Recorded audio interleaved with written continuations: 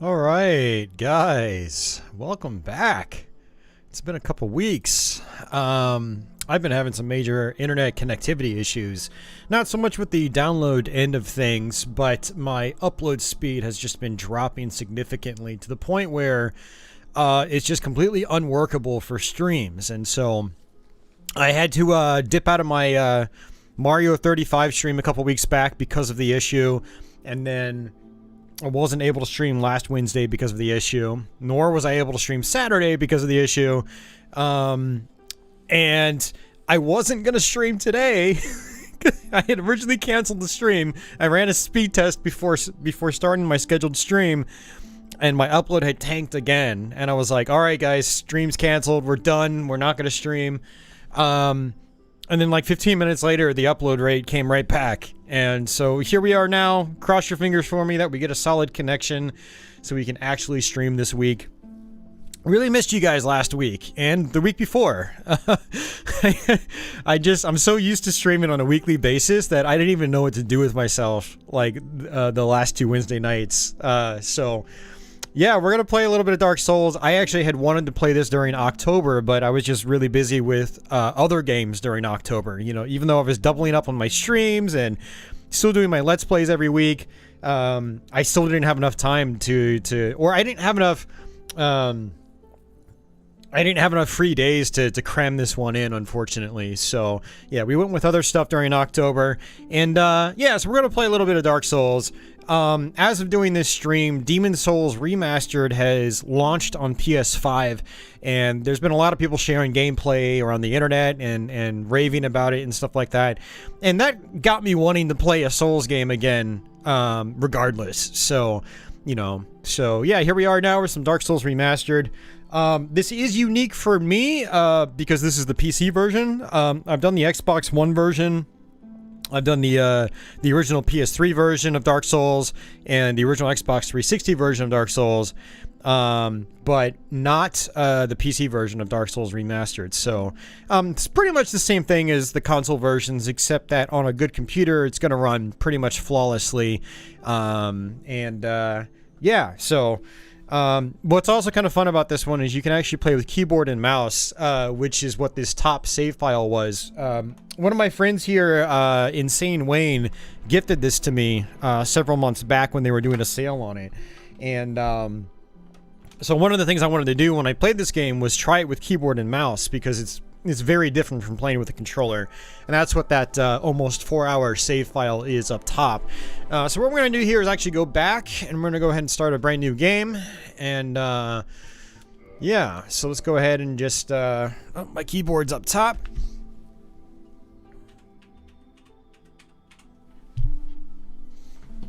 All right, there we go. Can't resist a Dark Souls stream. Nice. Hey, how's it going, Jay? Retroactive, T-Bone. Every hard game is now called a Dark Souls ripoff.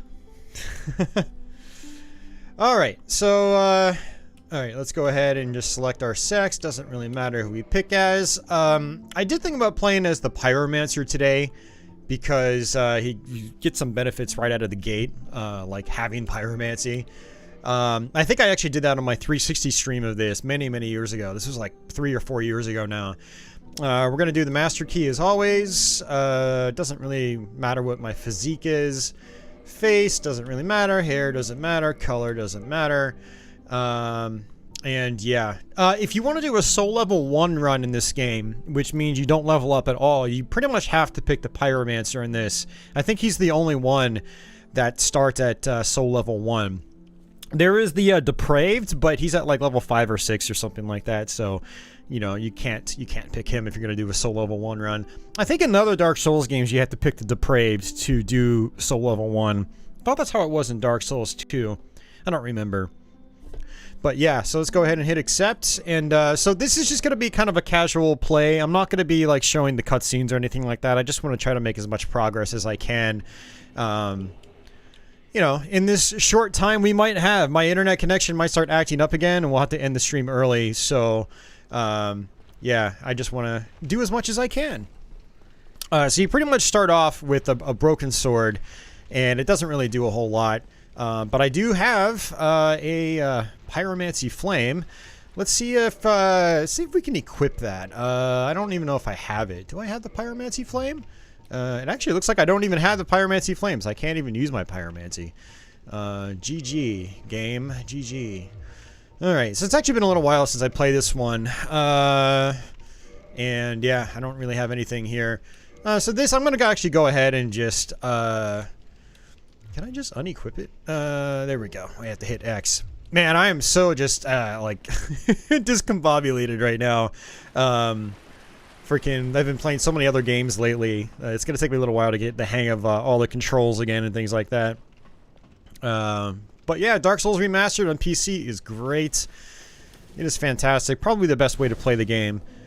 Yeah, these are bonfires. These are like your checkpoints. They, yeah, so I can attune my magic, but I don't have the Pyromancy Flame, which means I can't actually use my fireballs yet. But yeah, those are checkpoints. They also regenerate your health and Estus flasks, which we'll get a little bit later. Hey, Kazuya. And we've actually got a boss right here that drops in. You can try to fight him, but it's not really worth it. You just kind of want to run right past him. Let's go ahead and light this bonfire too in case I die here. The Mage Royal class is soul level 1 on Demon Souls. Nice. Alright, let's just go ahead and leave.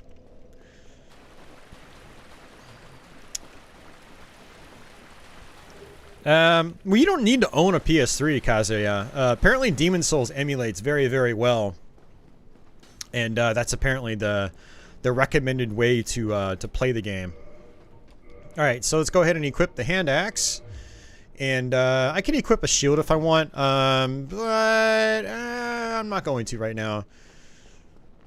So you can actually two-hand weapons, and which is what I've done. You press the Y button on the Xbox controller to switch from one-handed mode to two-handed mode. You'll find that, you know, your swings will go at different arcs depending on whether you're two-handed or one-handed. And so it's one of those things where, like, you know, if you're in a tiny hallway, you might end up like clashing with the side of the wall because, you know, your guy's trying to swing from the right downwards to the left.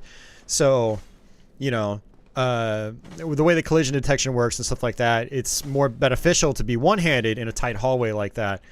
But generally, two-handing does a lot more damage, and we have to actually fall off here because there's that boulder goes through, and then there's this guy we have to talk to. And yeah, there's a lot of story in this game. There's a lot of lore, but we're not going to really be going into that. And he just gave us a key that we need to get out of here, and then I can kill him, get some souls. Actually, I don't think he gives me a lot of souls. Let's see. Oh, 100. Not great, but whatever. So let's come on up here. You can click in the right analog stick by default to lock onto enemies, which is very, very handy in this game. You'll see me doing that a lot. Not on your toaster. Oh, so you can't even really emulate PS3 stuff? Okay, I gotcha. That makes sense. But when you do finally get a better computer, you can do that. Alright, so I basically opened up that door, which opens up a shortcut back to this area in case I, for some reason, die before I get back to the boss. These white objects here allow you to pick up items. Oh, look at that. Pyromancy Flame. That's convenient. It's been a while since I've started with the Pyromancer. So I wasn't entirely sure how, you know, the progression goes. But so let's go ahead and equip the Pyromancy Flame. So basically what this lets us do is, you know, use our Pyromancy. So there's a fireball right there. Killed the guy in one hit.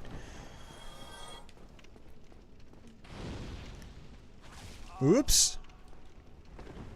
Let's go ahead and use our Estus flask. You press X to use your flask. Or whatever item is depicted down there on the bottom center slot. So Dark Souls has a very unique control scheme. I mean, Demon Souls, Dark Souls, Bloodborne, they all have very similar control schemes. You actually use your shoulder keys to attack. So I'm using R1 right now, or the right button on the Xbox controller. That's my weak attack, and then the right trigger, the analog trigger, is my heavy attack. And same with the left-hand side. You'll notice that my axe is on the right-hand side of that wheel, or set of boxes on the left-hand side. If I press down or up, I can cycle through my items. I don't have any other items to cycle through, though, so you'll notice that they're not actually cycling through. But same with the weapons and whatnot. Okay, so I actually hear the boss down below. What we're going to do is actually do a plunging attack. This actually kind of teaches you how to do a plunging attack. You fall down, and then you just attack, and you do a ton of damage, just like so. You press the B button to run, so I'm going to run behind him like this. And that hurts. Let's go ahead and use our Estus Flask. So, dodge rolling is super important in this game. And you do have invincibility frames as you dodge roll, so that's a very important part of the game. Oops, I tried dodge rolling, but I mistimed it. And I mistimed that again. There we go, we got that one. I was trying to show off the dodge roll, but I also didn't want to die, so... Yo, Uber Disco!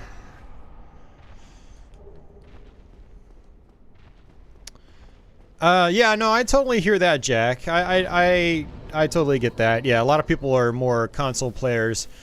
Demon's Souls, though, if you don't have a PS5 yet and you can't get the remaster, which looks amazing, the big problem with Demon's Souls is that it chops up a lot, and it can be very troublesome. So, like, playing it via a PS3 emulator, running it at 60 frames a second, no slowdown, no nothing, it's just such a better experience overall. So, it's generally what I recommend people do with, Demon's Souls. Unless you just absolutely can't, and then playing the original's fine. But, man, I gotta say, it's tough going back to the first Demon's Souls after playing, like, some of these Dark Souls games on PC in particular. Dark Souls Remastered, Dark Souls 2, and then Dark Souls 3. So yeah, again, it's been a little while, so I'm just gonna search around here. I don't think there are any other items.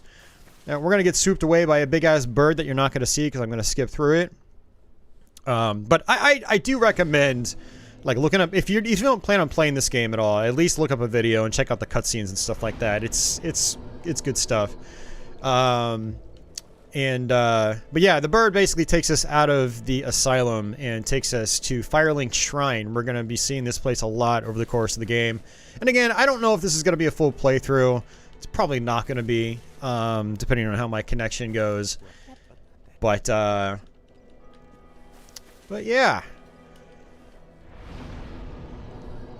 Alright, you really need to get this remaster so you have all three. You neglected the other two since you still haven't played the first. Oh yeah, man.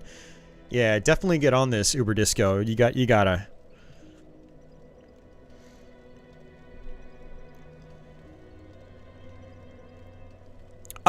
Well, yeah, I mean, Demon's Souls might be choppy on, like, a PS3 emulator running on a low-spec computer, but, let's see. So I guess my axe does scale with strength, so we're gonna go ahead and do that.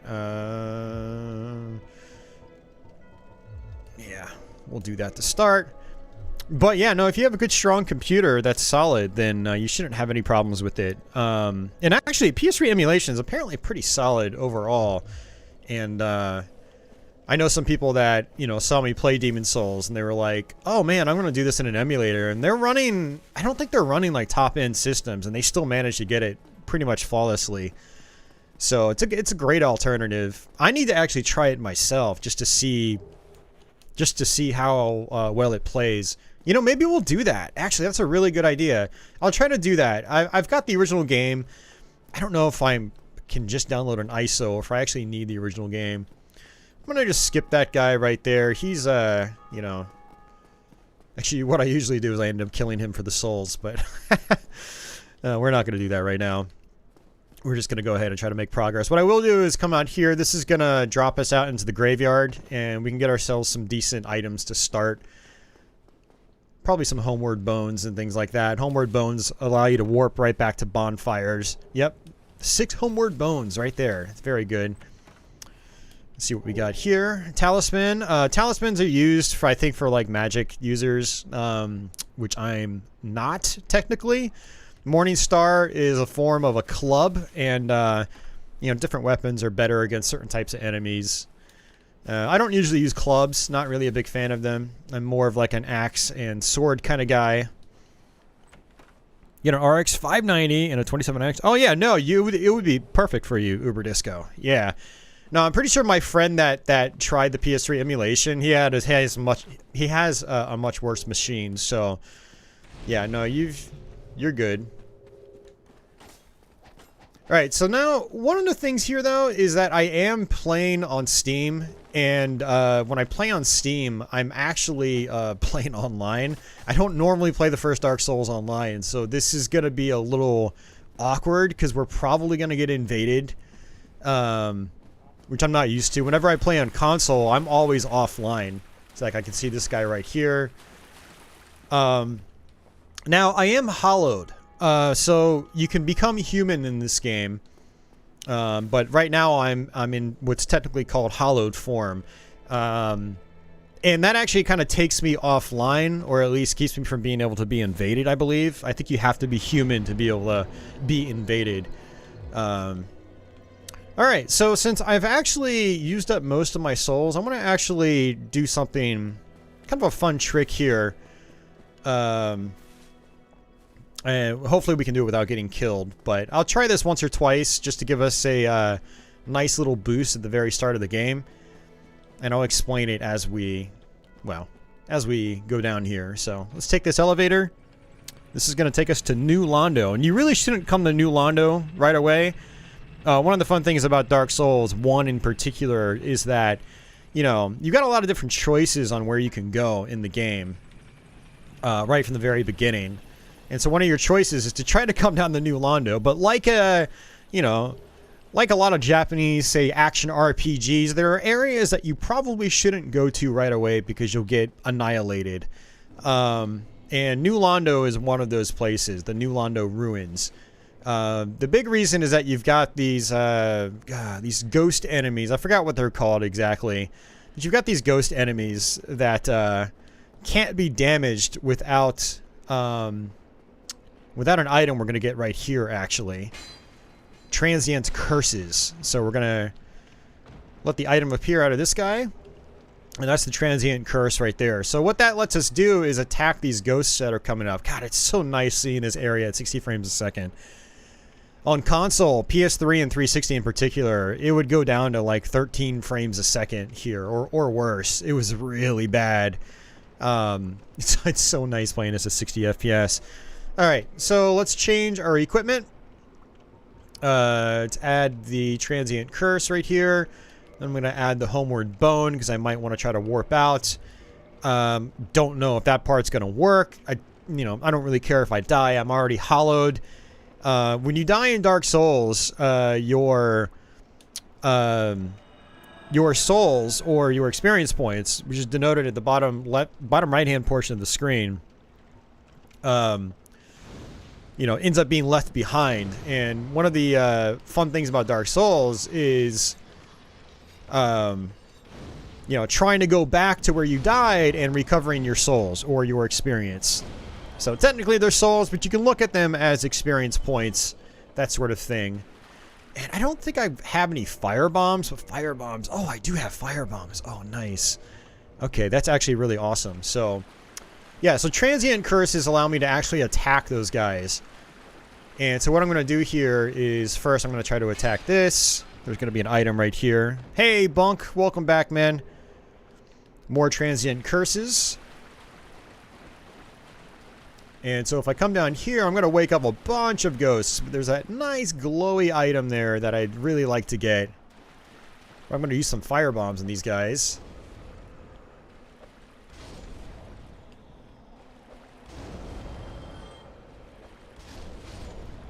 Boom, just like that. It's very good to use your consumable items in this game. But there we go. We just got what's called a Firekeeper Soul. And the Firekeeper soul, we're going to give to a Firekeeper up there in Firelink's Shrine. And looks like that's pretty much it. You know, since these guys are giving me decent experience points, I might actually, or I'm calling them experience points, because these guys are giving me decent souls, I might as well come up here and kill a few. And then when I go back, I'll be able to level up. So, see if I can two-hand this guy. Kind of like that. Not doing a ton of damage.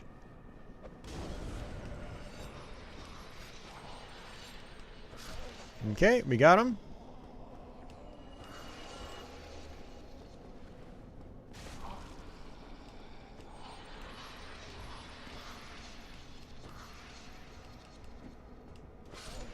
Alright, just like so. 200 souls apiece. Not too bad. Not the best, but not too bad either. Alright, so you've got to watch out for your transient curses, though, because they do run out. They are not infinite. And so, we'll go ahead and kill another one or two of these guys, and then we'll go ahead and run back. We should be able to level up at least once. Jagged Ghostblade, that's actually a pretty good weapon. If you're doing like a soul level 1 run, I believe that's actually a pretty good weapon. I think I ended up carrying that weapon through most of my soul level 1 run.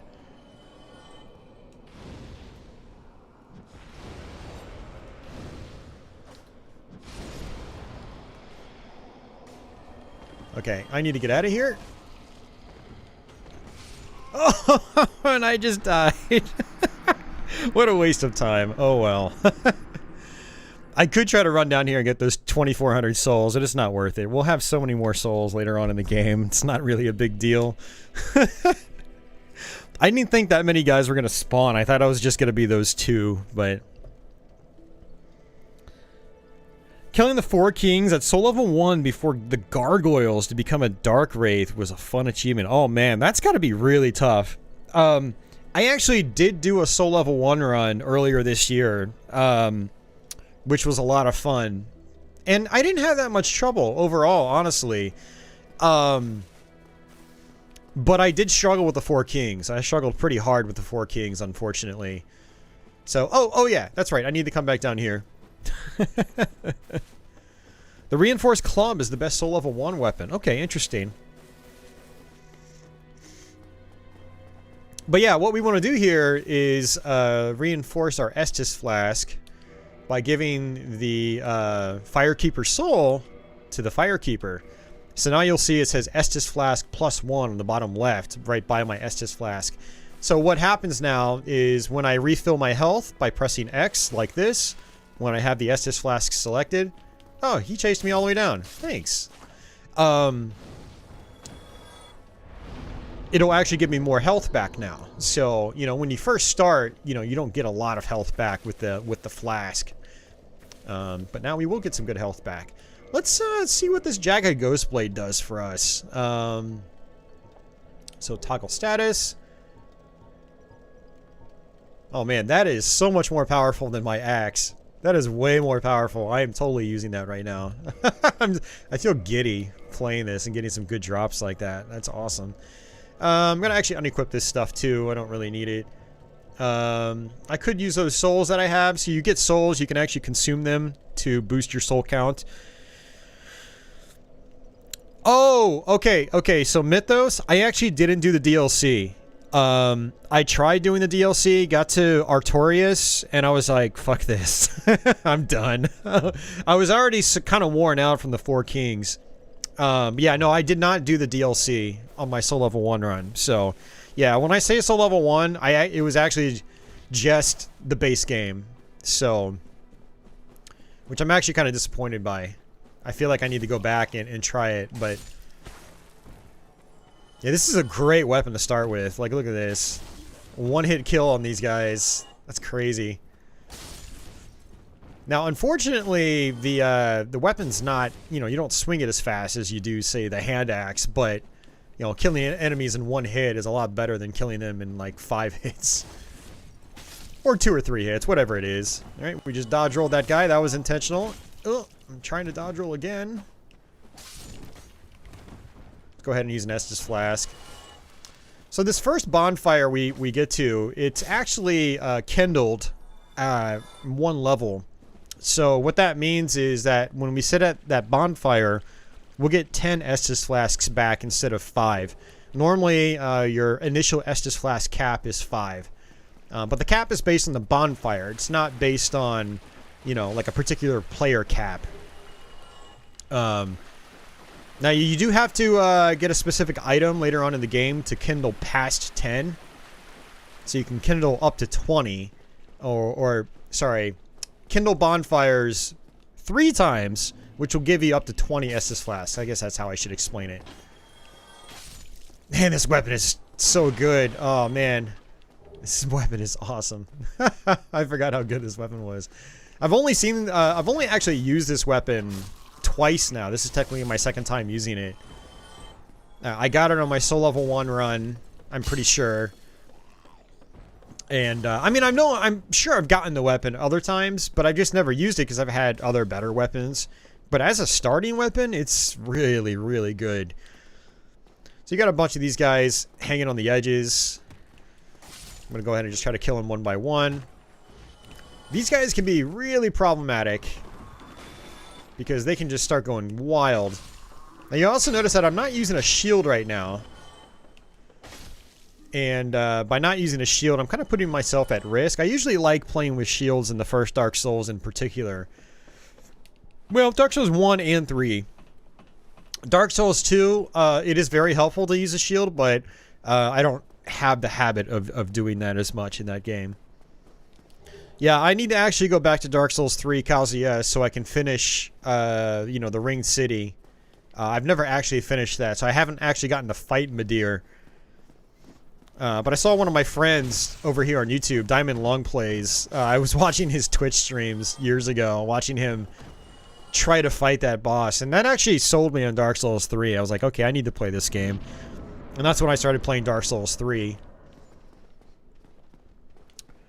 Alright, let's go ahead and grab that.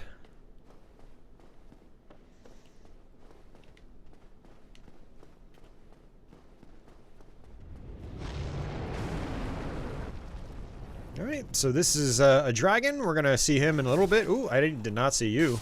I saw the dragon. I was too focused on the dragon. So there's actually an archer up top.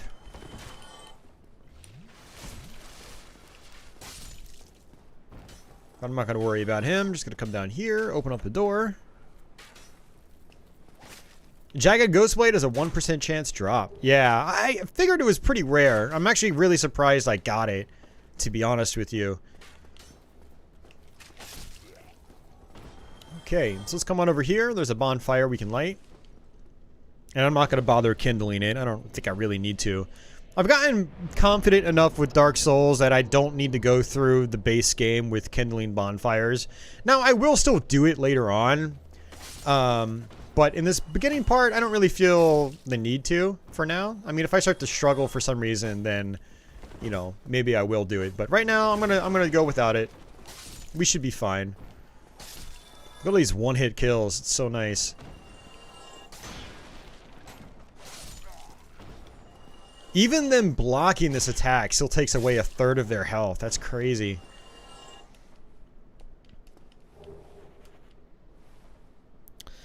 Manus is so much harder than Calamite for you. Yeah, Manus in general I think is one of the hardest bosses in the game. And I think the big reason is that he's just ridiculously fast. I've died to Calamite quite a bit, but overall I don't struggle with him too much. Although, that's just coming from a regular playthrough standpoint. I, again, didn't get to him on a soul level 1 run, so...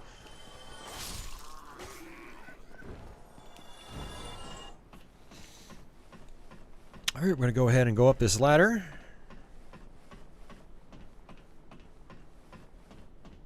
You didn't know you could use Pyromancy at soul level 1 until you got to the DLC. Yeah. Yeah, you get that, the Pyromancy Flame. Let me make sure I've got my jump right. Crap, I don't remember if I'm... Okay, it's just the run button again.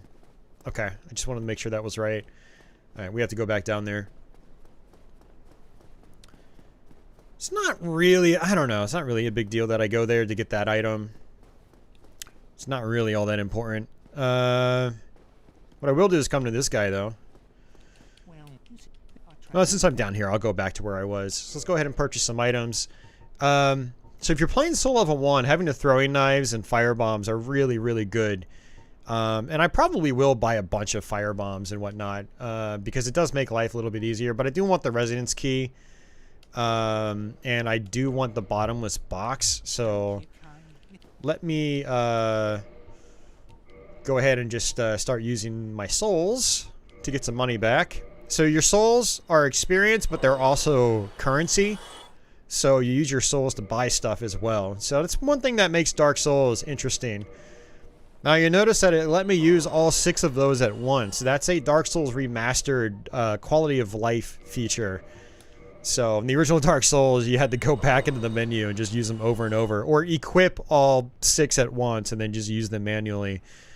So that's one of the reasons to play Dark Souls Remastered over the original release. Not that you can buy the original PC release, but if you have the choice of, you know, playing one of the old console versions or Remastered, you're better off playing Remastered all the way. So let's go ahead and buy 3 fire bombs, because that's all I can afford.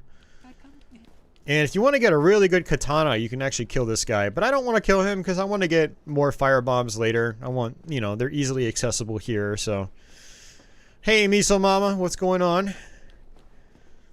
Miso Mama was one of those I had asked during October, you know, would you guys like to see Dark Souls Remastered? And she was one of the ones that said, yes, you should play that. So, I always keep you guys in mind when I, you know, put out feelers for what I should play. Alright, there we go. Jumping is a little awkward in this game. I mean, that's kind of an understatement. It's very awkward. But, you know, it is what it is. You get used to it. So I'm going to actually drop back down here just so I can kill these guys. Now, you do take fall damage.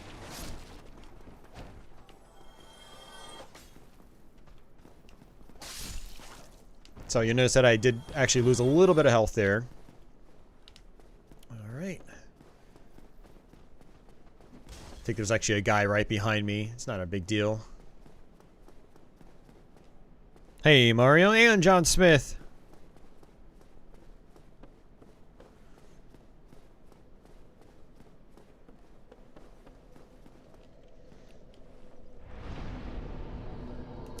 Alright, so I got the repair box. And so what I can do with that is repair my equipment at bonfires now, which is pretty handy.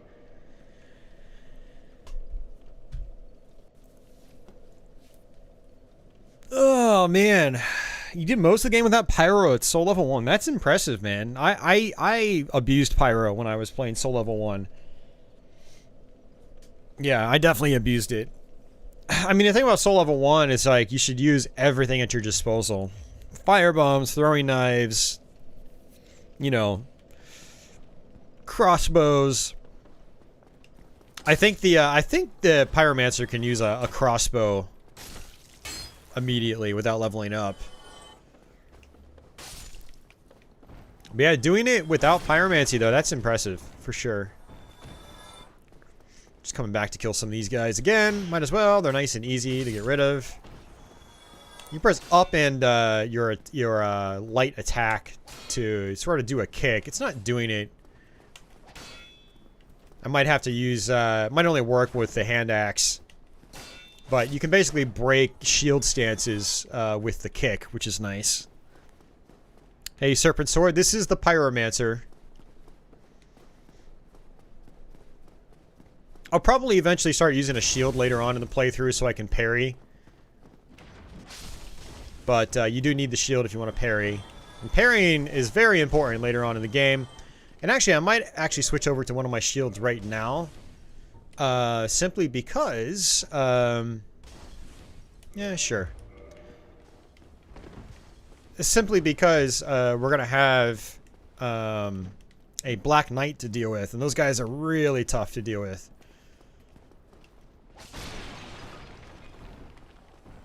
And the easiest way to deal with them, in my opinion, is to parry their attacks.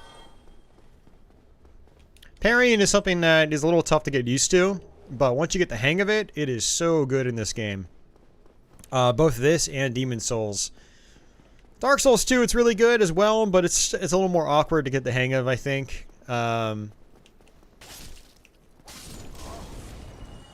then Dark Souls 3, the parry timing is much more strict than it is in this or Demon Souls in particular.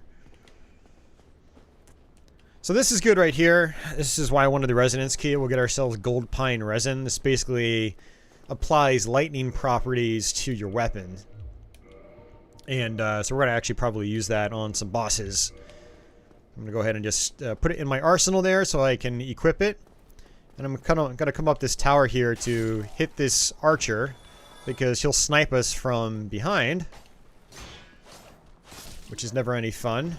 And then I'm going to come up here as well, because we have a bunch of enemies that are, you know, up here as well. Man, this weapon is so good. We're just going to rip through this first part of the game. I love it.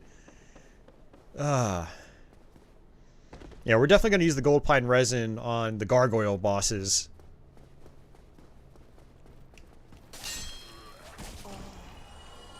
That hurts.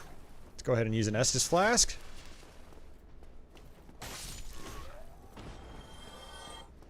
Alright, so we're going to go ahead and switch back over to the shield, and we press the left trigger to do the parry. And actually what I can do, if I really wanted to, let's go. Oh yeah.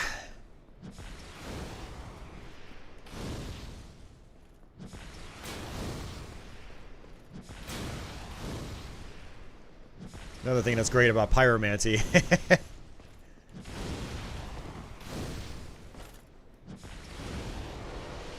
Wow, didn't even have to parry. That's great. So we just got called we just got what's called a Titanite chunk, and that's a material that allows you to upgrade certain weapons later on in the game. It's actually a higher tiered material that's used for upgrading. So we're actually not going to use it until later on. We have to get Titanite shards first. There's going to be a barrel that this guy's going to drop on us, so we want to just trigger that and then run back down.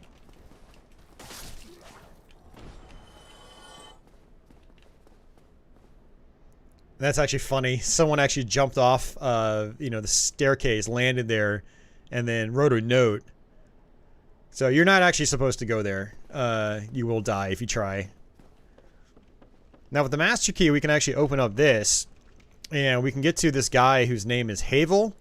This is what I love about the first Dark Souls, is you've got a lot of choice on where to go in the beginning of the game. So, but I really don't want to go there yet. Or do I? Nah, let's just play the game out normally. Let's not sequence break too much. And just sequence breaking, you know, by what the game allows normally, not like glitching or anything like that. Okay, so this is going to take us to our second boss. First boss being the one in the asylum. But what I want to do first is come on up here and kill some of these archers. Nightfall mod for Dark Souls 1, which makes it like Bloodborne. Really?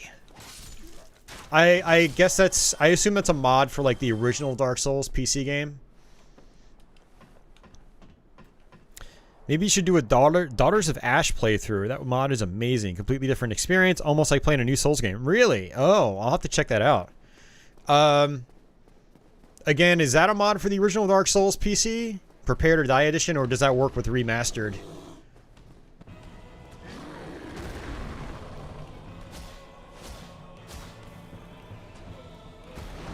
Dodge roll.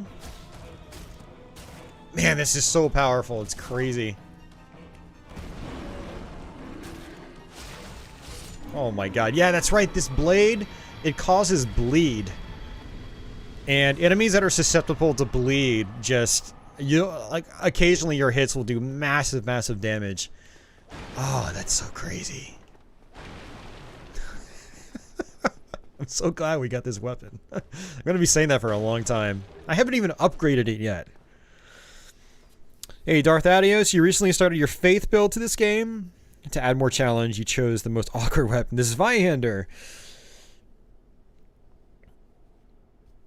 Oh man, yeah, that's what's fun about this game. You can do different weapon runs. Like, I've done heavy weapon runs. I've done, you know, I've done magic runs. So I wanted to run through there just to trigger this dragon. It's kind of cheap. It's the sort of thing where you'll probably get killed the first time you get here. But if you know it's coming, it's one of those things where you can trigger it and then just run out of the way in safety. And this is Solaire, the Praise the Sun guy. Yeah, we'll go ahead and say yes. And we'll say yes. As you talk to different people like this, you know, they give you tips and things like that. But you can also join their covenants, and covenants will have, you know, a variety of different properties based on the one that you're in. So let's run here and hope that we don't die. There's a good chance we might die here. Okay. Wow. Nice dragon. He just was sitting there like an idiot. Alright, that's fine. Alright, so what you want to do is kick down this ladder. Just like so. I'm going to go ahead and hit the bonfire. And repair my equipment. Don't really need to. Yeah. Should I? I'm going to actually... I might actually kindle this bonfire because the next couple sections can be a little troublesome. So in order to kindle a bonfire, you have to be in human form. So I have to use a humanity. And then I can rest at the bonfire. First, I have to do reverse hollowing. And so now I'm human. So you'll notice that I actually look human now. I'm not zombified anymore. So next I have to kindle. You notice that my Estus flasks were 7. Now they're going to go to 10. And while I'm at it, let me actually see if I have any souls I can use. Got a couple.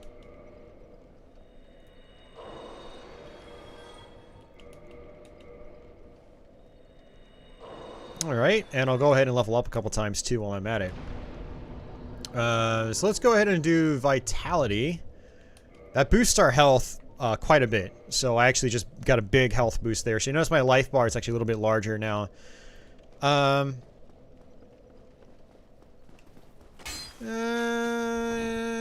let's just skip these guys. I was going to actually go buy some more fire bombs, but I'm not too worried about it. Let's just... Well, I just triggered everyone. Might as well kill them.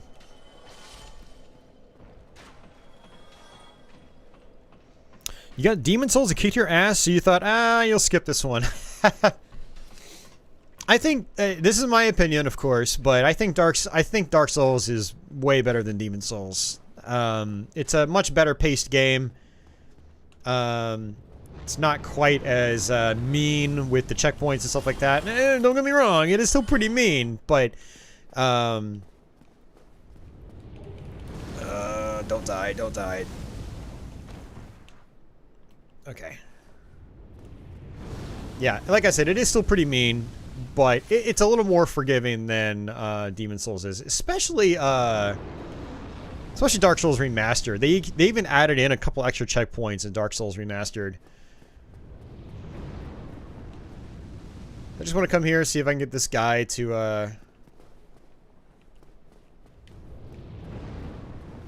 I think I have to actually shoot him, but I don't have... Well, I guess I technically do have a crossbow.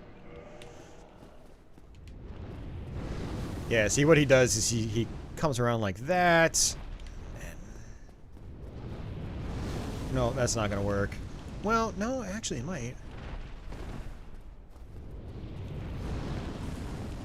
And look at that, it worked. Nice. So normally what you can do is you can shoot him and he'll actually land down on the ground by that stairwell.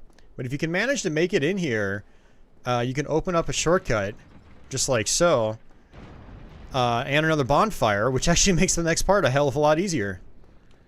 We got some zombies here, but you know, these zombies, they don't really give you many souls, not really worth killing. But you do get a nice view.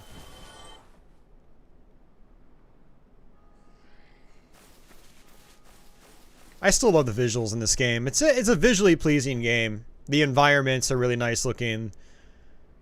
They're just sprawling environments out to the distance. It's really good. I love it. All right, go ahead and get that guy too. Let's go ahead and hit this bonfire.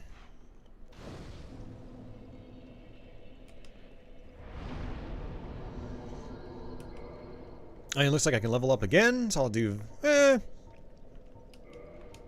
vitality some more. This weapon is so powerful, I don't even need to boost strength right now. Yeah, so the dragon's actually gone. And I don't think he comes back, which is kind of interesting.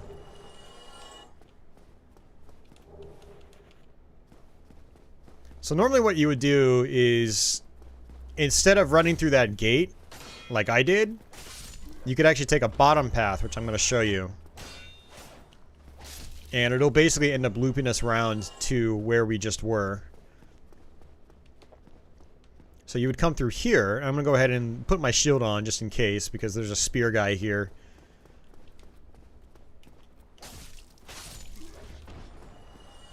Right here. And we just parried him. So if you parry successfully, you'll hear that unique sound effect, and then you can do what's called riposte, where you sort of counterattack. And these rats can be kind of a pain. They can poison you really fast. Oops. You notice that there's that little purple meter right in front of my character. And once that fills up all the way, it means I become poisoned. Zombies don't feel a thing. How did I get that weapon? From the ghosts in New Londo. Look at that, man. So, yeah, having this bonfire here means if I die in this section, then I just get to start right back here. It's really nice. Let's go ahead and just refill my health. Might as well, right? And there's another soul. What is that going to give me? 800. I could probably level up again, so let's go ahead and just do that. Yep. To 793 hit points.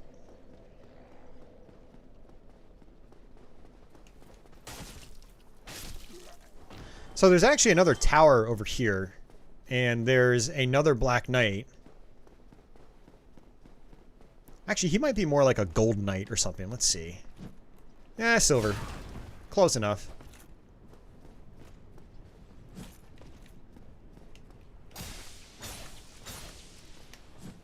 I just parried him.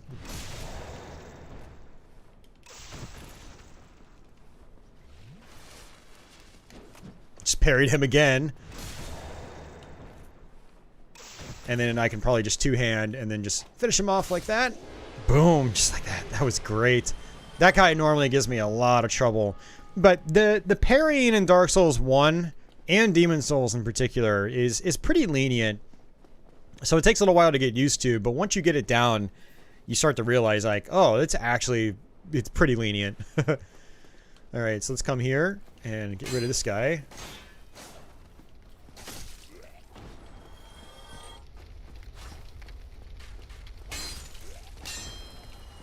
Alright, so one thing I want to do here is get rid of all these enemies up top. Which is going to be the story for, you know, most of the game. Get rid of the enemies. Makes life a lot easier. Now you notice that I'm not mashing the button when I attack. I'm just doing one attack because every attack you do uses up stamina. So one little trick here you can do is use the Alluring Skull. And what that does is allow you to lure enemies to specific directions. So what I like to do is actually throw this onto this fire. And the boar will walk right into the fire.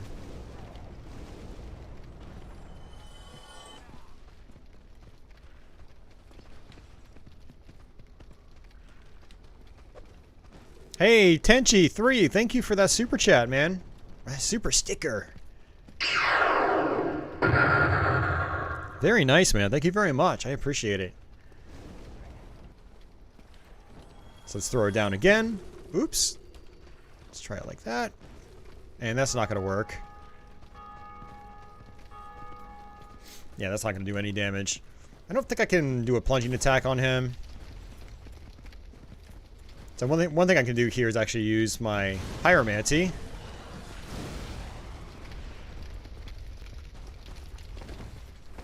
Oops. These guys do a lot of damage, by the way.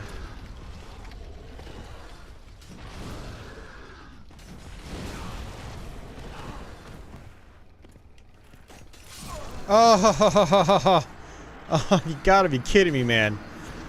I thought I could kill him with one swipe, but it didn't work. Hey, Lord JP. Yeah, parrying in Dark Souls 3 in general is pretty tough, yeah.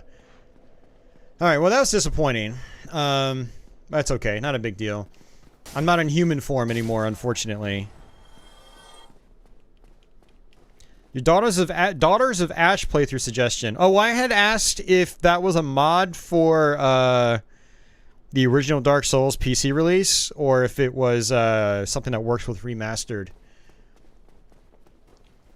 Alright, so let's go ahead and just take our time here. If I go too far in, the boar will actually come after me. And you want to take care of all the enemies up top because they'll be swarming you while the boar is chasing after you, and that's not good. Being swarmed in the Souls series is never a good thing.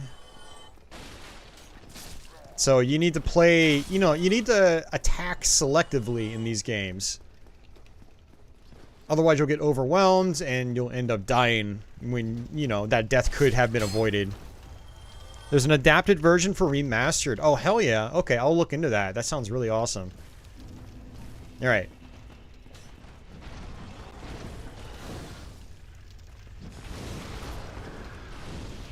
Now that was a dumb move right there.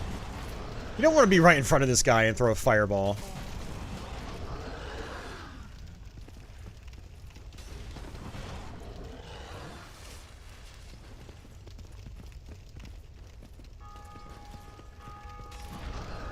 You can actually do a backstab, just like so. Which is really what I should have done the first time, but I was honestly a little scared. Changes the lore and there are new bosses. That sounds really cool. Yeah, I definitely want to try that out. I mean, I love the Souls games. They've become some of my favorite games pretty much ever. So if it is kind of like a new experience almost, then I definitely want to check it out. This is a part where these enemies can just overwhelm you. Because you notice how these guys just flail around like crazy.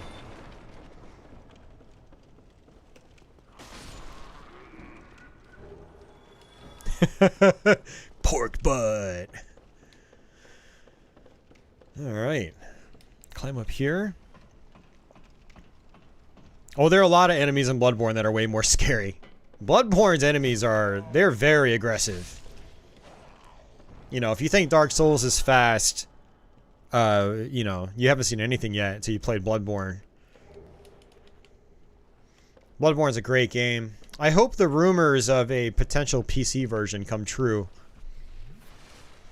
Sony's been porting some of their, biggest PlayStation titles over to PC to tap into that market. Like Horizon Zero Dawn is one. Yeah, there are rumors that Bloodborne might be one. Yeah, the Ninja Gaiden games are very fast. Yeah, for sure. Okay, so I want to go up there, but I'm going to come here first. And attack this guy. Well, let me actually use my shield for this part. Because these guys can be a pain. They can parry your attacks. And if they do early on in the game, they do a lot of damage.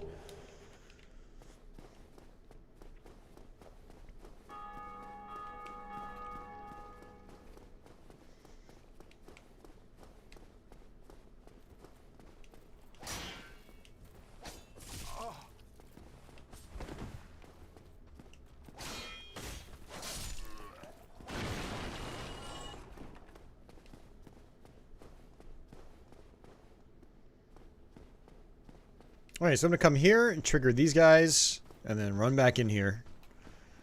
Alright, let's go ahead and see if we can parry this guy.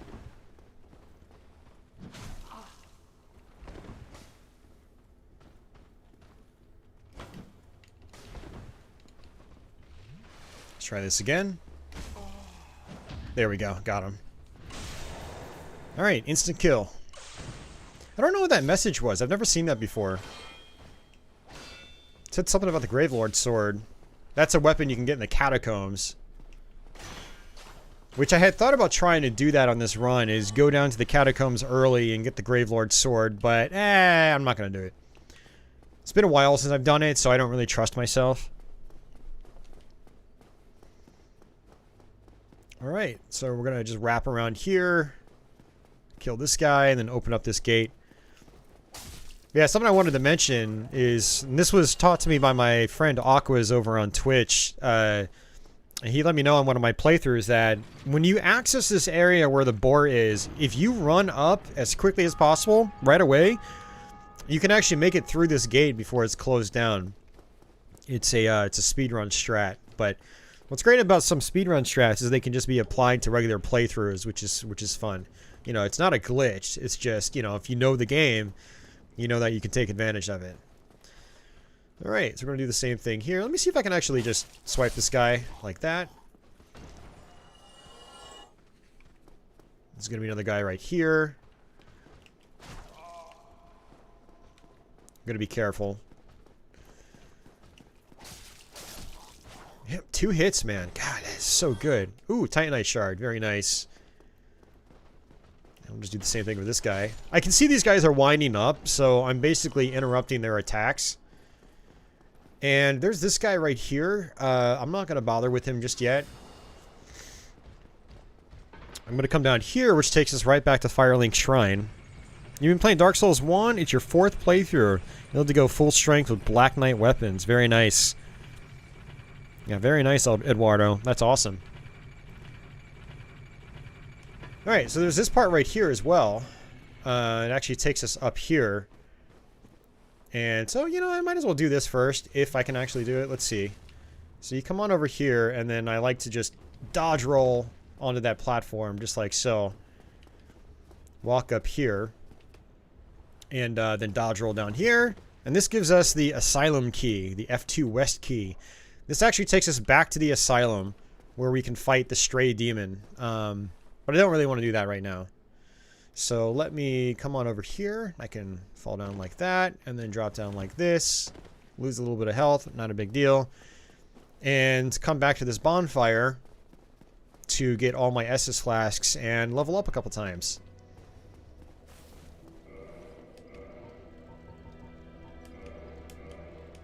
Go ahead and use that while I'm at it. Let's go ahead and repair our equipment. We're going to be doing this a lot over the course of the playthrough. You can do it pretty quickly when you know what to do. And we can... Actually, you know what?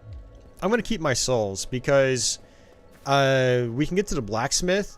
And we're going to want to buy some stuff from the blacksmith, actually.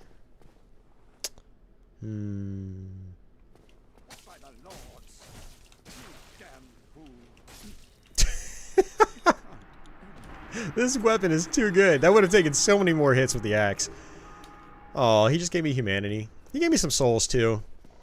So since I've killed that guy, he's going to have a party of, you know, teammates that appear there later on. And they're going to all attack me instantly because they know I killed him. But I wanted the souls.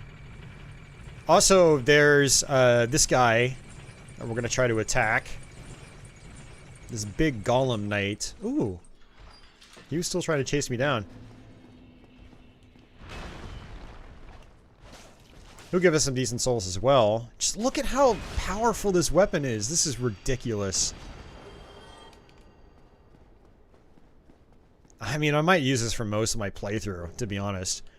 But yeah, the reason I wanted to get rid of him is because of that Firekeeper soul. Now there's a sort of a magician type guy up there. He's pretty dangerous, so I'm not going to go there just yet. That's actually the lead up to the gargoyle fight.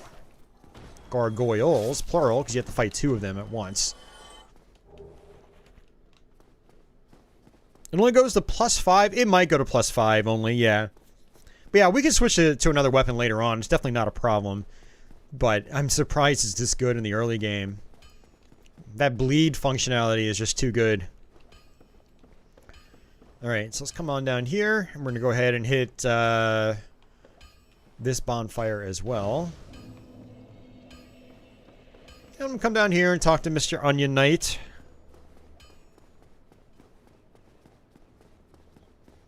This will get some quest lines going later on in the game. The quest lines in Dark Souls can be very complicated, especially with this guy. So we're not going to see... I mean, I don't even know if I'm going to finish the game, but we're not going to see, you know, his entire quest lines. But I'm just going to trigger him and have him appear later on in the game. So he's basically trying to get into Sen's Fortress right there. And for anyone wondering, you'll hear that bell ringing. The first goal in the game is to ring the 2 bells. And so what you're hearing there is other players playing the game at the same time as me and actually beating that boss and ringing the bell. It's pretty neat.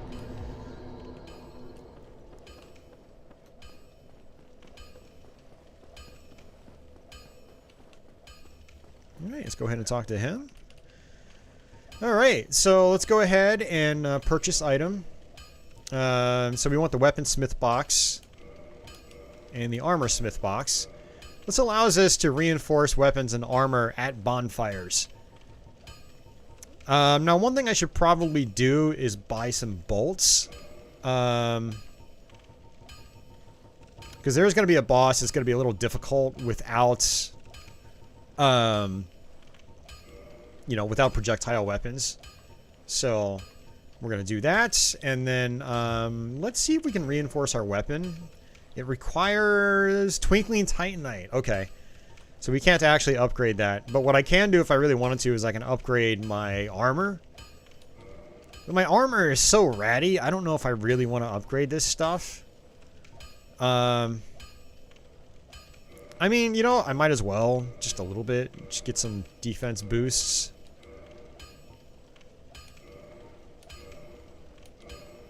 Kind of like so. Not really a big deal. But let's actually come on down here. There's this guy right here. He's actually kind of tough to deal with, but we'll try. And he just jumped at us. Still hit us. He has a tendency of doing that.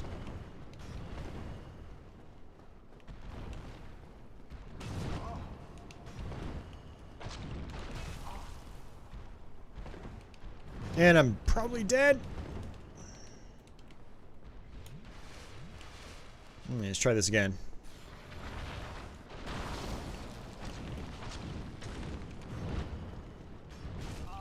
Got hit by his tail. Gotta watch out for that with this guy.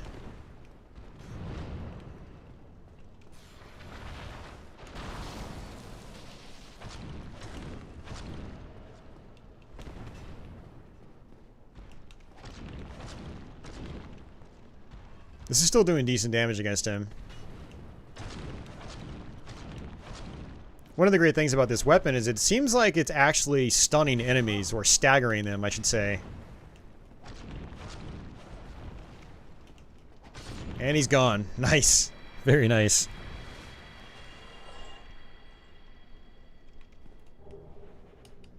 So Demon Titanite is for, I don't know what you would call them. Demon weapons? Something like that. Like the Gravelord's sword is one of those said weapons, I believe. But yeah, let's go ahead and kill the gargoyles. And if I really wanted to, and actually, you know what I am going to do is, gonna go ahead and use another humanity, because this is a bonfire that's gonna be handy later on. Because we're gonna have to go to Sen's Fortress over there. We will want this kindled. So this is one of those things I'm gonna do just regardless. Plus 15 is the max for regular weapons, Kazuya. Let's go ahead and kindle that.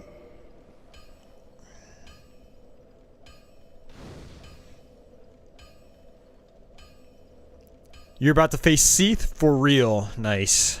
Hey, Pancreatitis. Dark Souls, very excited to see how you handle Duke's Archives. You see so many different reactions to it. Yeah, so I've beaten the first Dark Souls probably like 15 or 20 times now. I've played this game a lot over the last several years. So yeah, I won't really have any problems with it, but yeah, I mean, some of you guys might be interested just to see how I handle it. Now actually, what I'm going to do, guys, is I'm going to take a quick restroom break, because I pounded down a bunch of soda before starting the stream. And, so give me a second. I will be right back.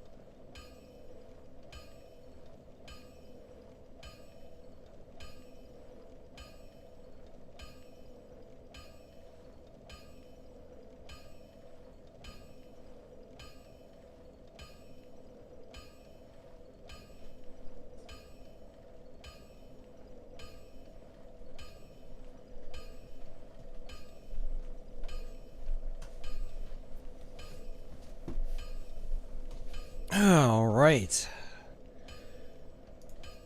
There we go.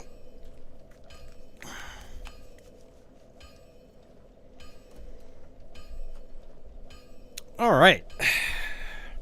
Got my controller in hand. I feel better. And I guess I can technically level up a couple times. Yeah, twice. Let's go ahead and boost our endurance just a little bit.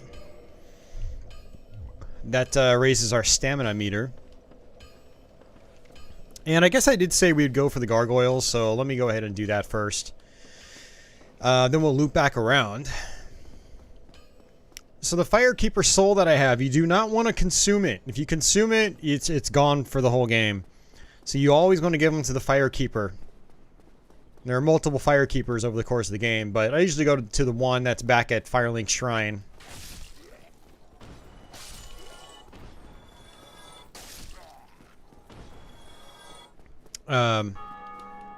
So yeah, we're gonna do just that after we do the gargoyles. So there's another guy here that we're gonna... Ooh, I can summon someone. So, if you're human, you can actually summon other players. I think this is an actual player. I don't think that's an NPC. I've never seen that NPC sign there. Yeah, there's another sign right here. So basically, you can summon other players to help you out with boss fights, but I'm not gonna do that. I do everything solo in Dark Souls. Alright, so we're going to try to parry this guy. Because he's a pain in the ass. This guy really likes to parry you. This one in particular. Well, I mean... Demon Souls was a PS3 exclusive, so I mean, it's not really that much different. You gotta realize that I believe Sony owns Demon Souls, the property. They, like, paid... you know, From Software for that game. Sony was the original publisher of Demon Souls in Japan, too. So yeah, it does suck that it's an exclusive, but it's not anything new, you know. But the remaster looks amazing. Like, I want a PS5 just for it, honestly. Let's go ahead and use our Pyromancy here. These guys are buffed now, so they're going to do a ton of damage to me if they touch me.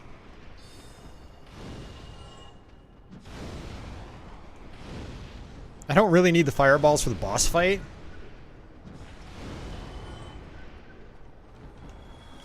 Yeah, see, look at that. That was a lot of damage.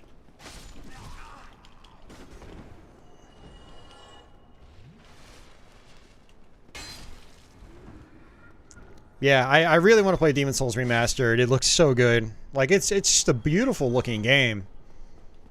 And it looks like everything's pretty much the same, you know, gameplay-wise. It doesn't look like they've really changed anything, which is really cool. Alright, so we got rid of this guy. He's who was buffing those enemies.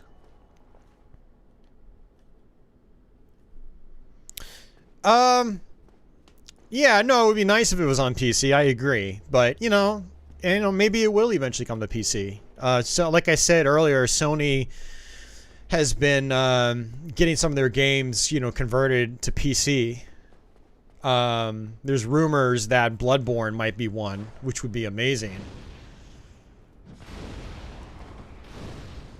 And, you know, it's always possible we could potentially see Demon's Souls on PC eventually. But yeah, it's not here right now, and a lot of PS5s are sold out. You know, it is what it is. Happens every generation, but just be patient, and they'll become available. And prices, well, I don't know if prices on the PS5s will really drop. But yeah, you know, it is what it is. All right, so this guy is called Lautrec. He's kind of a dick. He likes to kill your Firekeeper.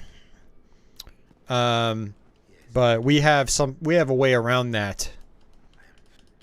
He's got a whole quest line and whatnot that you can play out. We're not going to play it out. We're just going to murder him right away. It's going to be a remaster for PS5 and PC. Okay, well, that's different from what I heard. Okay. I heard that, you know, Sony was just going to be porting a bunch of their games, and Bloodborne was one of the ones rumored to be in that batch. And, I wouldn't care if it was a straight port. Bloodborne is still a beautiful looking game. And, all I want is 60 frames a second.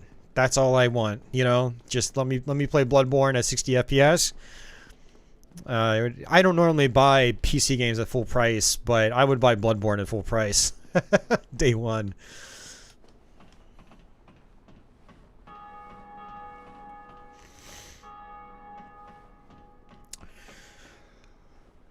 Okay.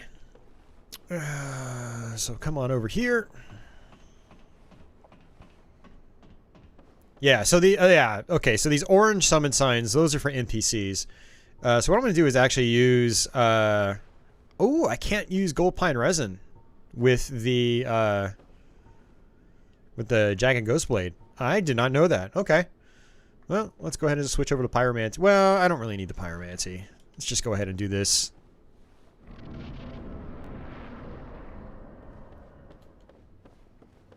Alright, so the Bell Gargoyles. These guys, this is like the first major hang-up for a lot of players. Usually.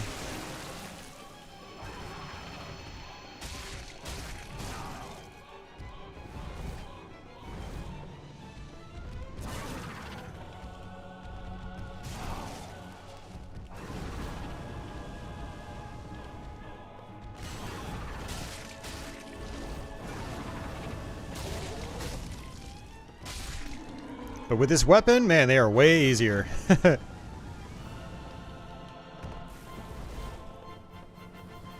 Try to get behind this guy. Oh man, it's so much easier. Yeah, one thing you can do is you can whack off their tails and they'll give you a weapon. That's exactly what I did in the beginning.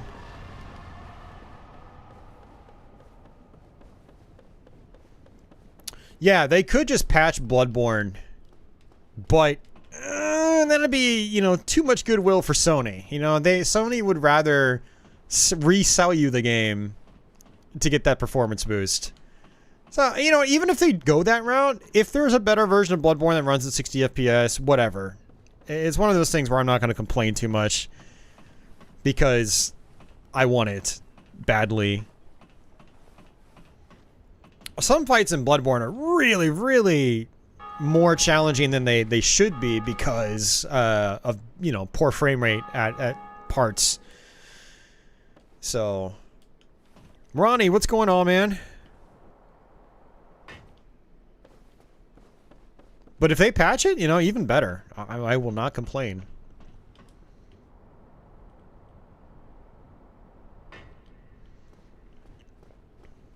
Yeah, the gargoyle gimmick in Dark Souls 2 is very interesting because you fight more than two at once. Alright, so what I'm going to do here is purchase, let's see, I'm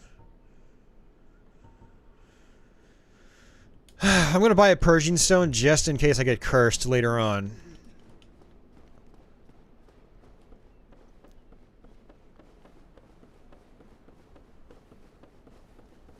Just sitting back and relaxing. Nice, man. Hey, Patchouli. You've got a Patchouli cat. Alright, let's go ahead and just drop down. And drop down.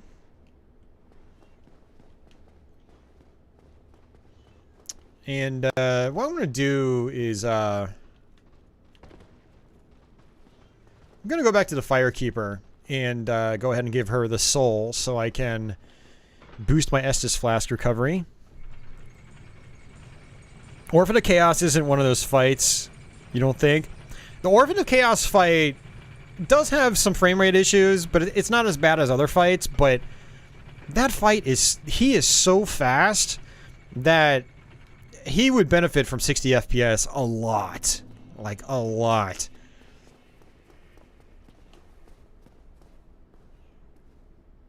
Okay, good, they're not here yet. They will show up in a little bit. It would have been really dangerous going there if I, going that route, if those guys had appeared. Alright, so this is Lautrec. First, let me give the Firekeeper the soul. And that's the only one I have. I'm going to have to actually switch over to the axe.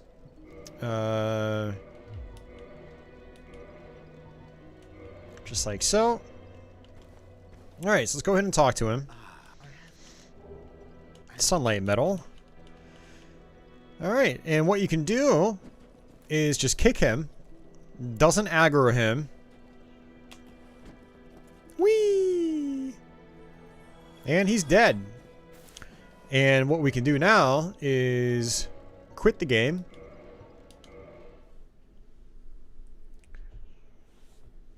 Patchouli. Hey, Patchouli. Come here.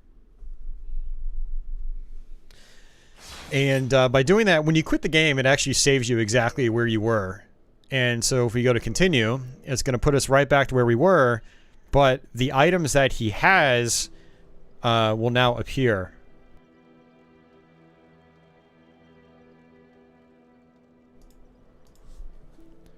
Okay.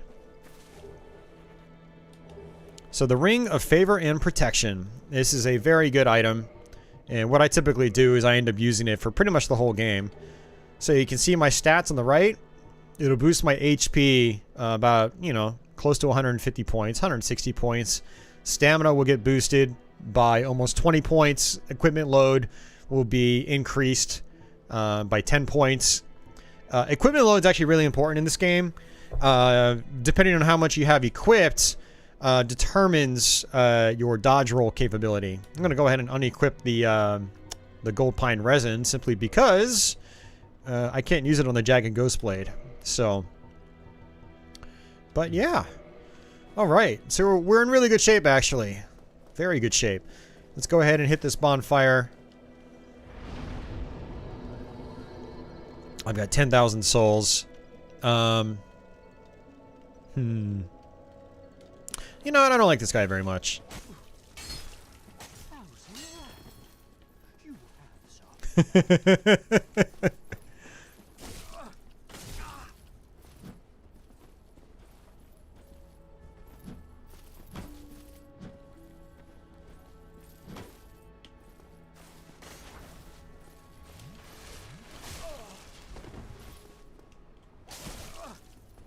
This guy kind of like gives you hints here and there, but he eventually goes hollow and then comes to kill you later on in the game. And so what I'm going to do is just get rid of him right now and take his souls.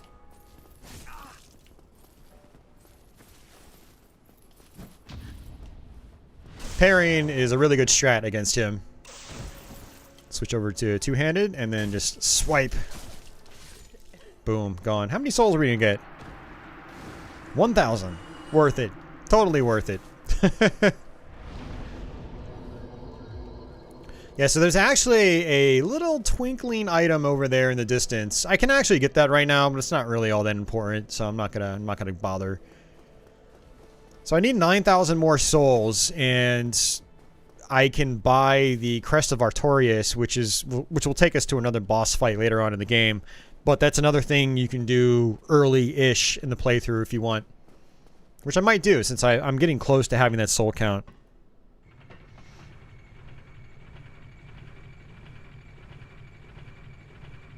Usually kill him in the jail. Well, if you kill him in the jail, you have to actually fight him, and he can be kind of dangerous. If you let him go back to the Firelink Shrine, you can just kick him off the ledge with pretty much no risk, so... Alright. I will go ahead and kill everything I see, because I want those souls. Nice backstab there.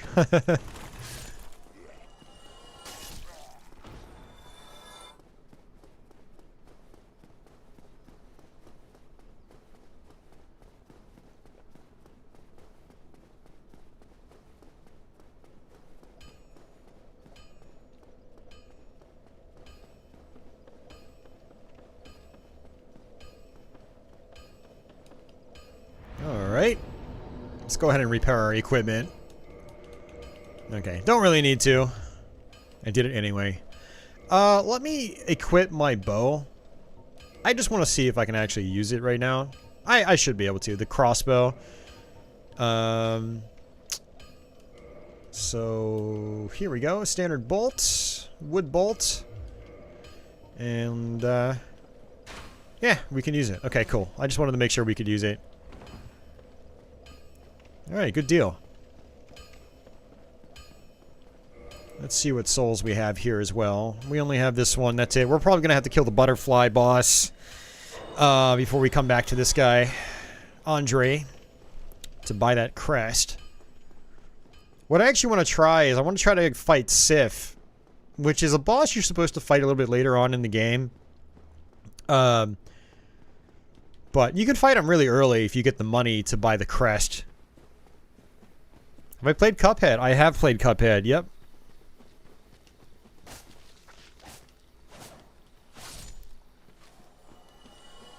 Looks like the Ghost Blade isn't that great against those guys.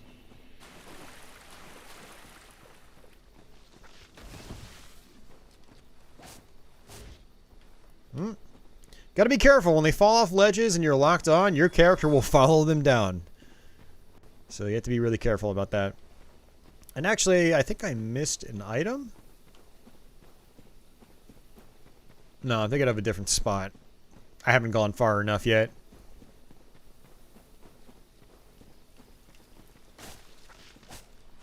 That's better. Yeah, I wasn't doing as much damage because I wasn't two-handing. Alright, much better. Purple moss clumps, they reduce poison. And the blood red moss clumps, they'll reduce your bleed meter. So I'm causing bleed on enemies, which does just huge damage. And enemies can do the same to me as well. So this is the door you need the crest for. Locked by some contraption. And what does this say? Illusory wall ahead.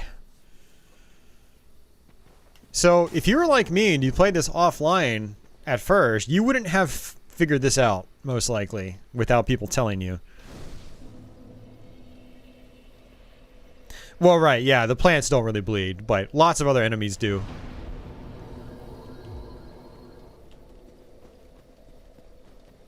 And so we'll go on and continue.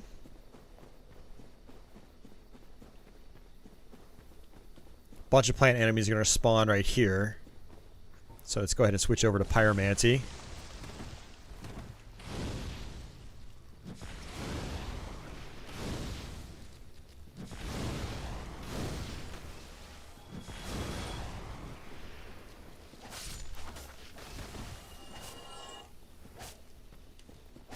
Nice.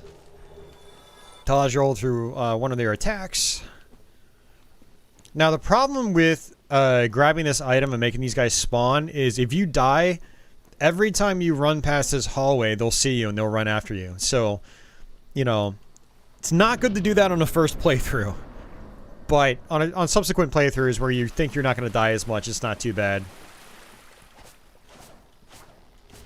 So we're going to go ahead and get rid of this. Just like so. We're going to come down this way. It's a little bit of a secret. Sort of.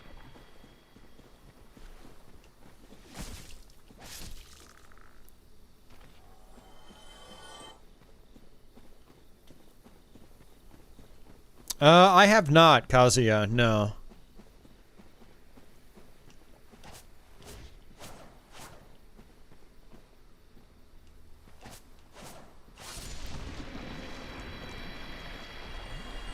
Okay, we're at 13,000 souls.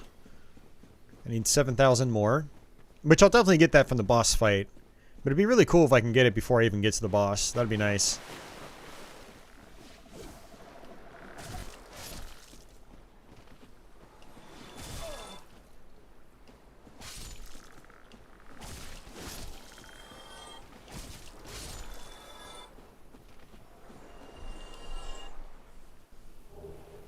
Yeah, they are. Yeah, the Sleeping Knights. We're going to actually fight one right here. There's actually one on the ground.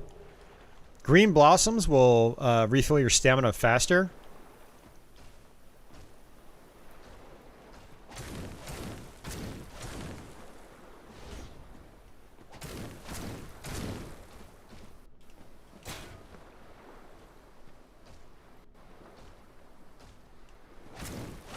When they do that spell, it's kind of going to lock you into place. You can't actually run. If you try to run, you'll sort of stagger, and then they'll do an attack on you. So the idea with those guys is to try to get rid of them before they've successfully casted that spell.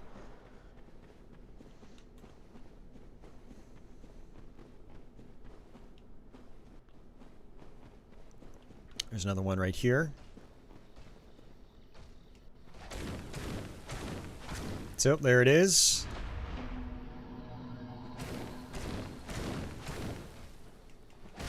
All right, good deal.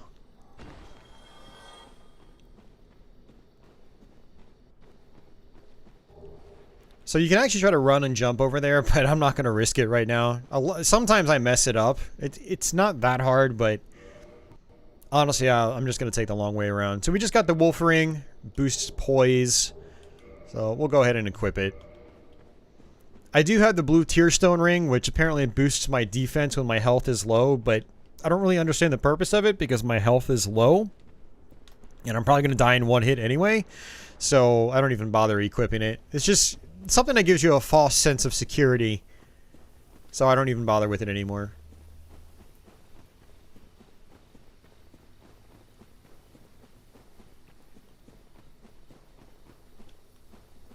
Hey, Encrypted Printer. Yeah, it's a very lucky drop, man.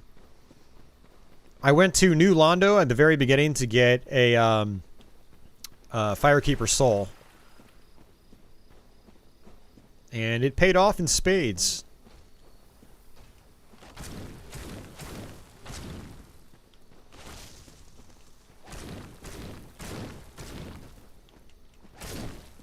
We might even be able to go back and get the crest before we even get to the boss fight.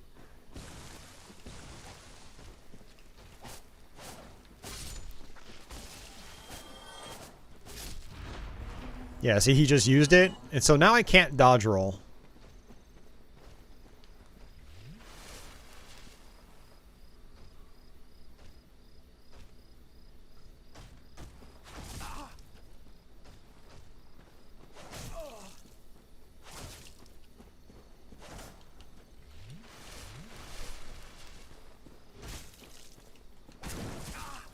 Some attacks you can just, like, walk around. That's what I'm trying to do here. Okay, it's worn off, so now I can dodge roll.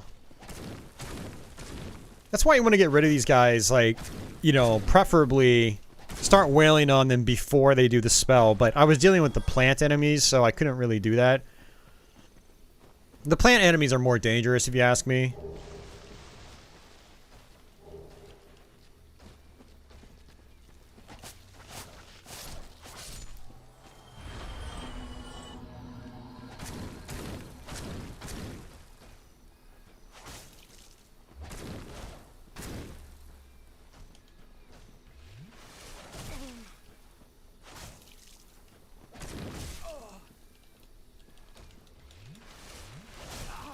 I'm just tanking hits at this point.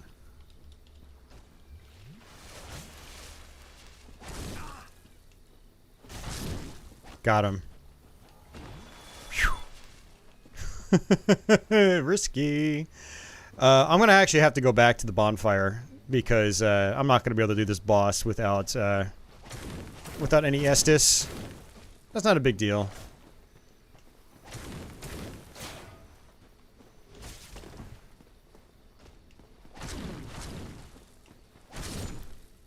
Let's see, where are we at? 600.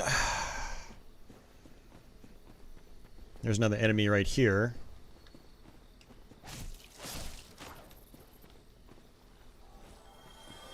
Sort of camouflaged.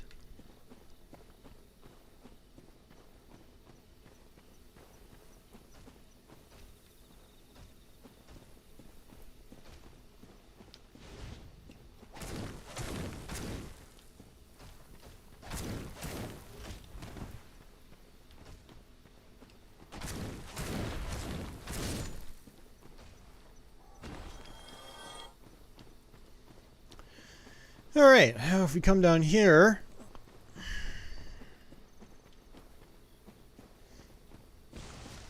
we can kill this guy.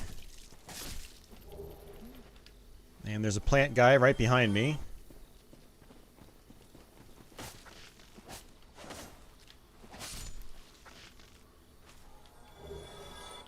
Oh, we're so close. Let's see what we got here. I got some souls.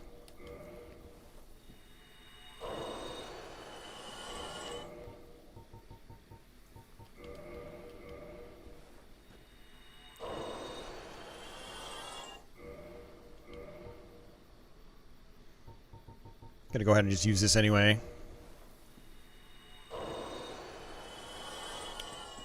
Go ahead and use a homeward bone. That'll save us like a minute, if that. Not much.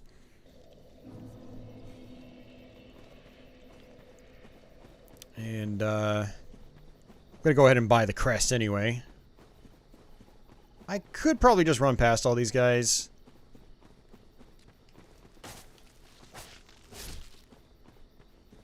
There's someone else's summon sign.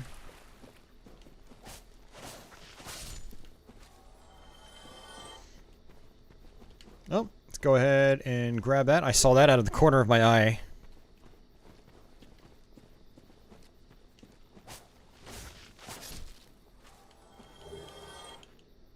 Alright, so the blooming purple moss clumps are really good. They actually deter toxins, or toxic, which is something that we'll experience down in Blighttown. I do plan on going to Blighttown the back way.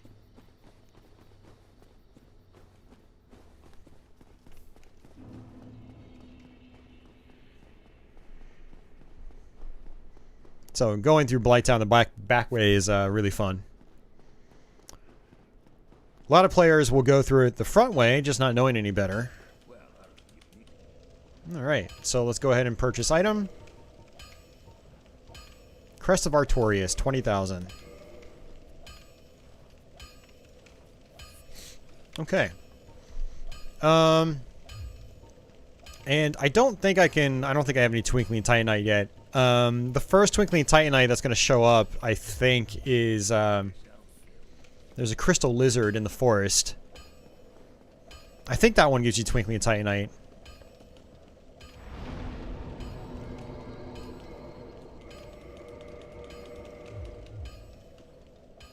Alright, and just keep moving.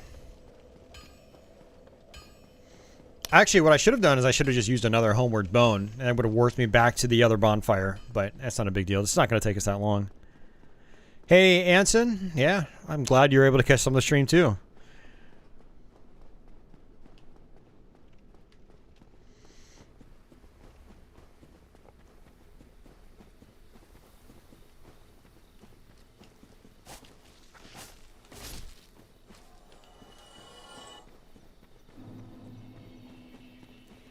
So one thing I also like to do is come down here and get the Grass Crest Shield, which will actually boost my stamina. And realistically, I should probably just do that right now, but we're still going to have to come back here, and since I'm already up here, I might as well just do this first.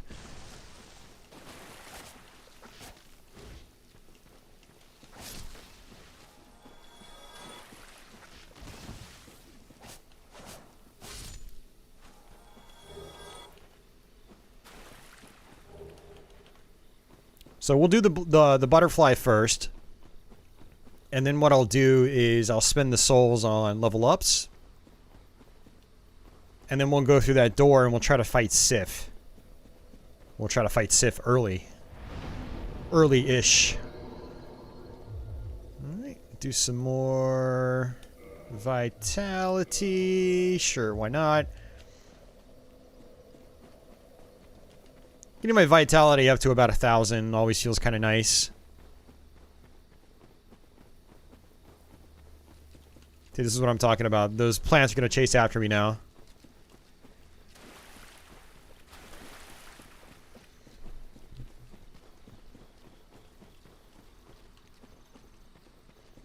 And so now I'm just going to run past these guys. Because really all I cared about earlier was the 20,000 souls to buy the key to that door. There's also a summon sign right here I never noticed until watching one of my friends over on Twitch, K-Dog's Kennel. I think he actually showed me that one. Either that or Zoutmeister. I don't remember who. I've watched so many... Some of the guys... I've watched so many people I follow on Twitch play Dark Souls. Get them confused. This is why I wanted the crossbow. This is a flying boss. I'm gonna do just a tiny bit of damage here and there. Have to get a little bit closer. Dodge roll through that.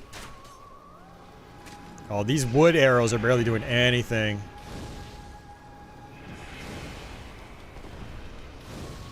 My fireball's a little bit better.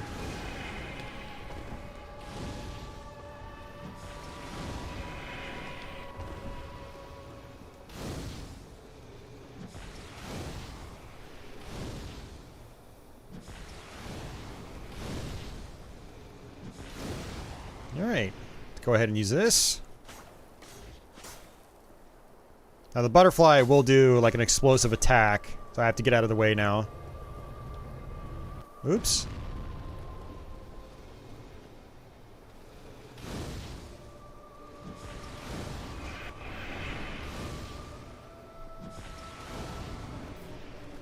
Dodge roll through this, just like that.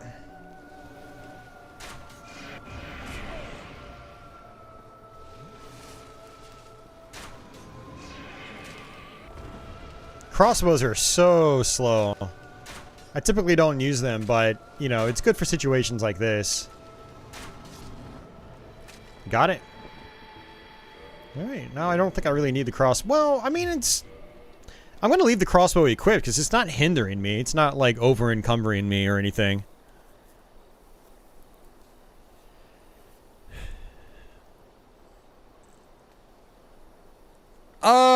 Well, it depends on the price, Uber Disco. I mean, if the 6800 is cheaper, I would go with that, but the 3080 does better ray tracing. So if ray tracing is important to you, then you would probably want to go with the 3080.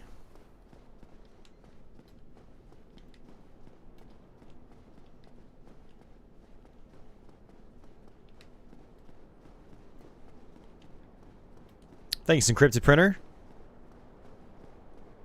You fired a real crossbow the other day. Pretty fun. Nice. I have never fired a crossbow before. Alright, Watchtower Basement Key. Divine Ember. And, yeah, so we actually needed that key as well. Gotta go ahead and use the soul of the Moonlight Butterfly. You can use these boss souls to craft specialized weapons, but I don't usually do that. I usually just use them up and just level up my characters. 700 for NVIDIA. The AMD 6800 is more expensive than the 3080? I mean, in that case, I'd probably go with the 3080 then, if ray tracing's important. Alright, that's all of them. Let's go ahead and rest, and we will go ahead and level up. I probably should do attunement as well. Simply because we'll be able to equip more pyromancy. Ooh, 4 slots now. Very, very, very nice. I don't have any other, you know, slot, or I don't have any other pyromancy abilities right now, but I will get some in a little bit. All right, so let's go ahead and do this part. What we're gonna do is kind of rush through this section right here.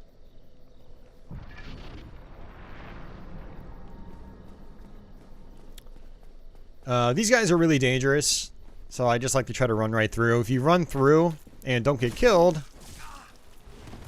easier said than done.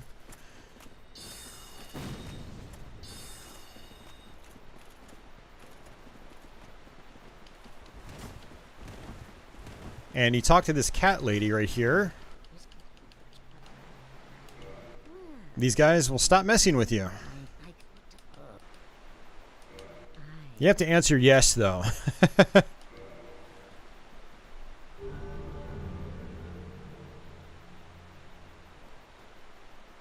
Yeah? Okay.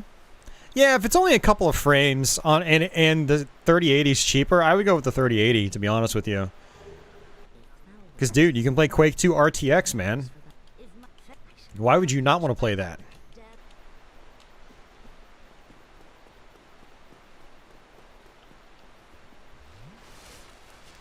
That's why I want a RTX card. I mean, I want one. I'm not going to buy one, because I upgraded to a 5700 XT last year. I had gotten some Christmas money, and I went out to Micro Center the next day and upgraded my graphics card.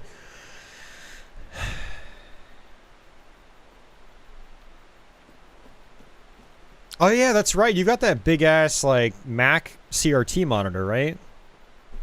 I did, Venom. Yeah, my upload came back up relatively quickly, thankfully. But now that we've talked about it, we're probably gonna jinx it and it's gonna fail again.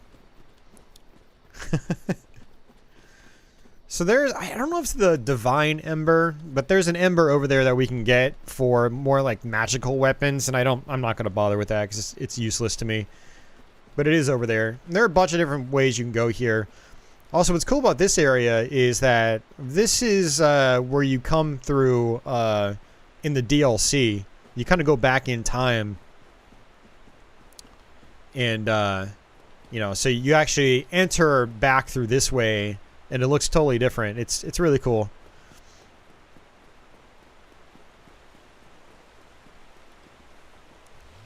Your birthday's on the 22nd. Oh, man. Well, happy early birthday, man. Alright, so this is gonna be Sif. This is a good fight. I like this fight.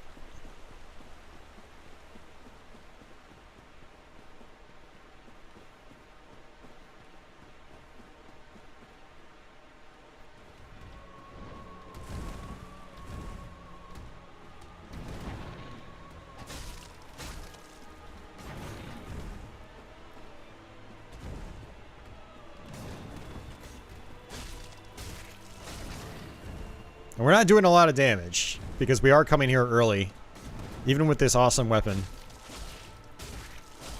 But it is doing some bleed damage, which is nice. Oof, look at that. This fight's really tough when you first play the game, but it's not too bad once you get the hang of like all the dodge rolling, and you know all the tells, where to roll, things like that.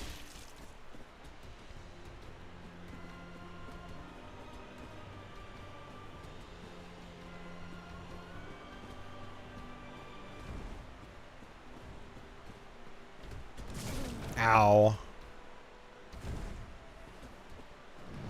Gotta go ahead and use an Estus flask.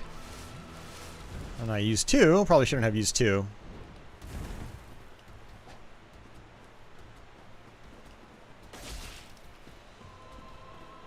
Watch his nose. It wiggles back and forth a little bit.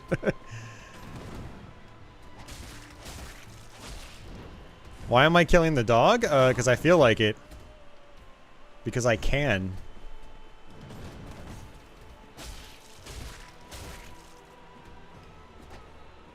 Or do you mean in terms of like lore?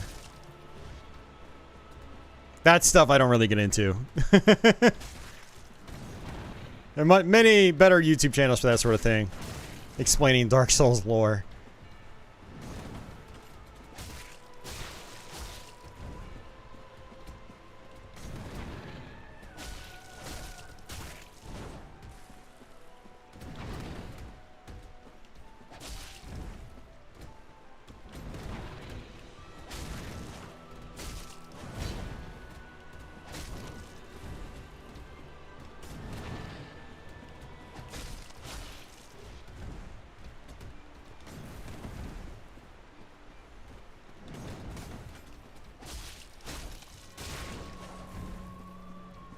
Now it's limping.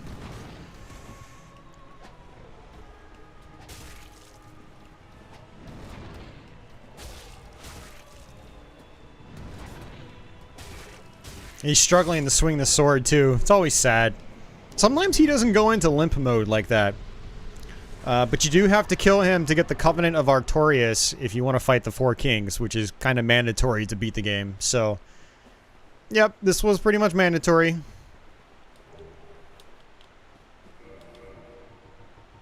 Go ahead, use the soul. And then we'll use the homeward bone to warp out.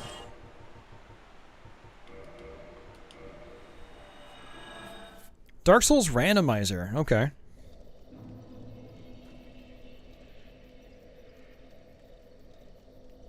Well, I could always give you crap about your 5600 XT Venom because you bought a 5600 XT. I will be able to give you crap for that for the rest of your life. For as long as you know me.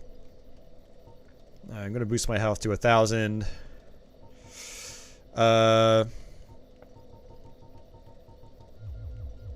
don't really need dexterity. My weapons, I don't think I'm going to be using dexterity-based weapons. I usually do strength-based weapons, so... I mean, really what I should do is... 1, 2, 3, 4, 5, 6, 7, 8, 9, 10, 11... 1, 2, 3, 4, 5. I'm gonna boost it into, put it into endurance. Try to do a better mix. I need to get my stamina meter up so I can attack more.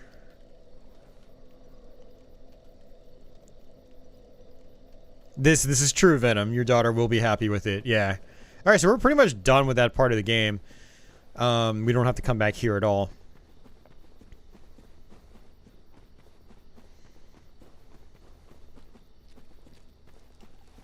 Yeah, and the thing is, guys, like, those mid-range cards, they're still really good for 1080p gaming. Like, if you just want to do 1080p gaming, you know, you really don't need a 5700 XT or higher, you know. Well, it's probably beneficial. But those cards are really geared more towards, like, you know, those higher-end cards are geared more towards, like, 1440p and up. Alright, so let's come this way. And we're going to come down here. Plant guy is chasing me.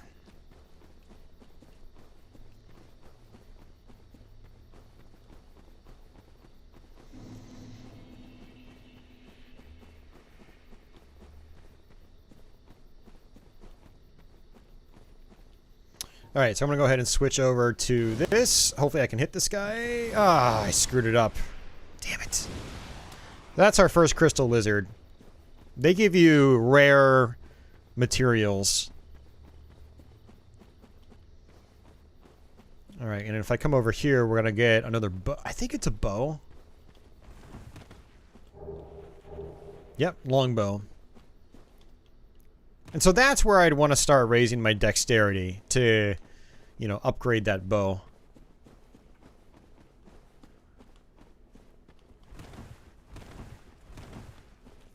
Normally what I also do is I get Havel's Ring. But what I'm going to do here first is try to just run past this guy. Hello! Goodbye! Ow! And I'm going to trigger this bonfire. So if I wanted to, I could actually go straight to Blighttown right now. But I'm not going to.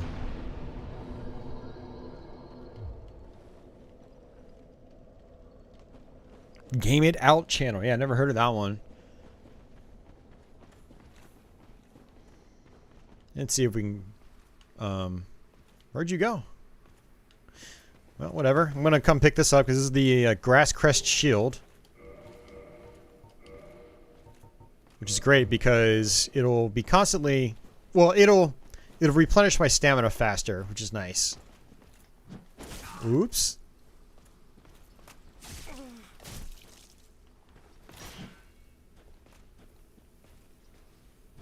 And I'm dead. I knew that was gonna happen. Real men go through the depths? Pfft, it's not hard. Going the front way is not hard. Once you know it, it's not hard.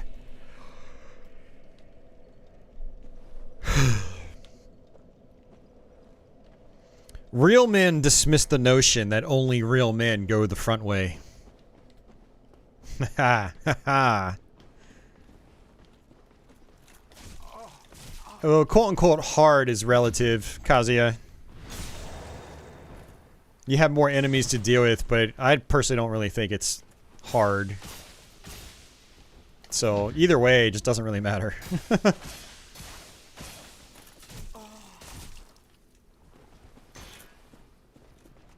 Alright, let me go ahead and use this.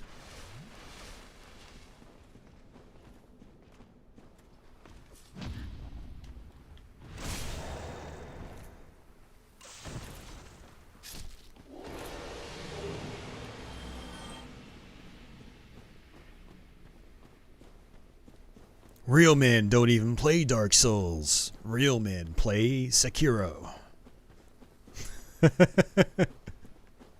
I tried playing that game for the first time last month. I got wrecked so hard. I hear that one gets a lot easier when you know what you're doing.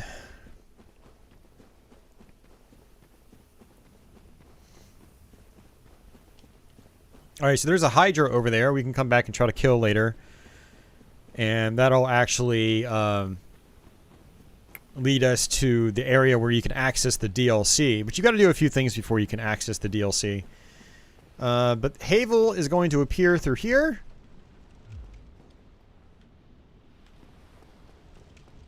And I'm not going to bother with him right now. Actually, you know what? I might.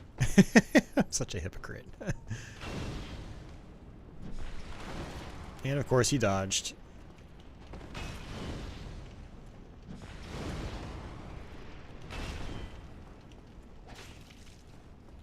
Well, we might actually be able to get rid of him right now.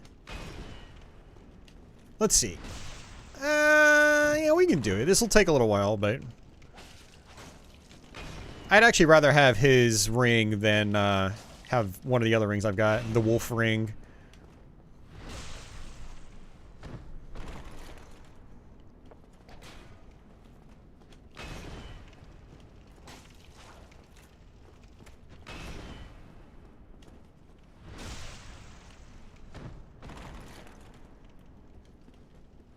Oh, look at that! I wonder if he's gonna be stuck in a loop. No. Got my hopes up. Oh.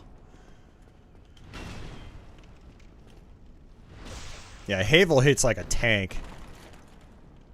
Use a flask. Whoop. It's all about the dodge roll in this guy. If you're not dodge rolling, you're gonna take damage. Yeah, exactly, Encrypted Printer. It helps out so much. I got really lucky with this drop. Which is honestly kind of good. I'm glad I got this drop because it makes this playthrough go faster. Like we actually might make it a really good ways through this game today.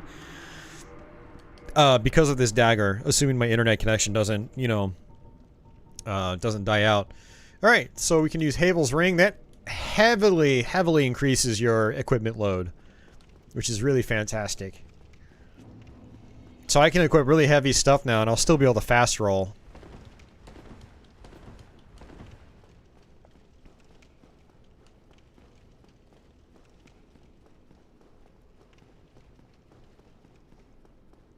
Alright, so I am going to go back to the bonfire from the beginning. It's probably actually faster to go this way. Back through the boss door. Yeah, I'm still in the same ISP. I'm not switching over until Friday. So basically, for anyone curious, I'm on Cox. And my upload speeds with them have been very inconsistent for the last 2 weeks, to the point where I haven't been able to stream. That's why I wasn't streaming on YouTube last Wednesday. Very, very frustrating. I'm paying over $100 a month for my internet, and so it's extremely aggravating. To where you're paying that much money each month, yet you still can't... Oh, you've got to be freaking kidding me. He comes back. I did not know that. That's the first time I've done that. That's hilarious.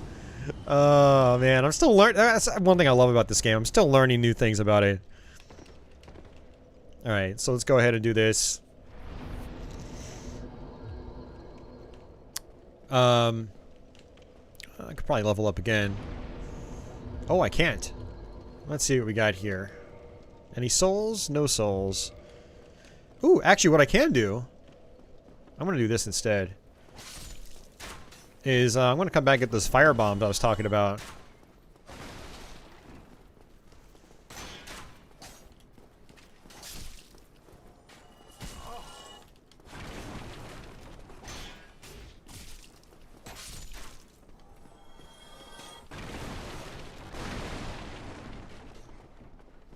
No, they're not throttling me.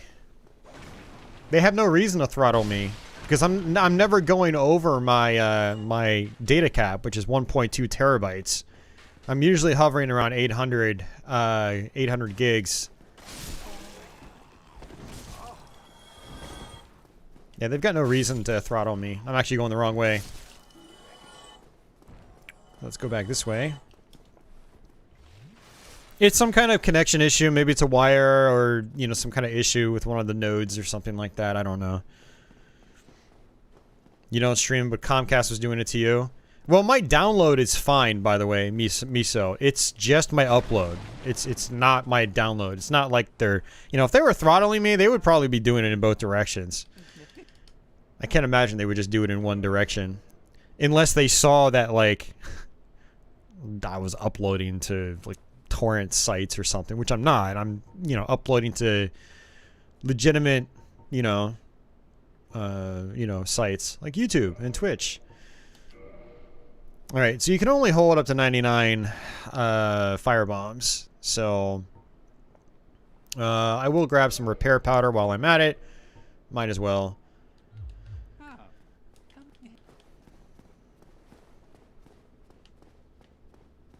And just work our way back up. So the fire bombs will just come in handy later on in the game. I don't really need them right now, but yeah, they'll be handy later.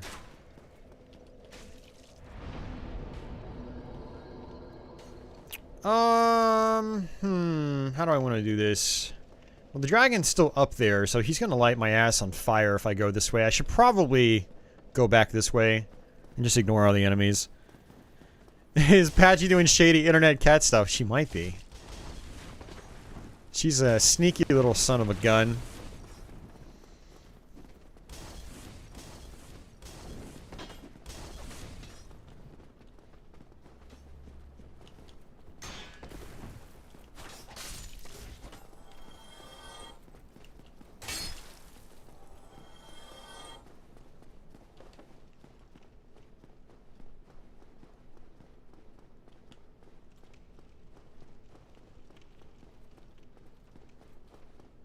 Do I have an Xbox One? Yeah, I do. I have an Xbox One X.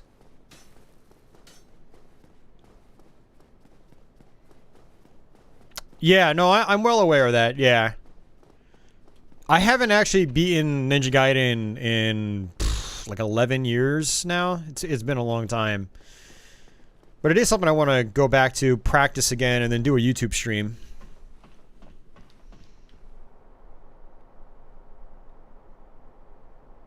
I was actually playing Panzer Dragoon Orta recently, and Grabbed by the Ghoulies via backwards compatibility. And those are enhanced games, so they run at 4K, 60 frames a second. It's they look so nice. Actually, Grabbed by the Ghoulies doesn't run at 60 FPS, but Panzer Dragoon does. The rare replay Ghoulies might, but the original Xbox disc version does not. Alright, let's go ahead and use my shield for this part, because we've got a bunch of dogs, and these guys are kind of a pain. So what I like to do is kind of like block them first. These guys cause bleed as well.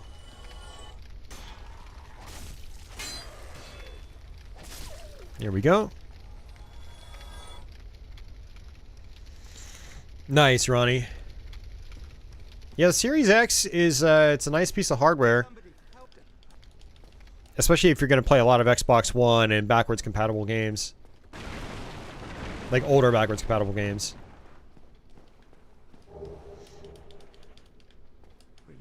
There's not much on it right now, though, that's exclusive. Actually, I don't think there are any exclusive Series X games right now. Alright, so this guy will, like, sell you, magic of various types. But I'm not going to really take advantage of him. I probably should just kill him right now. But, whatever. What I'm going to do is actually equip my fire bombs. Because these guys coming up are kind of a pain to deal with. I do have throwing knives as well. Oh, for fuck's sake. Stupid dog. It's one of the things about Dark Souls is that when you're in a menu, it doesn't pause the game. You're still in the world and you can still be attacked. I saw the dog was walking in the opposite direction. I thought he was just going to keep going. Not so fond of the Sigma games. Yeah, I heard they changed a lot with the Sigma games. Like, they're supposed to be remakes, but... we're not really full-on remakes, but there's like enough changes to warrant like preferring one over the other. Yeah, these guys are super dangerous. They can parry your attacks. They can get behind you. Like this guy is prepping to parry right now. Good, got him. I'd actually argue this is probably one of the tougher early parts in Dark Souls. Because you can get overwhelmed really quickly. And those guys parry. There are very few enemies in this game that parry regularly. And so, like, you know, you can kind of go through and just be very aggressive against a lot of enemies in this game. But there are some enemies, like these thief-looking dudes that, you know, are both aggressive and they can parry.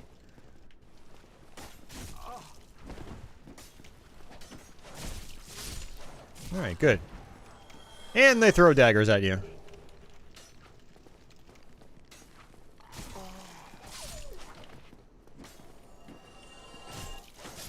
There we go.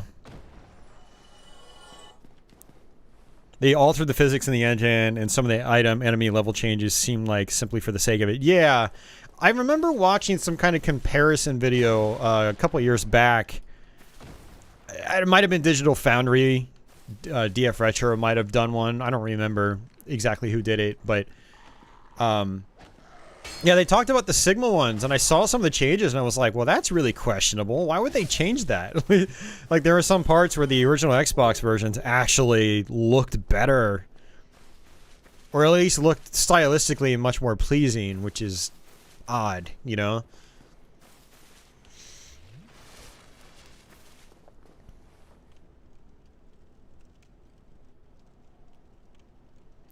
No, Uber Disco, no. Series X all the way, man.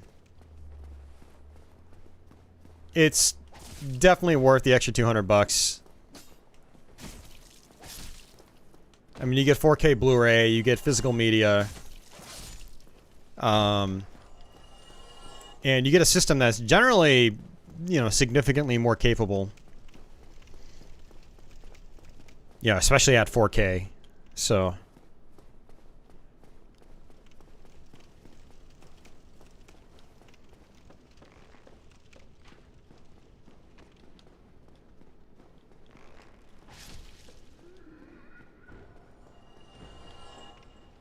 disasters are gone after the defeat of the Gravelord servant.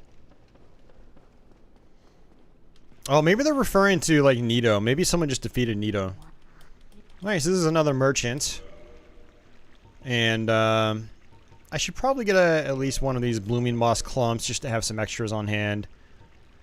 Prism stones you can drop on the ground. They're like little glowing stones. And I'm not going to worry about that. We will open up a shortcut here, though. Hey, Tony.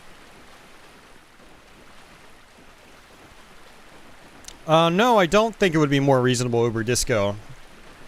Because the Series X has a lot more power, it's gonna be a better box long term, and it's only $200 more. Like, if you're gonna, you know, cheap out on that 200 bucks, then you're probably gonna regret it a few years down the road. And again, no physical media, man. That's a huge thing right there, dude. I would personally not buy a box that's digital only.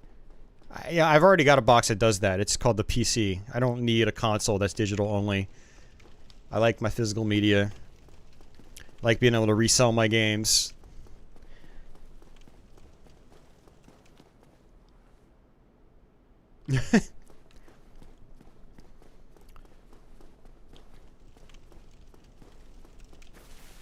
Alright, so one thing you can do here, I've never been really good at this, but you can throw firebombs off over the wall. And you can actually hit some of the enemies that are in that boss arena.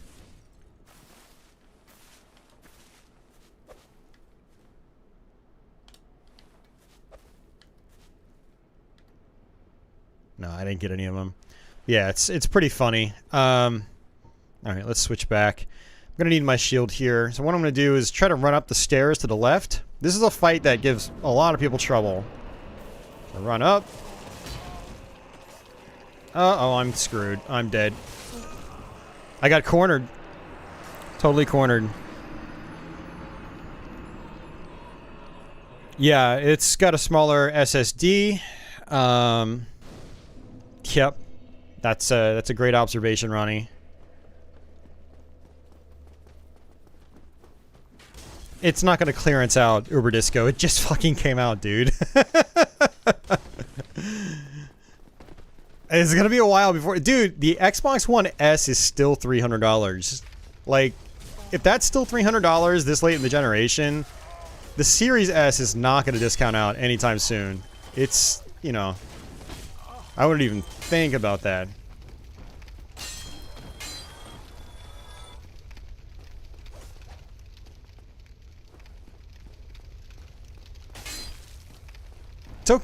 It's okay to dream over Disco, but don't dream too hard.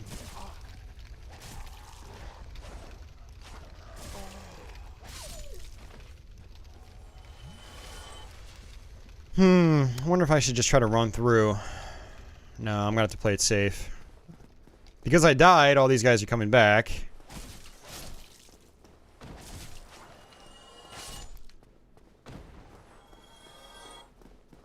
I need to get some water in me too. I've just had diet soda pretty much all day. It's one of my bad habits during the first half of the week. Is I kind of live off caffeine because I don't get enough sleep. Oh, there we go. I just got backstabbed, basically. It's their form of backstabbing.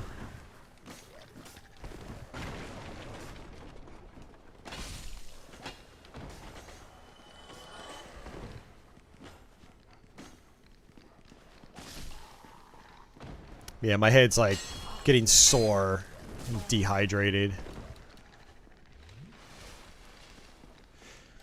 So maybe after this boss fight, I'll step away for another moment. I need to feed my cat anyway. It's about that time. There we go. Alright, let's hope that we can do this.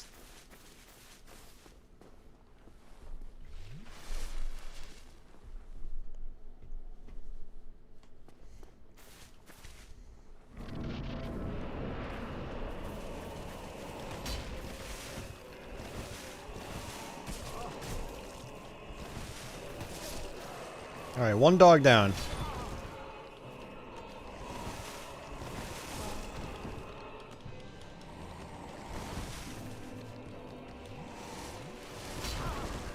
Yeah, you can see how this guy just does a lot of damage. Alright, two dogs down. Let's just dodge roll out of here. Get up here, and then use our health.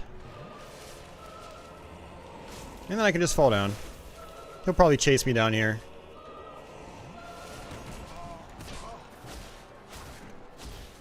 Screw you! That was half your health, sucker. These guys become regular enemies later on in the game. Nice. As long as you get rid of the dogs, he's not too bad.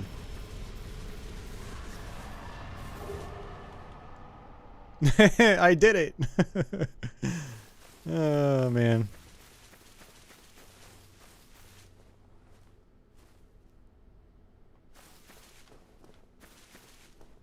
Oh, yeah, that's right, Ronnie. You got your Xbox One X basically for free. You lucky bastard.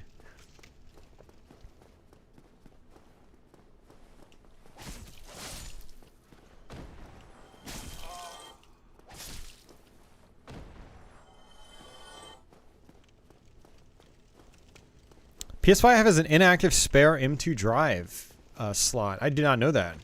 That's pretty cool, man.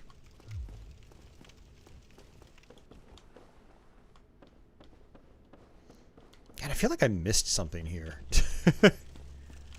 I totally did. I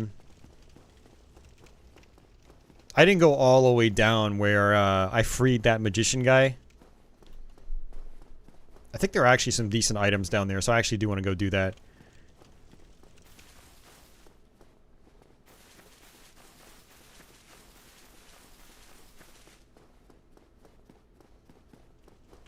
Yeah, Ronnie bought a Xbox One X from Walmart. And he ended up not seeing the charge on his bank account statement or something. Because they apparently rang him up in training mode. Oh man, you can't make this stuff up.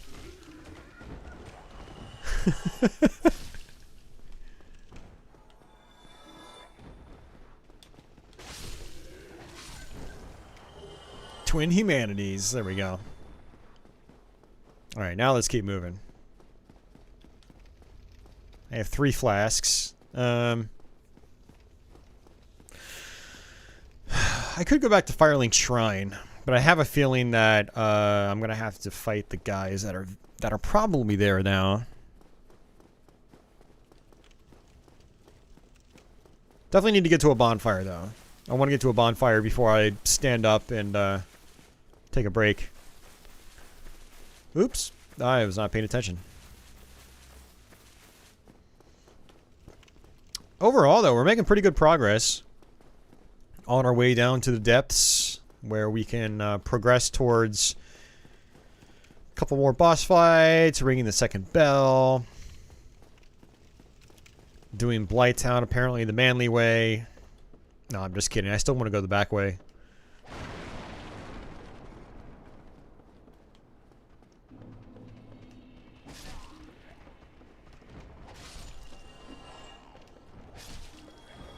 It's actually interesting that attacking is faster two-handed with this weapon. A lot of times attacking is faster one-handed. I'm going to go ahead and use some fireballs.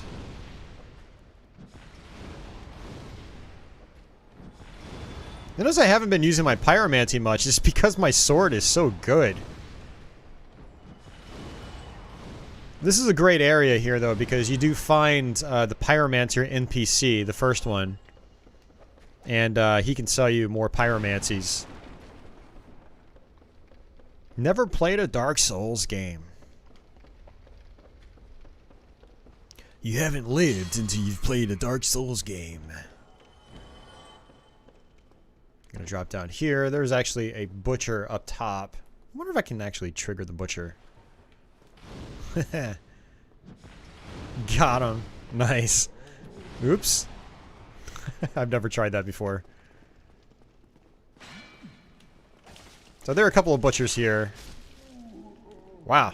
That was easy. My pyromancer guy is over here.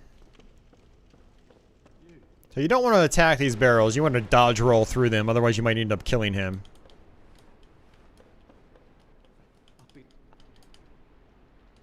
So after you talk to him and you leave this place, he'll appear at Firelink Shrine. Oh, hello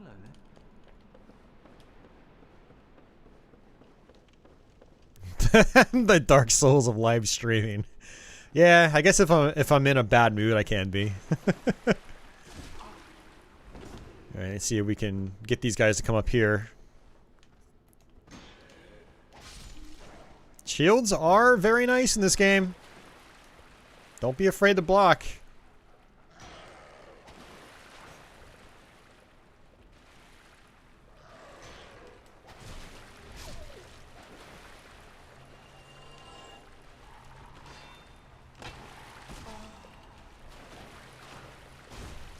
There we go.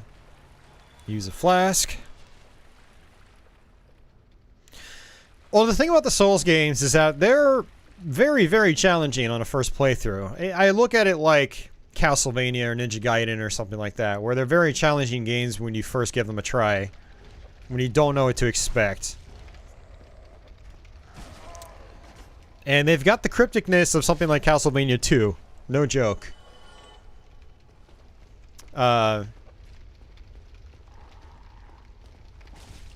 So there's a lot of frustrating aspects to them. But overall, yeah, once you get familiar with them and good at them, they're actually a lot easier than, you know, they first seem.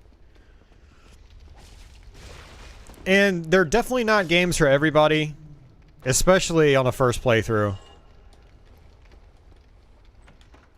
Because they will be very, very frustrating. Alright, so we got the large ember, and if I wanted to, I could actually dodge roll down here. Or not even dodge roll, but just drop down there, but I'm not going to.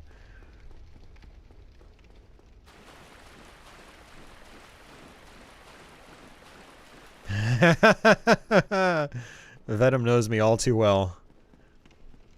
At least he puts up with my crap. Instead of, you know, getting mad, unfollowing me without saying anything. Without talking to me like an adult. Thanks, Venom, for being an adult. Seems to be hard for a lot of people on the internet. Oh, I'm out of fireballs. I don't think I can... Oh, well, I do have fire bombs. Haha. Next best thing. That's why I bought them.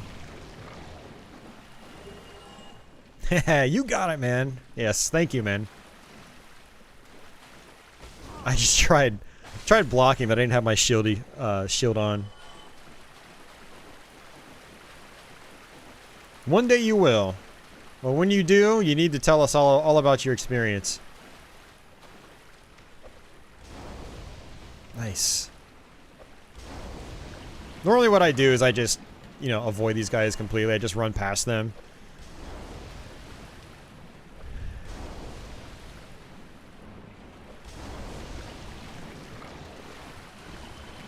The reason I don't attack them directly with my melee weapons is that it's just very weak.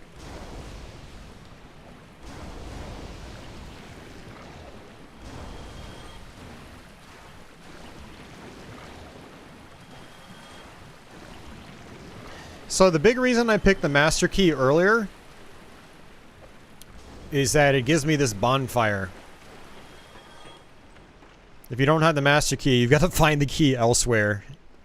So you got to go through quite a bit before you actually manage to find the bonfire. How do you get your magic back? Bonfires. Yep. Yep. Alright. Let's, go ahead and use my souls.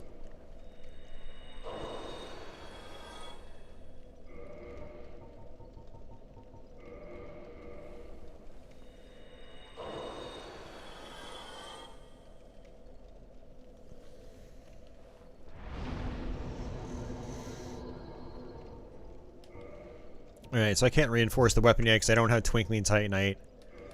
But it is a good time to repair my stuff. Still haven't taken that much damage. And let's go ahead and level up. Oh. Just once. Never mind. Thought I could level up more than that, but oops. We can not reinforce my armor because I don't have Titanite shards. Not a big deal. And I don't have new pyromancy yet. And that's pretty much it. So let me go ahead and just sit here. And I'm going to go take a break. I need to feed my cat, and I need to get some water in me because I'm super dehydrated right now. Alright, I'll be right back. Give me about 5 minutes, and You guys should go get up, use the bathroom, grab a drink, do whatever you need to. It's a good time to do so. But yeah, I'll be right back.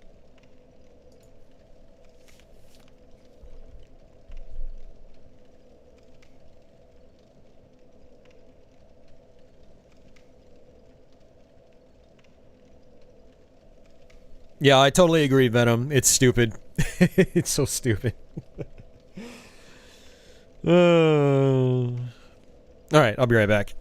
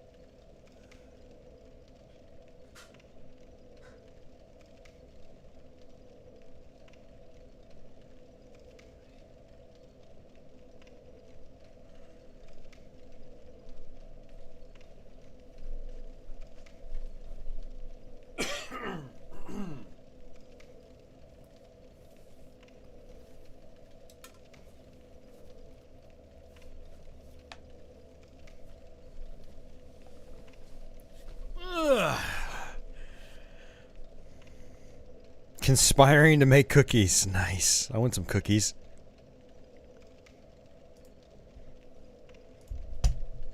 Oh, man.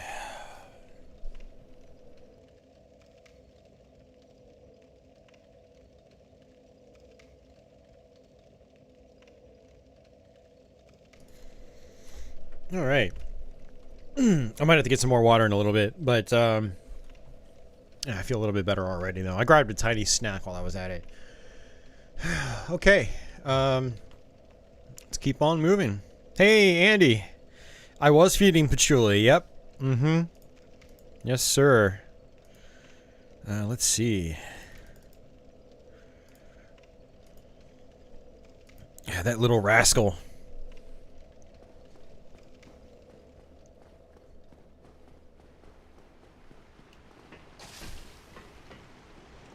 Yeah, she's been a funny cat lately. Yeah, she's just funny. So these rats have a good chance of dropping humanities. And look, I just got one. So if you run out of humanities later on, it's good to come back here. And there's going to be a rat right here that jumps out at me. Just like that. I'm going to come down and try to plunge attack that guy. Kill these guys. And there's a big boy right there. Look at that.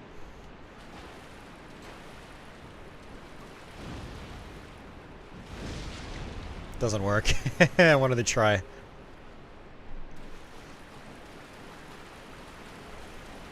Feels so good playing this game again. I've been wanting to do a playthrough again for a while. I meant to go back and finish my PC keyboard and mouse playthrough many months ago, but I just haven't had time. Between working a second job now and, yeah. Trying to keep up with the streams and Let's Plays, it's been difficult to play games that I just want to play. Nice. One hit kill on that rat. So this guy is trying, there's this magician. Oh, shit. That's not good. This magician guy will buff these rats just like he buffed the zombies earlier. So those rats are super dangerous when they're buffed. I kind of got lucky there, honestly.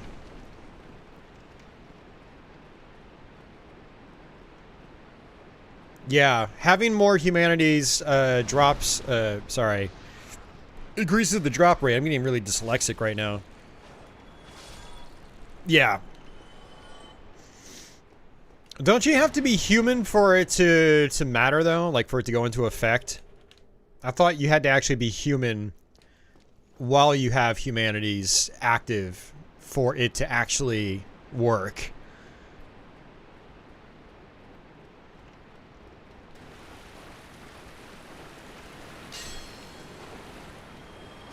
Alright, so you got to watch out for holes in this area? Not as far as you're aware? Okay. Well, in that case, what I'll do is I'll use some more. So now I'm up to 3 humanities. Yeah, there's a hole right there. You can actually run and jump over them if you want.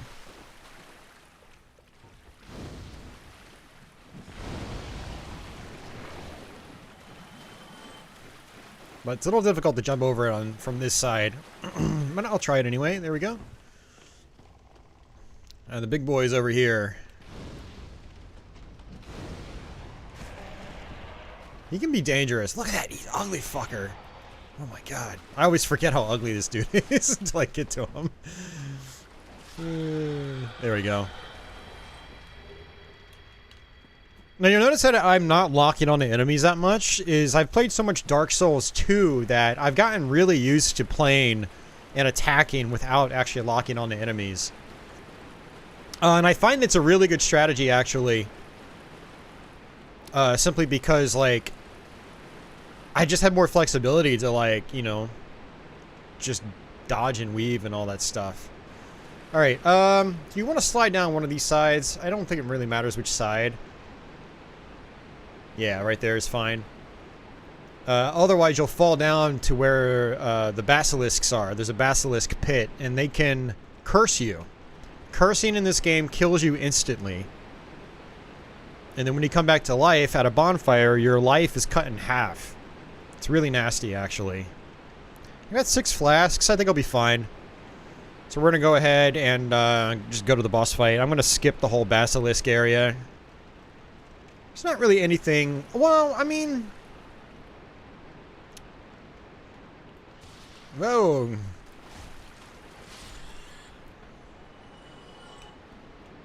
I don't know how these rats got aggroed for so far away, but whatever. Here's another one.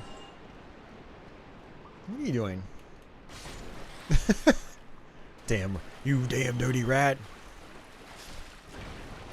Hey, Carl. Looks like you got some of your connection issues with your internet settled.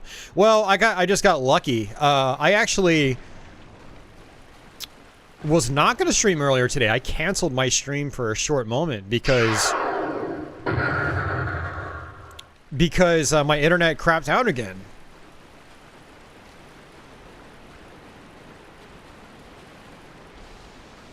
So these are the basilisks right here. And these guys in groups are pretty dangerous.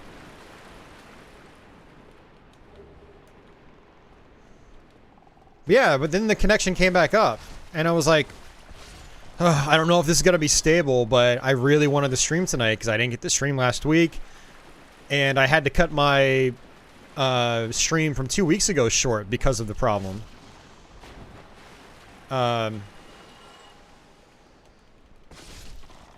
Yeah, 2-for-1 deal.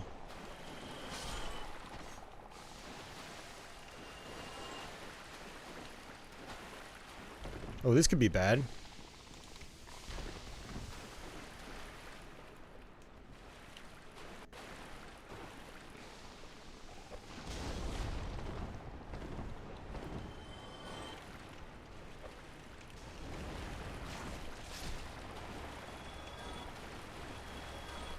Yeah, so like I scheduled the stream early today. Did the thumbnail and everything. Actually, I'm running a spare PC into my capture card. So I had to, you know, connect it to the Wi-Fi. I had to download the game on Steam and make sure, you know, everything was working right on it. Do the thumbnail, all that stuff. I was like, and I did a speed test early on in the day, and the speed was fine.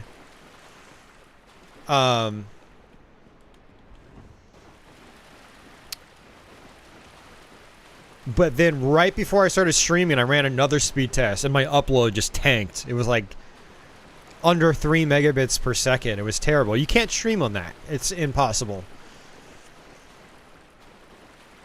No, at 1080p 60 at a high bit rate, it's impossible. I'll say that. So I canceled the stream, but then 15 minutes later, it came back up. Normally, when it goes out like that, it's down for hours. You know, it doesn't come back up right away. So I kind of got lucky in that regard.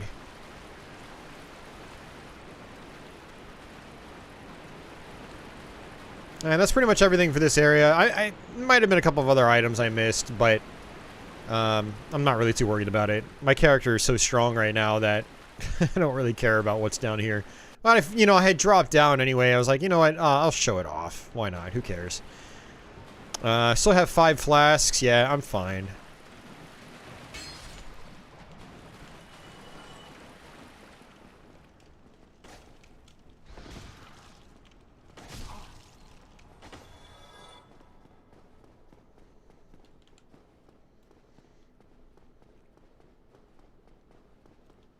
Yeah, the internet started acting up during Mario 35, which really pissed me off because I've been playing that game so much. I was looking forward to streaming that. I was super hyped to show you guys that game, which is why I did a Let's Play of it right after. It's because the internet died, and I was like, well, I didn't get to play it enough on stream, so I'm gonna make a Let's Play of it as well. The Let's Play probably wasn't all that great, but you know, I got to show off the game some more. Hey, Jeff Metal. Good to see you back, playing one of my favorite series of games. Oh, hell yeah, man. I'm glad you like these. Yeah, it's one of my favorites, too. It was not one of my favorites right away, but it's definitely grown into being one of my favorites.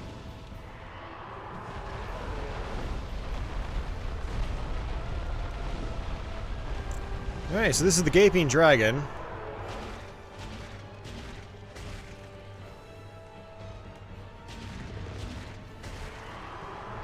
When he jumps up like that, he'll just slam down to the ground.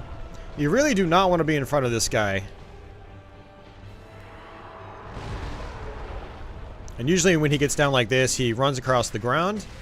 And when he runs across, you don't want to touch him.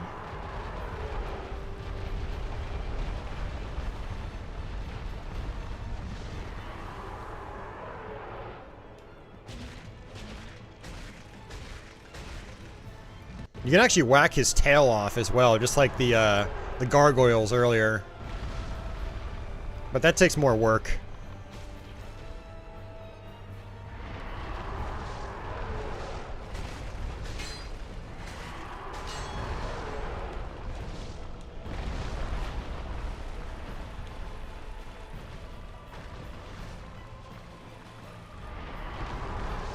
Gotta watch out for his foot stomp too.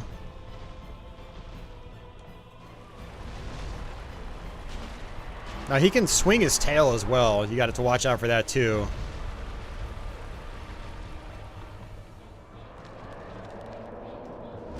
Now he's gonna basically puke on the ground. Boom. Got his tail. Now you don't want to touch the puke because it actually damages your weapons.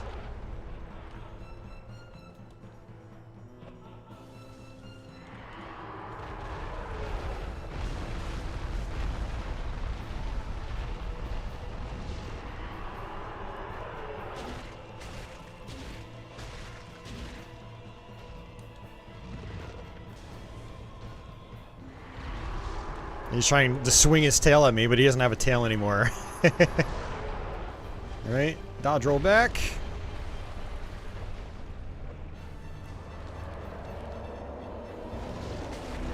Pukey time. Someone drank too much last night. Alright, there we go. Yeah, same here, Jeff Meadow. It took me a while to get into the series. Pretty much every Souls game I've played, I have not liked them on my first playthrough.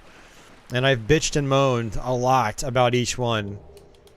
But the second or third playthrough is usually when it clicks for me.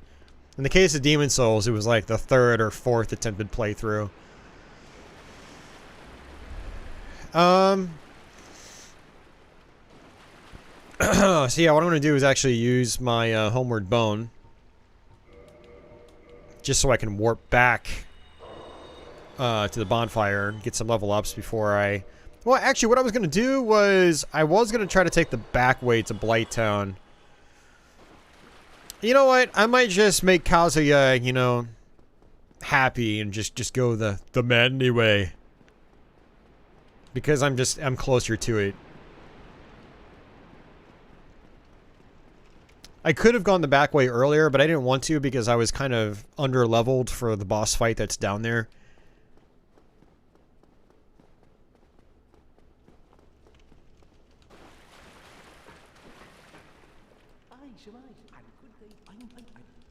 So this guy can sell you stuff. Gold pine resin's really good. But, you know, I'm wondering... I need to check something real quick. I don't think I can equip a regular bow right now. I think I need to actually give myself some more dexterity, which I might actually do, because a regular bow will actually come in handy for a couple of parts later on in the game. Yeah, I can't do it with present stats. Well, I might be able to do it with the crossbow, but the thing is, the crossbow is so slow. So what I'm thinking about doing is buying some arrows from this guy. Some standard arrows or large arrows.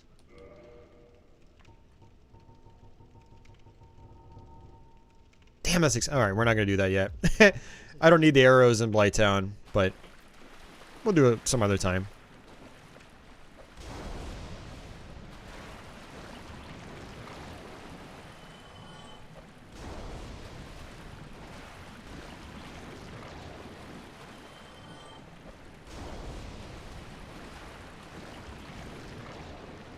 It's an appreciation for this game that led me to give Ghouls and Ghosts another try. Oh, nice.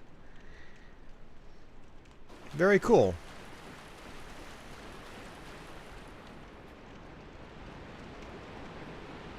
I wonder how many people have found my channel from the Dark Souls games. I don't think a whole lot, because my Dark Souls videos don't get a lot of views. Right, not that anything I do gets a lot of views, but relative to what does get views on my channel, Dark Souls is not it. Which is why I don't stream them as often as I would like to. I actually had a bunch of people ask about the Souls games for quite a while, actually. They were like, it's so hard. You like Ninja Gaiden and Castlevania. You have to play this game. And I finally did, and then when I streamed it, it's like no one watched it. It's like, well, that's weird. Everyone asked about it. Maybe they wanted to see like a blind Let's Play, which is how I did not do it. So, let's go ahead and do dexterity, see if we can wield that bow right now. You found the channel looking for Castlevania videos. Hell yeah. Okay, cool. We can equip the bow. That's good. Alright, awesome. Alright, now let's go to Blighttown. I will need some regular arrows, though, if I'm going to actually use that bow.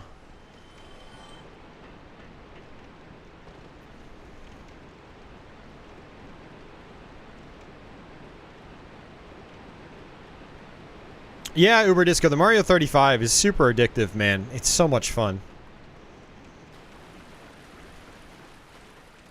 Super, super fun. It was definitely something retro. Yeah, I mostly do retro stuff. That's my bread and butter.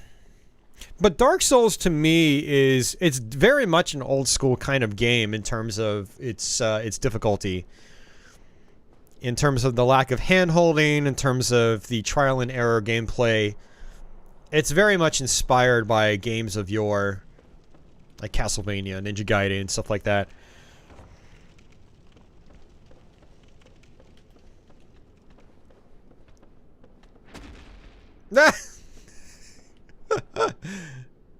Oh, that was great.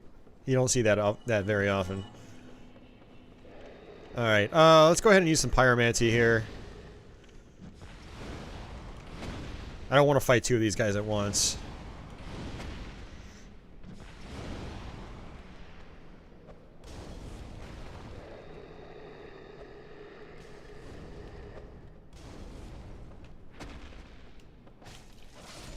There we go.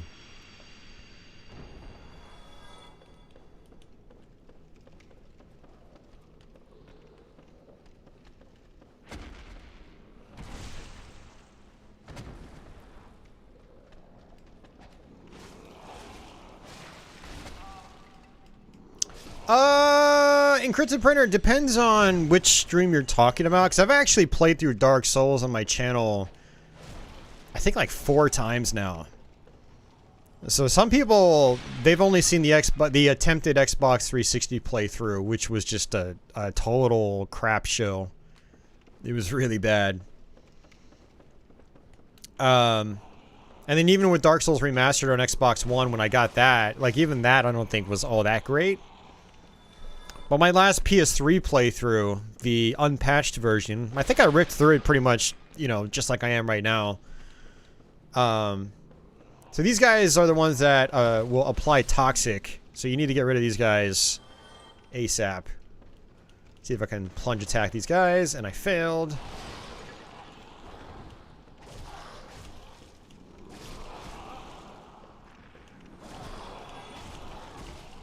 But yeah, I've definitely come a long way with the Soul series in general since I first started playing them in 2017. I believe it was 2017 is when I first started playing them. So it's been a little over 3 years now. 3 years and some odd months.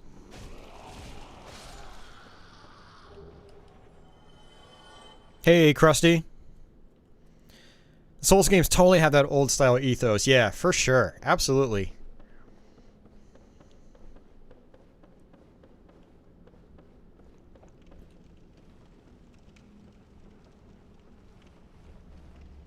Oh yeah, yeah. You're probably talking to 360 stream, man. I hated it, man. I rage quit that stream. I was like, man, fuck this is bullshit. I'm like pounding the desk and shit like that. I rage quit at Ornstein and Smo. Alright, so there's something you can do here. You can actually run and jump over here. Screw it. Let's go ahead and try it. Whoa there. I was not expecting that guy.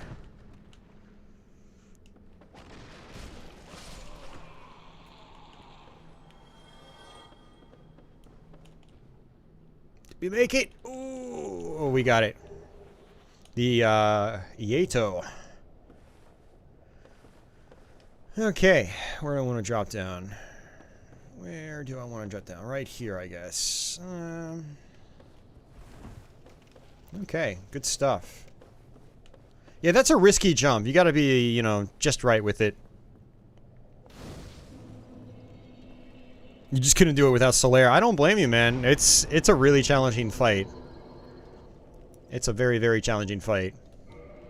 And actually, I probably should repair my equipment, because I think I got hit by the puke from the previous boss. No, I didn't. Interesting. So you need to watch my most recent Sunder video. Yeah, that was a couple weeks ago. I love Sunder. They're one of my favorites. So these dogs spit out fire. They're very, very dangerous. You notice that they're a little bit smaller than the other dogs. Oops. Thought I had my shield up.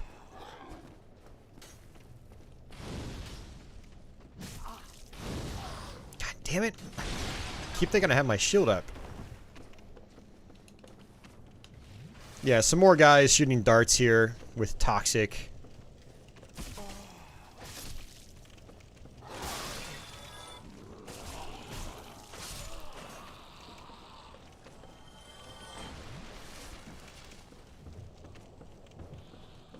The landmark moment in all of Souls. Alright, I don't bother grabbing all the items here in this place. I just... not really worth my time. I just try to run through relatively quickly. I could fall down here. Now, you can get ganged up by a bunch of these dudes here, so... you've got to be careful about that. Some of them climb up these ladders. You can see him coming. I just wait.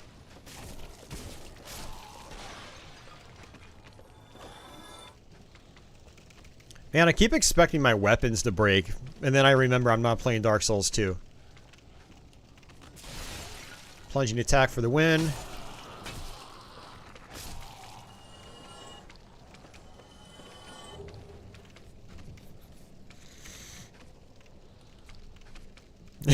Swag strats, yeah, right?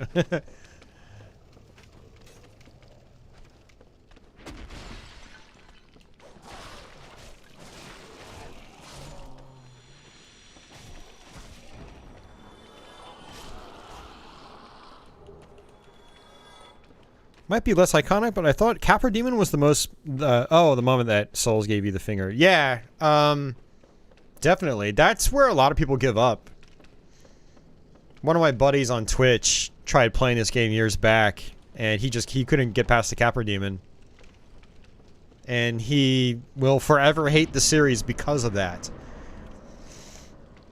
I feel kind of bad for him because, you know...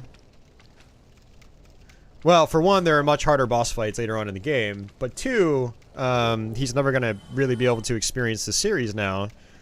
Because it's tainted his outlook on it.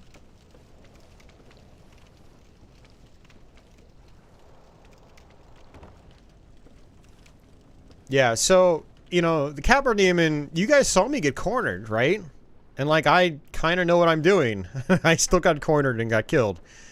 And you saw how far back the checkpoint was.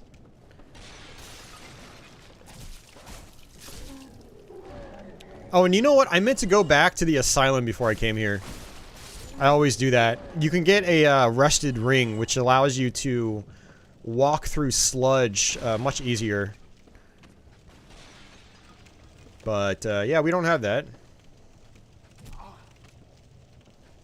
There's a guy shooting toxic darts up above.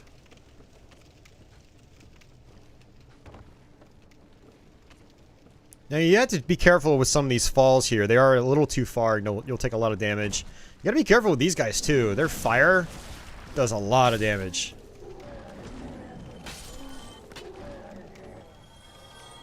And I don't want to fall down there. I will probably die just because of how the game physics work. I'll slide down that hill, and then when I actually land on flat ground, it'll cause serious damage. You have to be really careful in this area. Thank God it's not the Valley of Defilement from Demon Souls. I absolutely hate that place with a passion.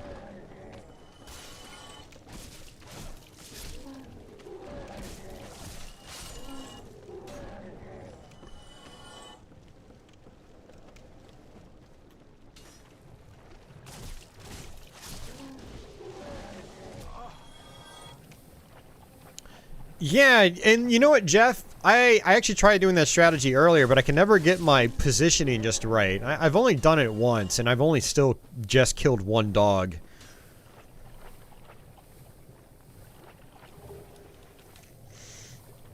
Yeah, Blighttown's like Valley of Defilement easy mode.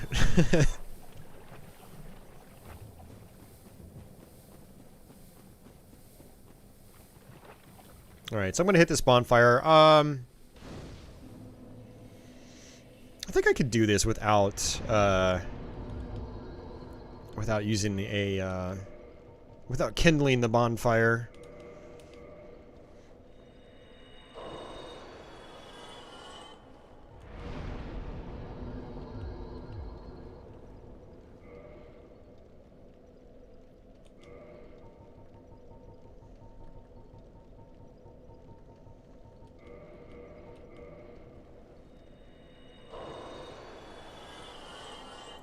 Yeah, mage types for sure. I mean, when you've got like your offensive spells, you can, you know, they're almost broken to a point. Let's do some strength. It's not boosting my strength.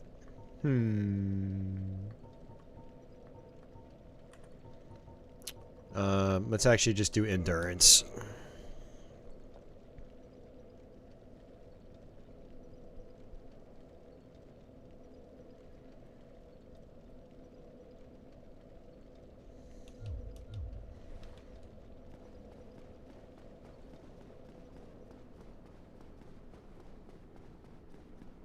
Oh, you're missing out, Andy. You, sir, are missing out. Alright, Dragon Scale.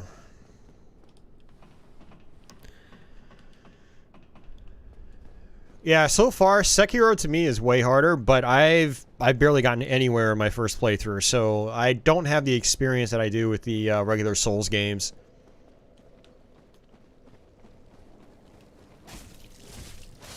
So I imagine with Sekiro, I'll get there eventually, but it is a much faster game.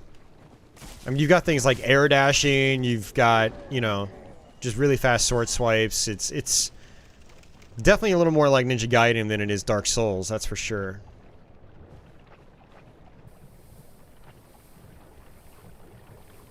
Okay, I'm gonna see if I can just kind of skip through most of these guys.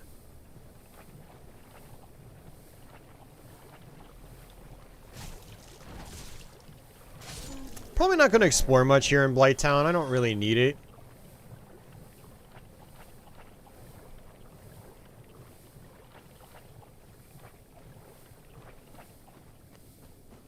I kind of come off to the side here because you've got these big guys with the boulders.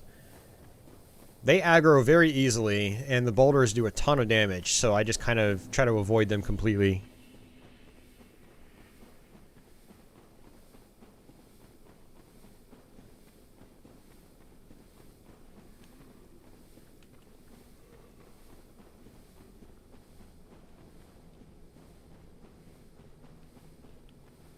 Alright, boss fight. Hey, Anapocalypse! Long time no see, hope you're doing well. Your soul screams. The cool gameplay channel. Nice. Alright, let's do this.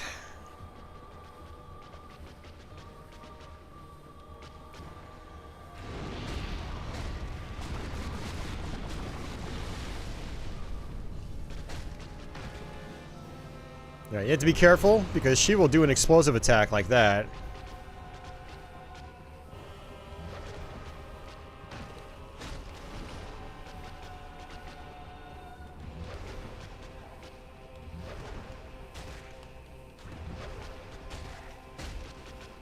And another one. Man, I'm not doing a lot of damage here.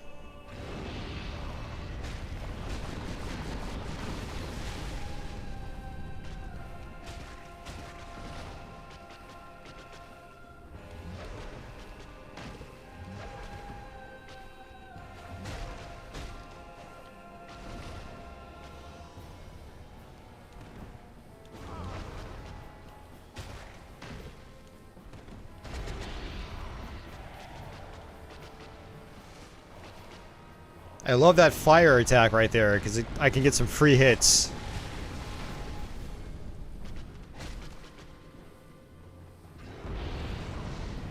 You've got to watch the tells for their attacks. That's a big part of Dark Souls.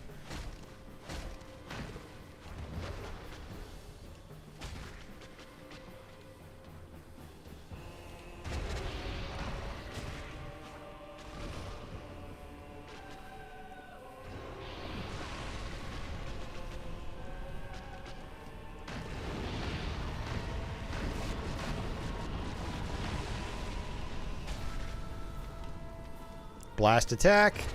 Oh no, it's the stomp attack.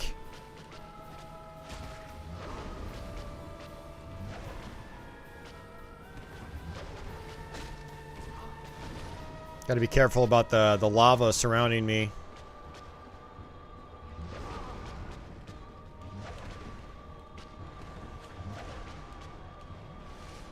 Gotta play it safe.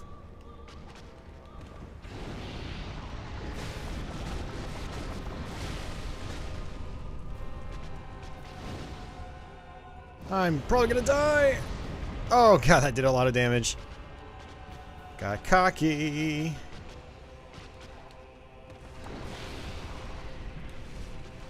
I wanted to see how much my pyromancy does to it. Pyromancy is so good in this game that it even does damage to fire-based enemies.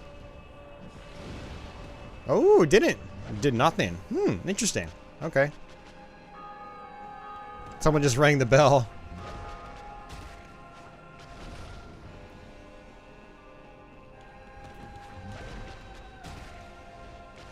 Okay, could you stop jumping back, please?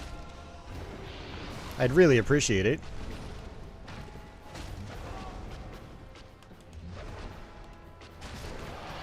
Alright, good. First try.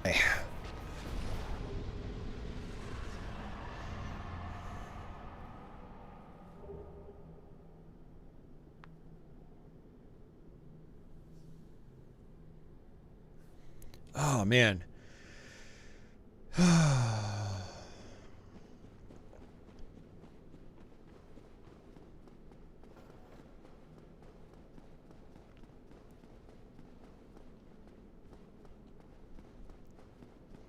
Alright, this is our second bell.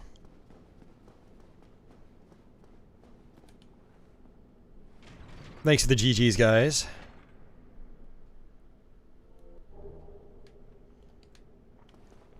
Crossbow swag kill time. Yeah, I didn't even think about that. That would have been cool.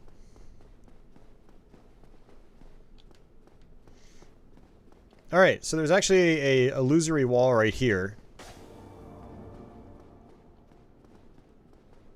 which will give us a bonfire.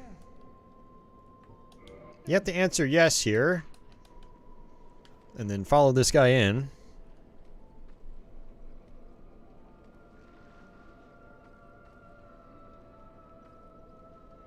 Are there any pinball games on PS1 I would recommend? Yeah. All the pro pinball games. Well, the first pro pinball game. Nah, I'd say it's still worth it. I'd say all the pro pinball games on PS1 are really good. They've got the best physics on the system by far. Best, deepest rule sets, things like that. And if I join this covenant, I'll actually get the Great Chaos Fireball, which would be great.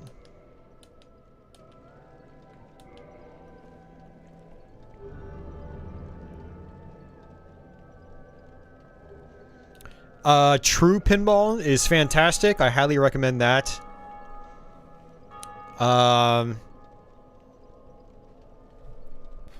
I don't really recommend Extreme Pinball. It's a very early game.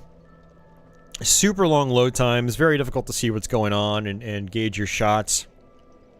The Power Rangers Pinball is apparently pretty fun. I haven't played enough of it, but I might recommend trying that out.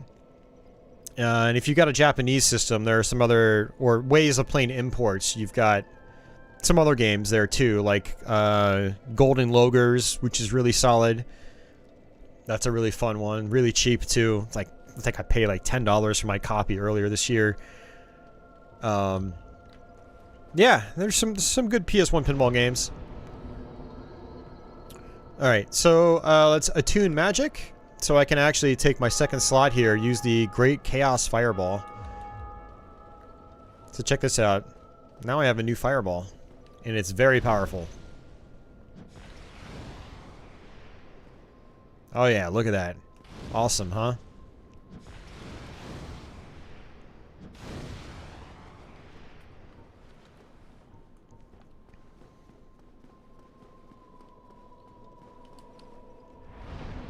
Yeah, one of the reasons I'm not playing as a human for the most part is that I don't want to get invaded by other human players. Because the PvP can be kind of broken, especially on the Steam end of things, where the game's probably much more susceptible to hacking. So, as long as you stay in hollowed form like this, you can't be invaded. Although, by doing that, you actually miss a lot of opportunities to kill NPC invaders, basically computer-controlled AI invaders, Red Phantoms. And, yeah.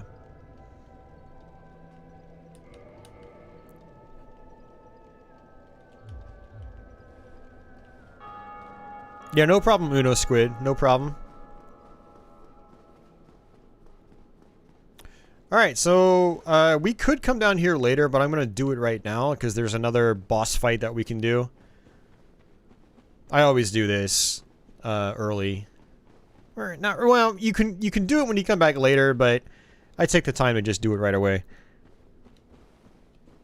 There's another bonfire right here. I'm not gonna actually do anything with that bonfire. Well, I lied. I'm gonna rest here just in case I die.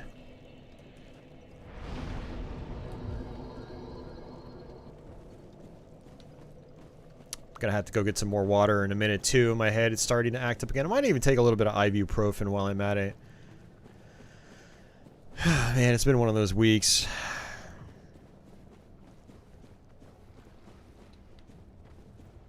So you'll notice there's a ton of lava here. If you look far into the distance, there's actually a bunch of Taurus demons from earlier. Taurus demon was one of the first bosses. You can barely see him with the glow effects, but they are there. And after I beat this boss, the lava will lower, and then I can go and actually grind out on those Taurus demons if I want to, but I'm not going to.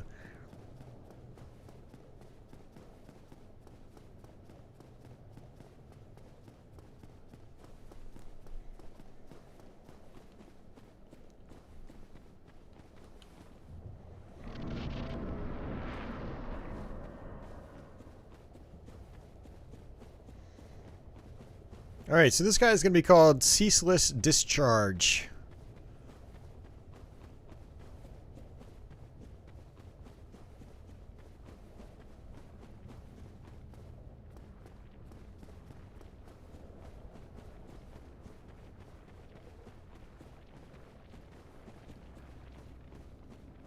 Now, he just kind of chills there until you either A, attack him, or B, take the armor set that he's staring at. Apparently he's trying to protect it or something like that. Creepy looking dude. And this guy does so much damage. He'll probably one-hit kill me if I actually take a hit. So, I don't know. Let's see what we can do here.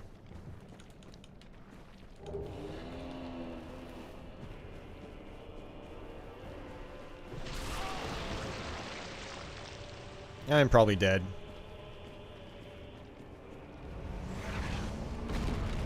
Oh, I got lucky. Alright, keep running. I'm not even gonna turn around. I don't even want to see him. Oh, look at that. Let's keep going. I don't know if I'm gonna get this. Because I've stopped too much. We'll see. Yeah, so the idea is to bait him over this way. And if you do that, you'll get a quick kill. And it has to be done on your first try as well. If you don't get it on your first try, he'll just be chilling over there and he won't walk all the way around here. Or if he does, he won't do the quick kill. So here we go. He kind of like takes a plunge. Or he takes a lunge. And he's going to actually just fall to his death, basically.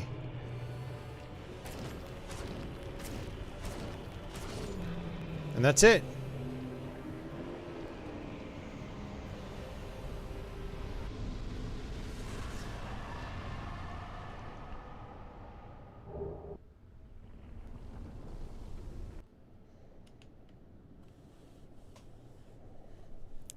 Bone wheels.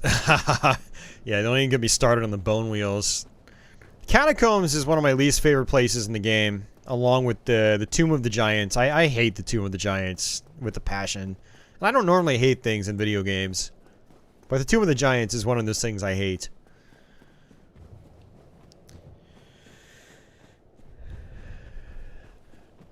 Thanks for the GGs.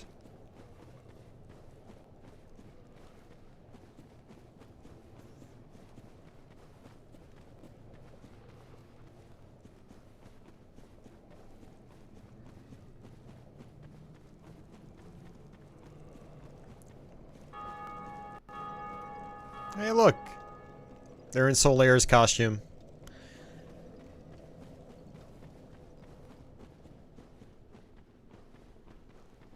Make undead hamburger. Yep, pretty much. They just rip through you in this game. Which is one reason why, like, the idea of going to the catacombs early always scares me.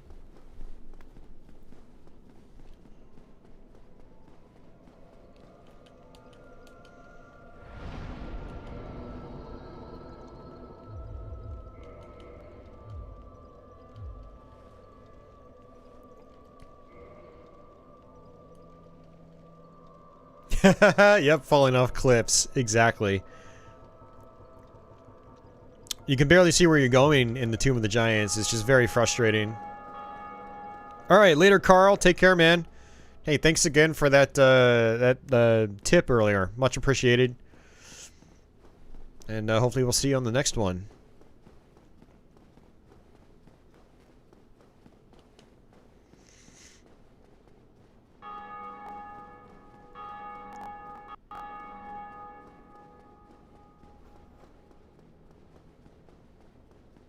Oh yeah, the silver skeletons are awful.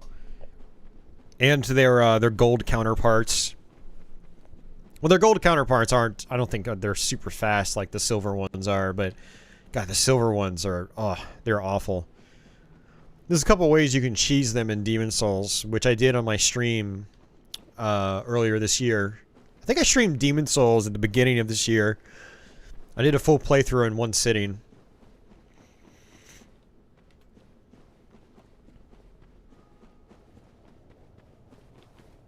Okay, I need to come back around this way. Yeah, I really wish I got the rusted ring before I came here.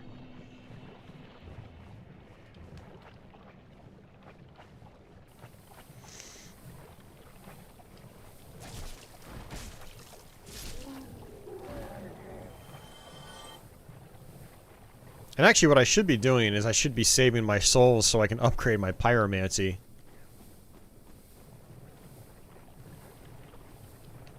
I didn't even really think about that.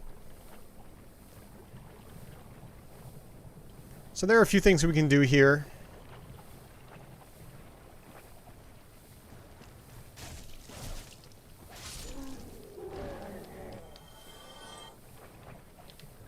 There are a bunch of slugs here, and the slugs are very likely to give you large titanite shards. I fare thee well. We are faring well. Well enough. Okay, that takes us out. I want to hit the bonfire first before I even do that.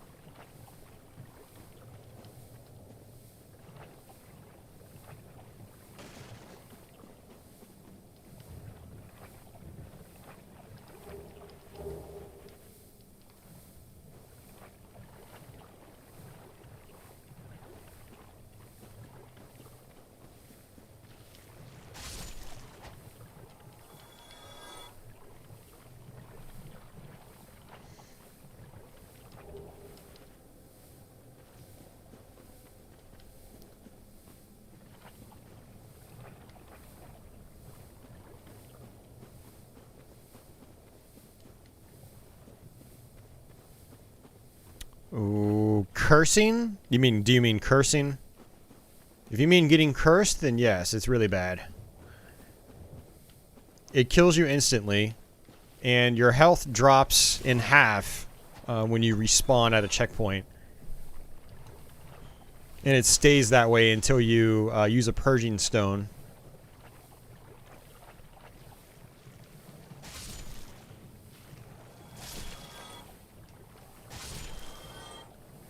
Alright, here's one. Green shard. I don't really need the green shards. Those are for imbuing your weapons with, I think, fire properties, and it's not really something I do. But the option's there.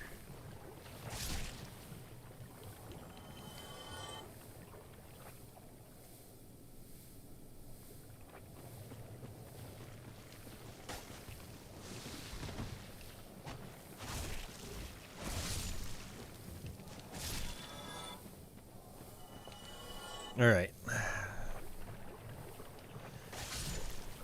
This running weak attack is actually really nice with the two-handed stance. Just instant kill.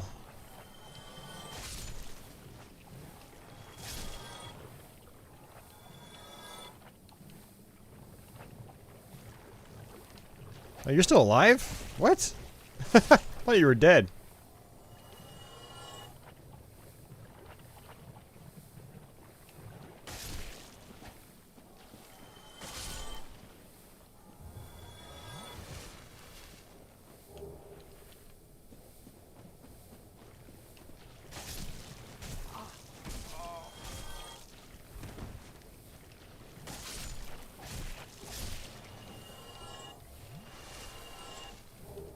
Alright, large shard. Okay.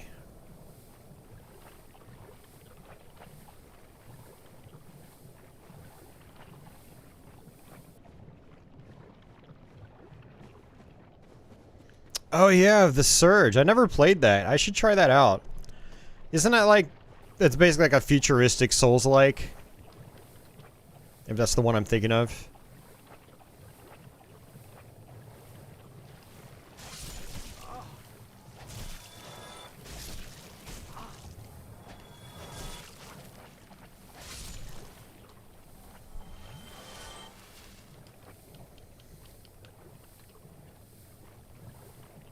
It's like cyborgs and such. Okay. I have to check that out sometime.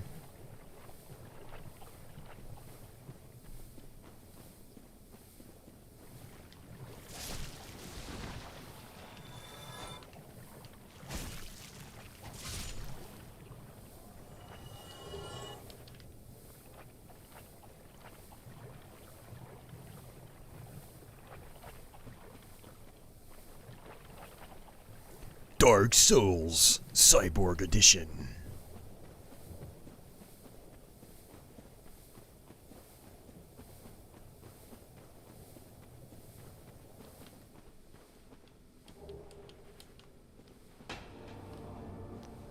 So, illusory wall right here. Twin humanities. And another illusory wall right here. And, I don't know if I got... Oh, I did not. Oh, you gotta be kidding me. Oh, I did not get a Ring of Sacrifice.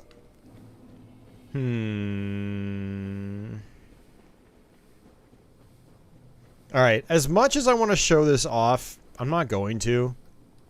Because... I'm not going to.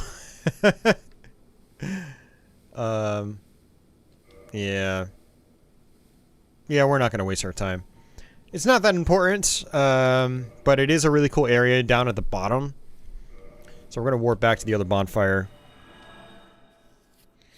Yeah, Dark Souls 1 is 9, yeah, 2011. The series is 11 years old because of Demon Souls.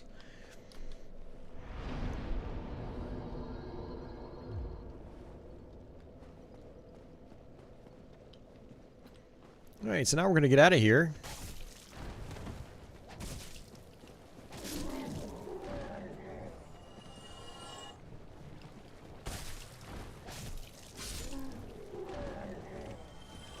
And we come up this way. So this is how I would get here going backwards.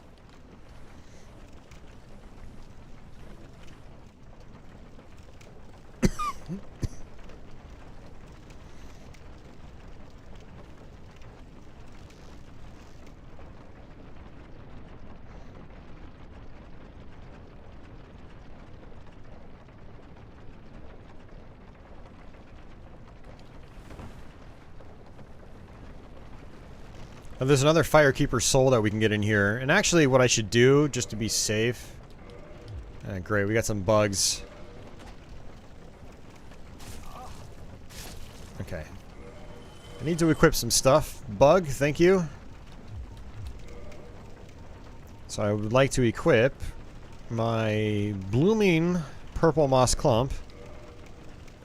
That way if I, you know, have toxic applied to me, or inflicted upon me, I can, you know, cure it.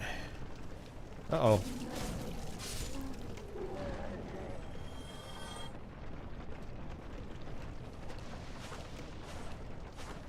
God, these bugs are annoying.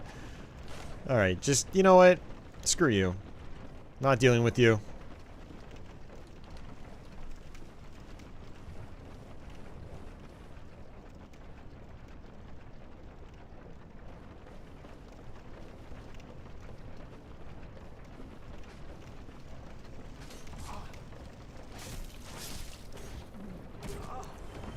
Oh, that's not good. That's not good.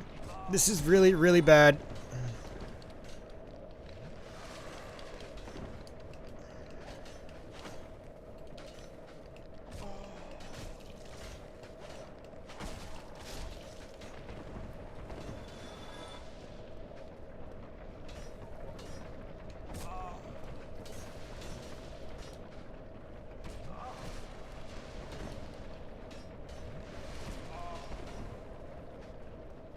Alright, so I want to come down here. There's some dogs. Just give me this. Thank you.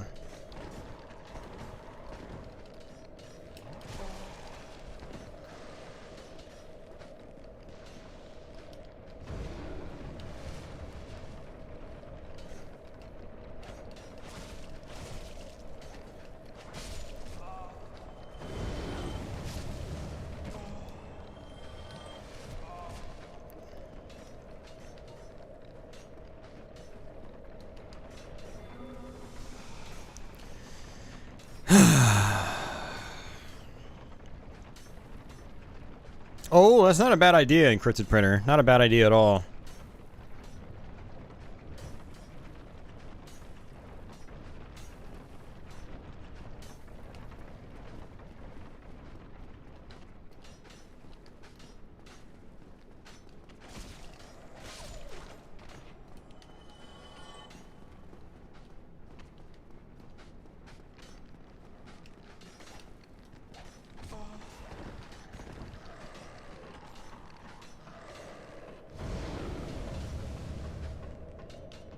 Alright, I don't mind the toxic at this point because I've got a couple of blooming purple moss clumps. Not a big deal. I just can't believe I fell down like that.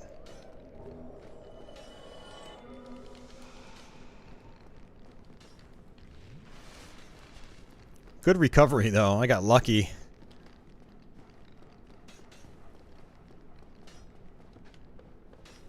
Yeah, so I want to come over here. There's this guy.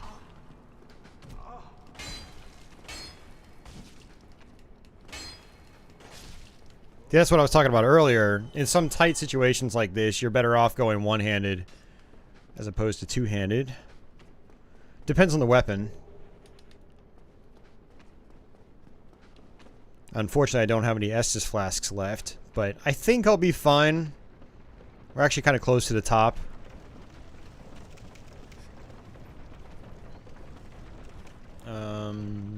Where is it?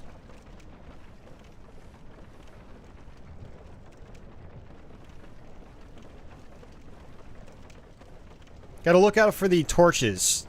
That's where your ladders are.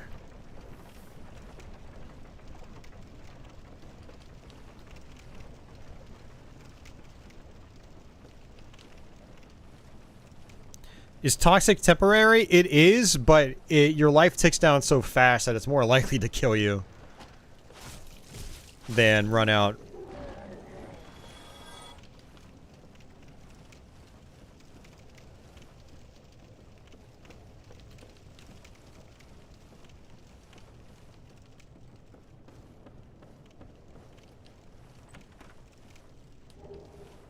Key to New Londo Ruins, which we don't really need because we've got the Master Key.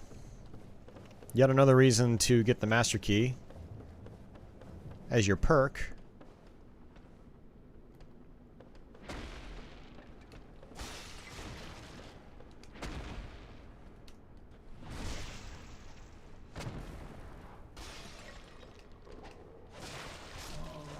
Alright, one down.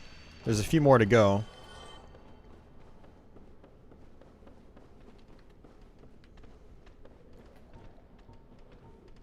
Oh, I unequipped my fire bombs.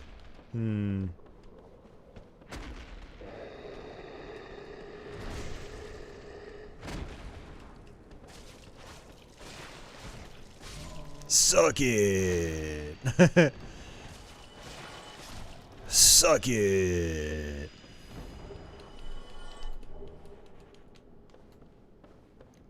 You have a Stadia Uber Disco? I didn't know that. Oh, actually, they were running some kind of promotion lately where you get like a free trial and yet they still send you like a Chromecast or something, whatever it can connect to a TV. And a controller. I know a bunch of people took advantage of that. One of my friends on my Discord server did that.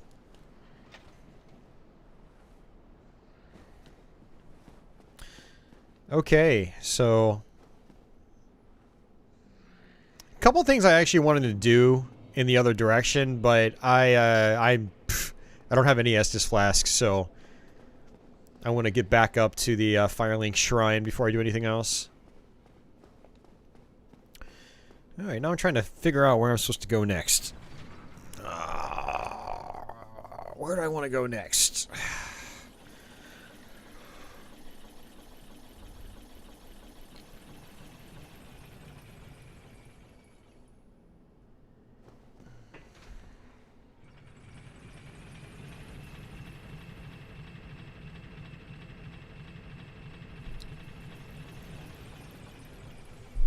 Oh yeah, that's right, Sen's Fortress.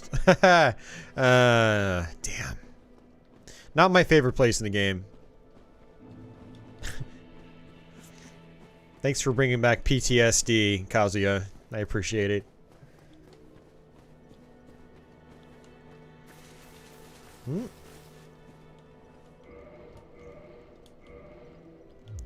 Alright, and actually what I'm going to do is I'm going to go back to the asylum too.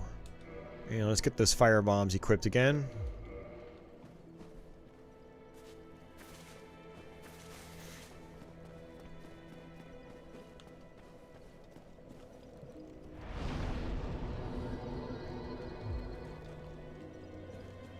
Unfortunately, gotta deal with some other guys first.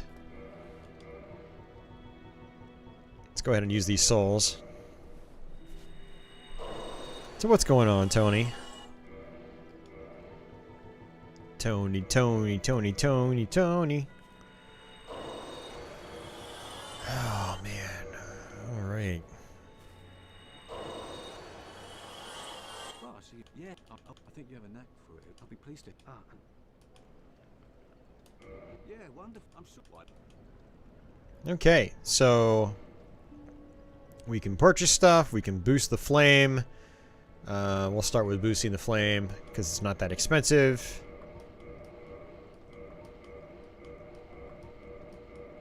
And it gets expensive real fast. Alright, I guess we just boosted the flame a bunch.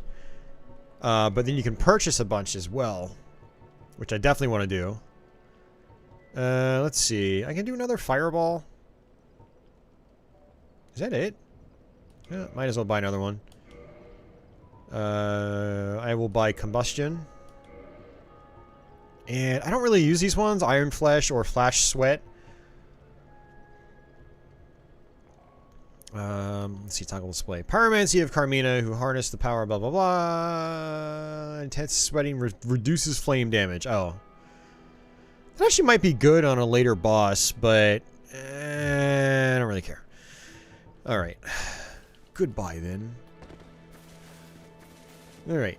So now we have to go back to the bonfire, and, well, I'm going to not do that. I will do this, though. And I will attune my magic.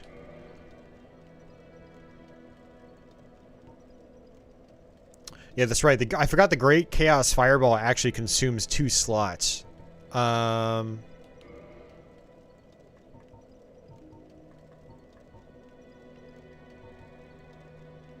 combustion is interesting, but it, well, actually, it is pretty good. Let's do combustion. I think that'll maximize our abilities. Hey, Tony special. Special Tony. Tony special. Yeah, so these are the guys I was talking about earlier. Basically, because I killed the other guy in the beginning. The second they spot me, for some reason they know that I killed the other guy. Don't know how they know, but they do.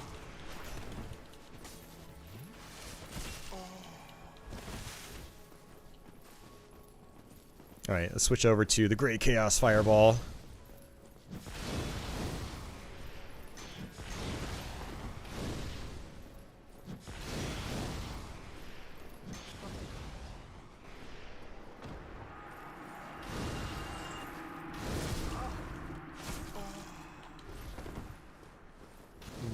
Boom. Yeah, so combustion basically does like a little fire attack right in front of you. It's actually pretty powerful. I could let her survive, but I'll take the souls. Whatever. There's a whole quest line with these guys as well. Ooh, 7 humanities. Well, that was worth it. Jeez. No regrets. Alright. This guy looks so angry. Look at him.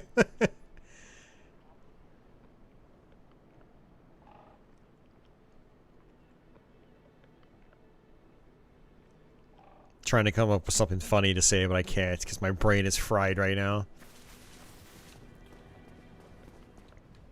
Okay. So this is Frampt.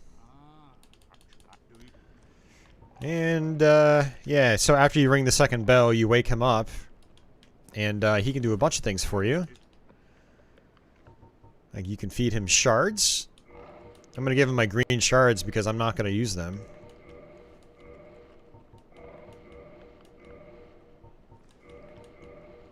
And that'll actually be good because then I can upgrade some of my armor. I probably should try to equip different armor. Boost my defense quite a bit. Yeah, if you want to imbue your weapons with different, you know, elements, you don't want to do this. But since I'm not going to be doing that, I don't really care. I'm going to get rid of them. And basically, they just get converted into regular Titanite shards. Alright, and now we can feed him items. So, we'll basically just give him stuff that we don't need.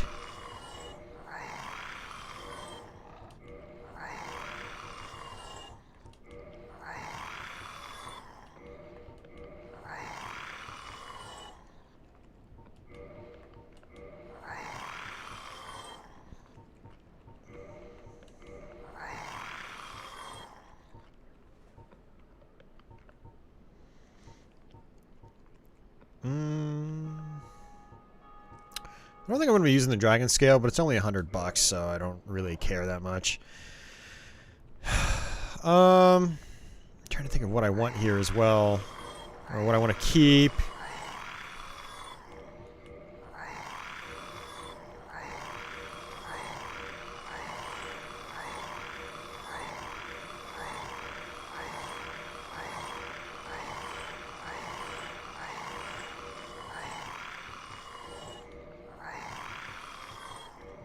Don't need the catalyst, don't need the talismans.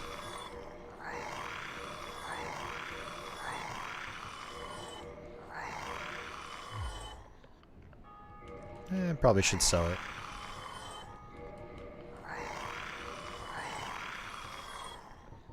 Don't need my feather arrows. I don't think I really... Well, I should... Just gonna get rid of those. I'm gonna keep... No, I don't need the standard bolts either.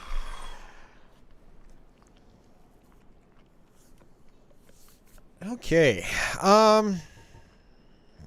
Hey, Diplomat, thank you very much for that. I appreciate it. Thanks a lot.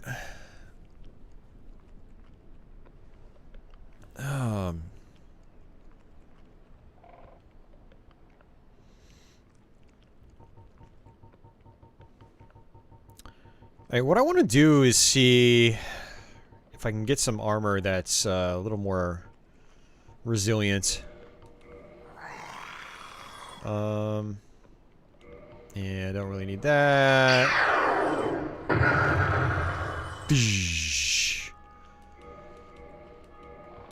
Yeah, thanks again, Diplomat. Much appreciated.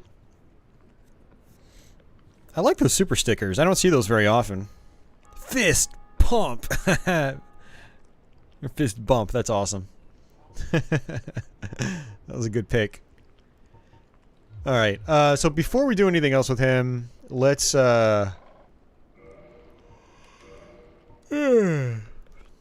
if I can get some better equipment going here. Although then again, I mean, these aren't very high in just straight up defense, but they're good against elements. Well,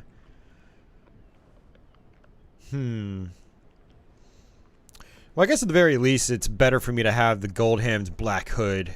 So I think I'm going to go with that. Yeah, I'm just going to do these.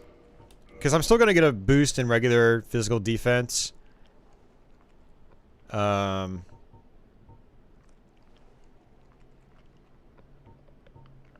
and actually, I'll take the stone gauntlets.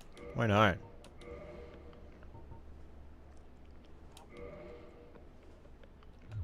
And, yeah, so basically what's going to happen... It actually killed me. It actually killed me. So if you press the B button while you're standing still, you'll do a backstep. I backstepped into the pit.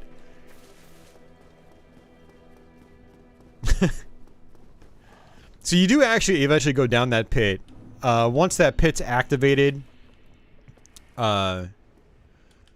if you just fall down, or you'll go down below where it's supposed to take you. But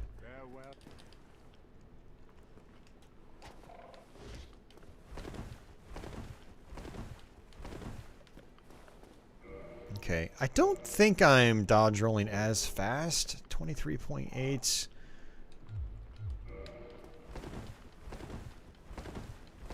No, I think it's the same.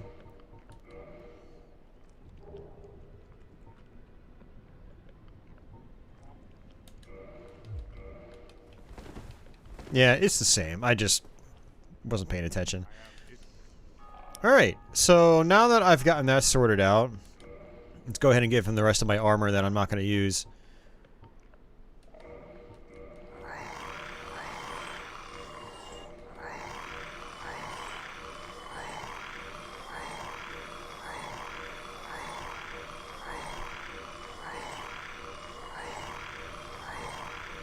You can never trust a thing that looks like that. But he's got a soothing, reassuring voice. And he makes sounds like my cat does.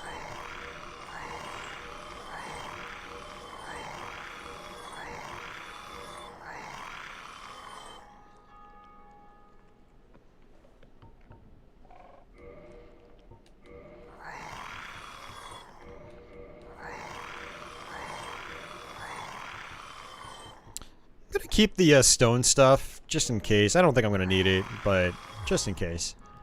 Hey, look at all those souls. I mean, honestly, like...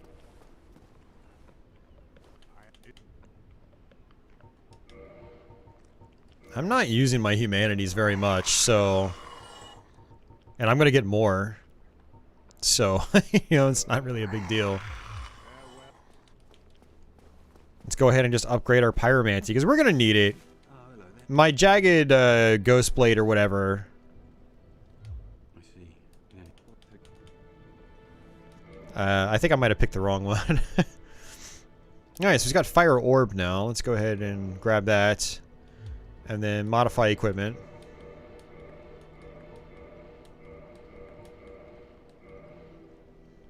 And it's 14,000 to go to level 11.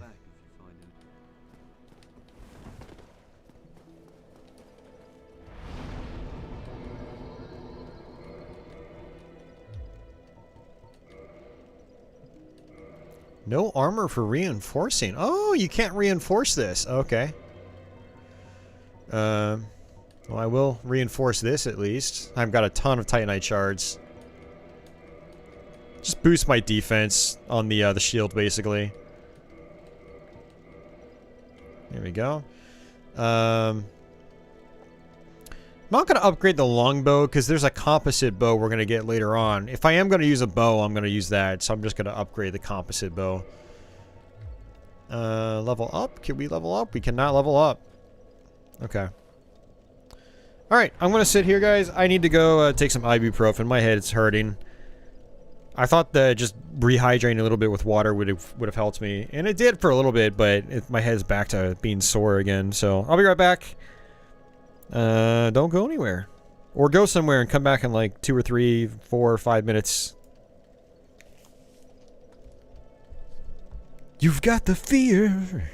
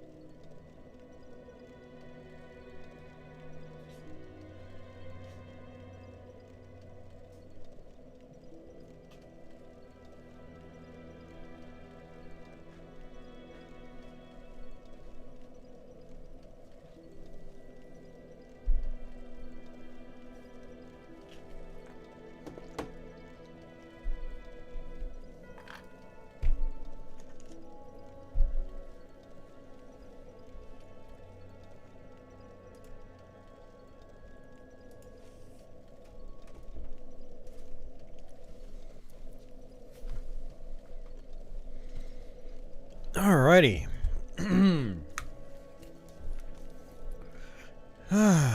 Welcome back to anyone that stepped away and came back, like myself.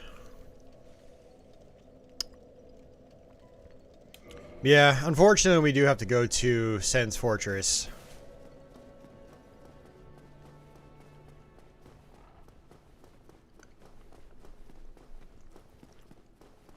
I'm not terribly happy about that proposition, but I mean, it's something you have to do, so. And actually what I was going to do is I was going to go do the, oops. Oh, I messed that up. Huh, I've never actually dropped in here before, that's funny. Alright, let's try this again. So as this goes up, you want to just fall off. We're going to basically do exactly what we did earlier. Come this way. And then dodge roll over here. Except this time, we're going to let the crow take us back to the asylum that we started off in.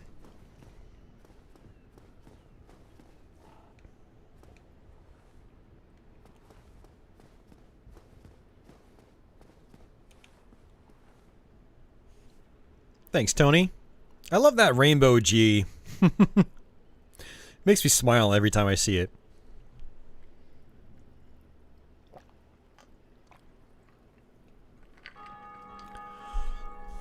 I wasn't sure what to do for people that had been supporting for 2 years. Because I already had the gold icon for the 1 year. But yeah. Alright, so these guys are pretty dangerous.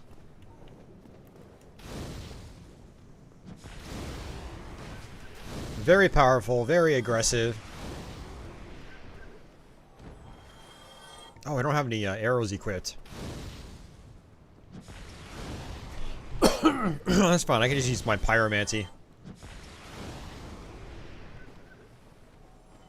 Alright, so there's a little guy over here as well that you can't really see, but you can hear him. Or at least you're supposed to be able to. Huh. Interesting.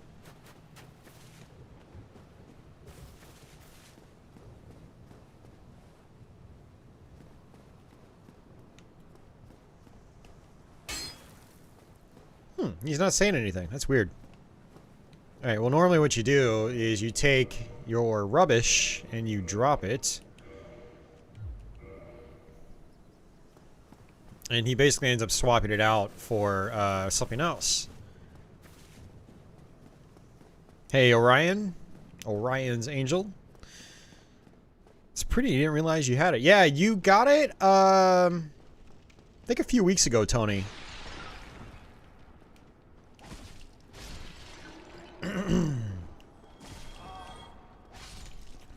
Okay, so what I want to do is come here first.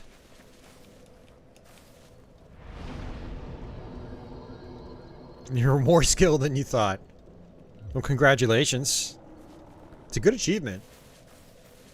So what we're going to do now is kill these guys because they respawn.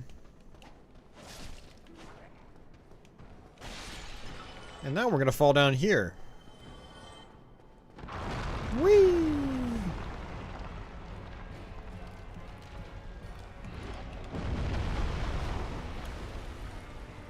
This is the Stray Demon. He's like our first boss, but he's way more powerful.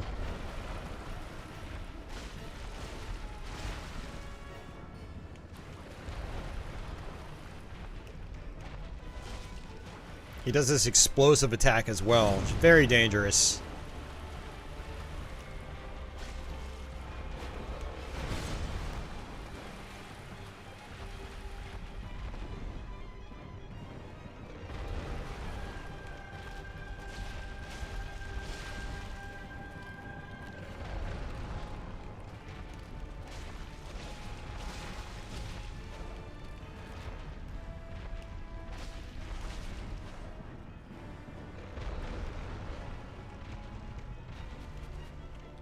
Oh crap, that's gonna hurt if it hits me. Okay, it missed, thankfully.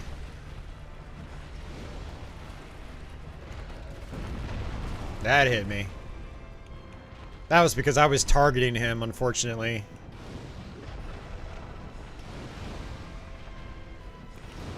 Run. It's like I might as well use my pyromancy. Got it, right? Getting that bleed damage is really nice, too.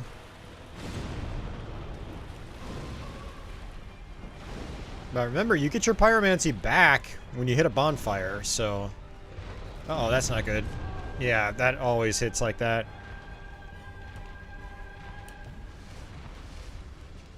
Run.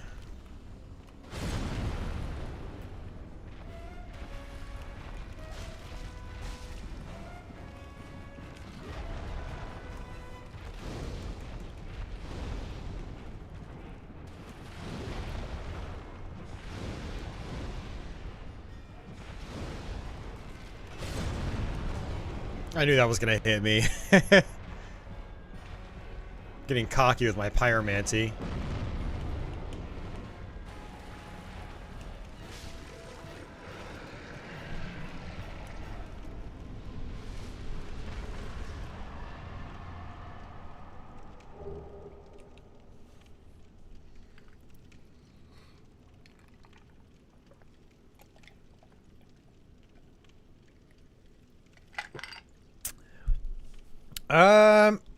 The area of effect is still really hard, actually, to gauge. Honestly, the way you gauge it is just by practicing. You know, I've died so many times with this guy, even on Remastered at 60 frames a second, so... But I've played against him to the point where he's not really an issue for me anymore. I've, you know, died and failed so many times. Thanks for the GGs, guys. I already used the Great Chaos Fireballs. Might be better off just trying to parry this guy. Oof, yeah, he hits hard, man.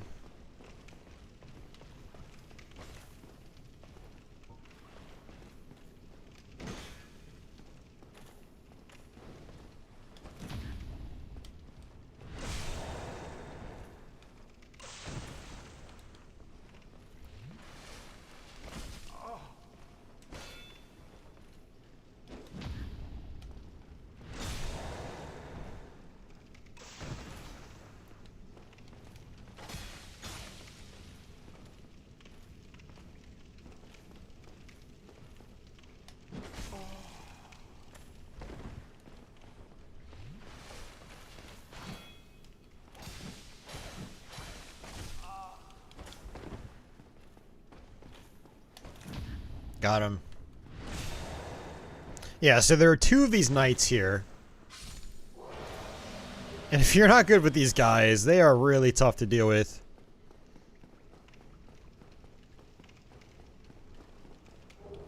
So we got the Peculiar Doll, and the big reason we wanted to get that is so we can go to another optional area called the Painted World later on in the game.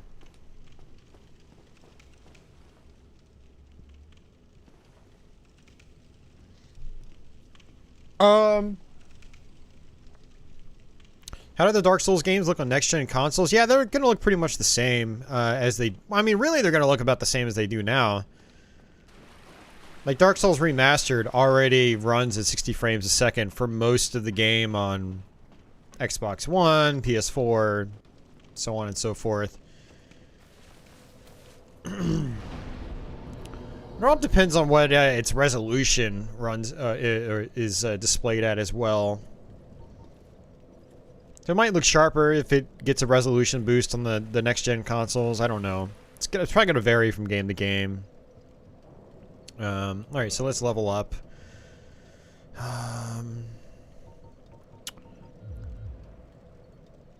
Man, I'm trying to figure out what I want to do. I'm going to keep boosting strength because I feel like... I have a feeling I'm going to have to switch off my weapon here eventually.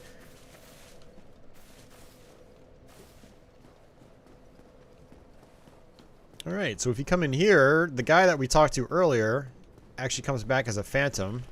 Even though I, well, killed him earlier.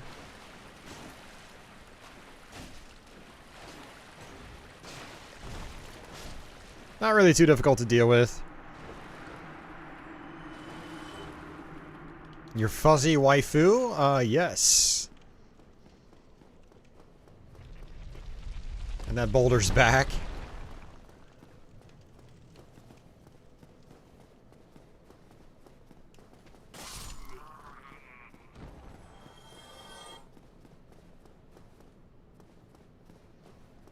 Yeah, I mean, they're a much cheaper option in terms of, like, the buy-in for hardware.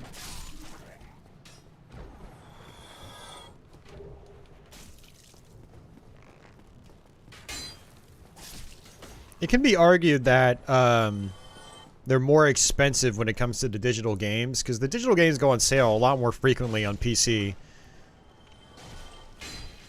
And they usually go on sale at heavier discounts on PC. Well, some games.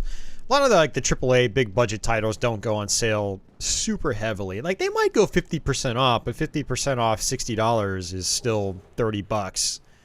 Or in a lot of cases they'll only go like 25%.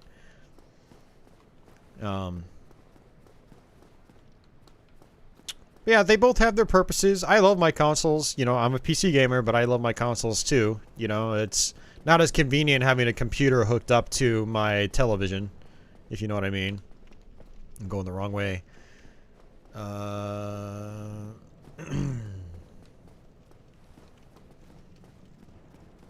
Actually, no. I'm going the right way. But yeah, I love both. Always have. Always will. Some of the new games are going to be 70. I highly doubt all of them are going to be 70. That just doesn't make any sense, because not every game is... You know, not every game warrants the full price. And the price is also going to depend on retailer. Like, over here, Walmart traditionally sells their full-price games $10 less than other places. So a game that costs $60 at Best Buy only costs $50 at Walmart. So it's going to depend.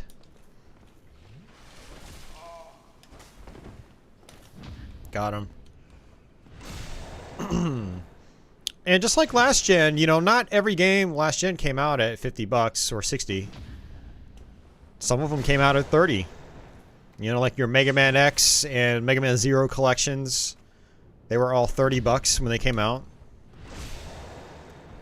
Actually, Mega Man X collection, I think... Mega Man X Legacy, I think, was 40 when it came out. But still, you kind of understand what I'm saying. Like, it's not everything's gonna be full price. It just depends on the game. But your big open world, you know, big budget, quote-unquote AAA games, yeah, they're gonna be 70.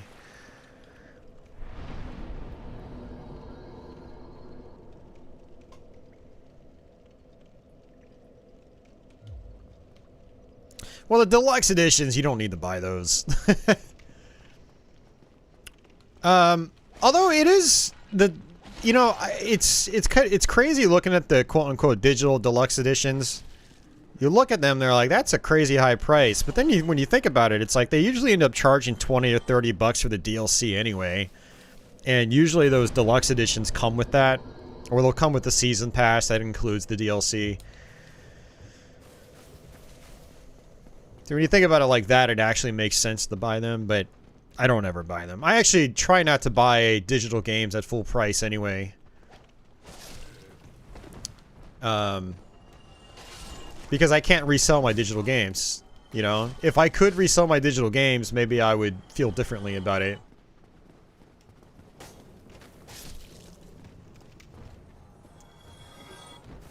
Yeah, so I've only paid full price for a AAA game on Steam once, and that was Doom Eternal. I'm not going to bother with that, the rubbish part. Did I even get the rusted ring? Let's see. I did. I don't really need it anymore. We already did Blighttown, but We have it. Alright, that's it. We've done everything here.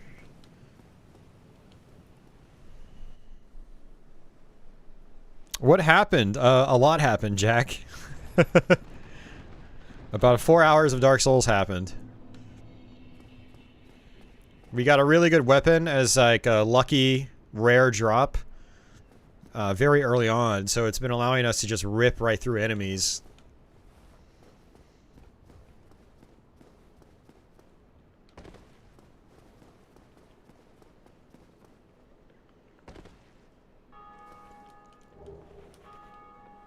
All right.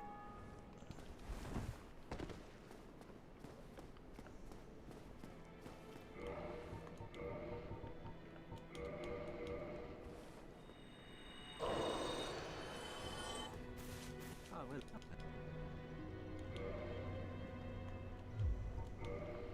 Yeah, 14,000. Be safe. Don't you dare go.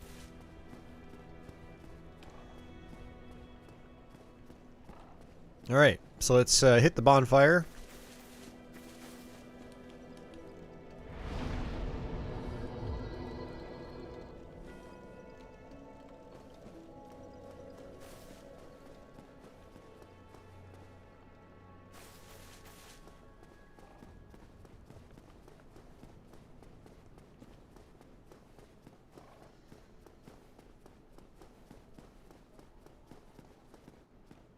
Alright, now on to Sen's Fortress. And then after Sen's Fortress, it is Ornstein and Smo at Anor Londo.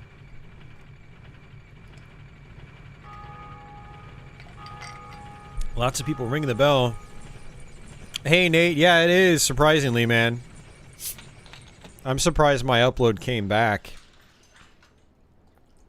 I sent out another mean tweet to Cox.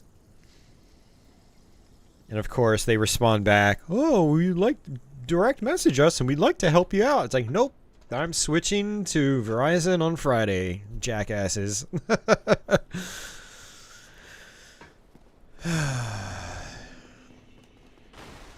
Gonna get me some fiber optic internet. Some Fios.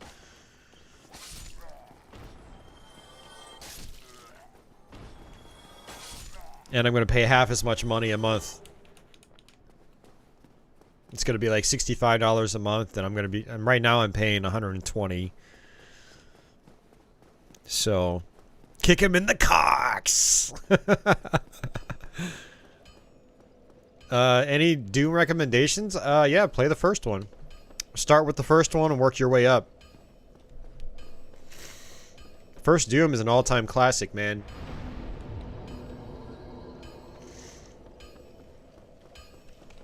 Yeah, I can give Andre here the, one of the embers that we got. And that'll basically allow you to upgrade equipment further.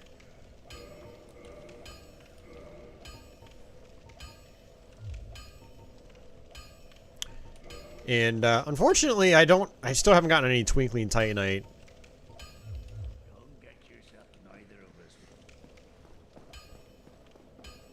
Yeah, that's actually a good description. It's the creepy Doom. If you prefer the creepy Doom, that's a good way to look at it.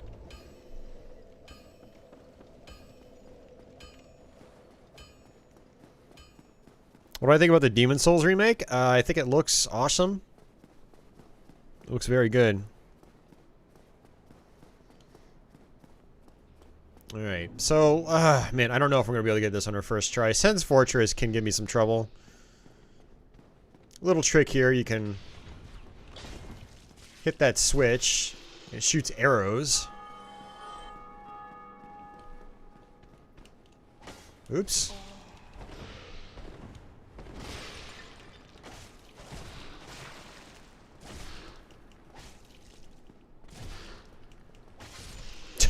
I was out of stamina.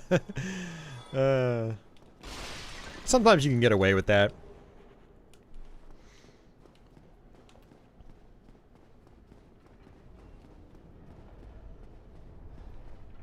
Alright, this gets problematic though. So I might try to parry these guys.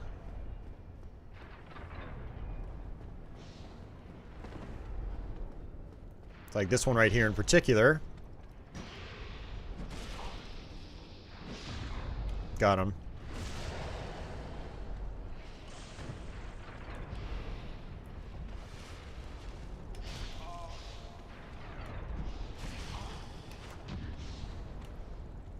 I probably should have tried kicking him off.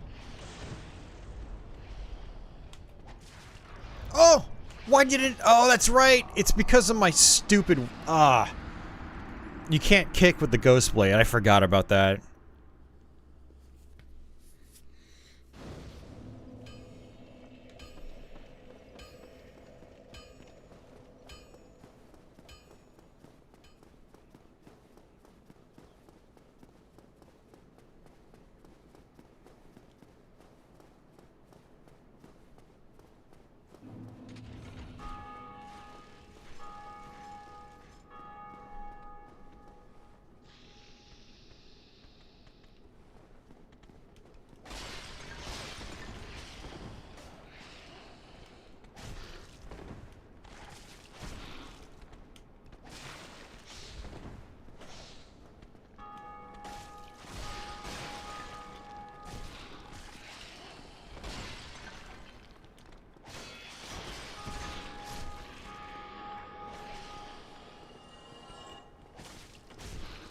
I really like how this is kind of like interrupting their attacks. Very handy.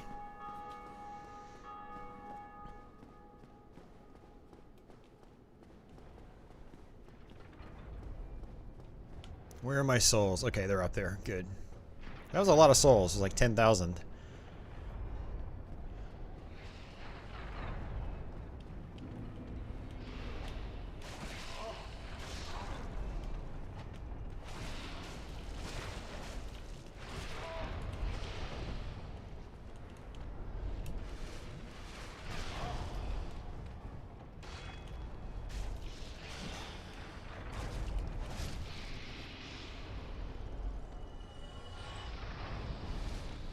Yeah, and actually I need to equip my bow.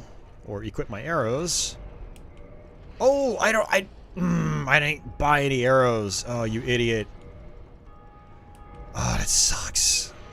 Okay, well this is gonna be a problem. So normally what I do is I would use a regular bow here.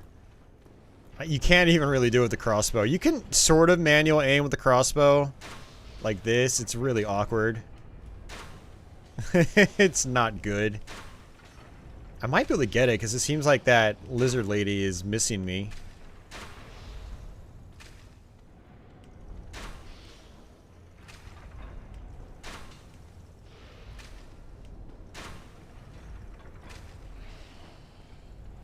Yeah, it is not working.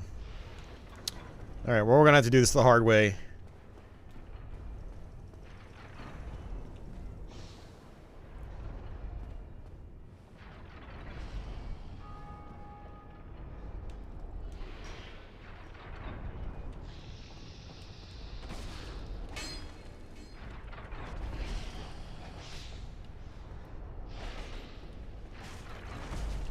Alright, good.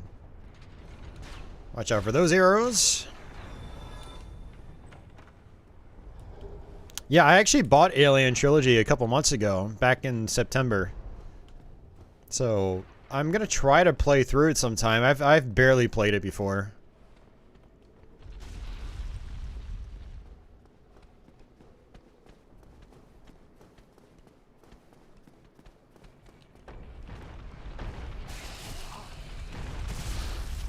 Nice.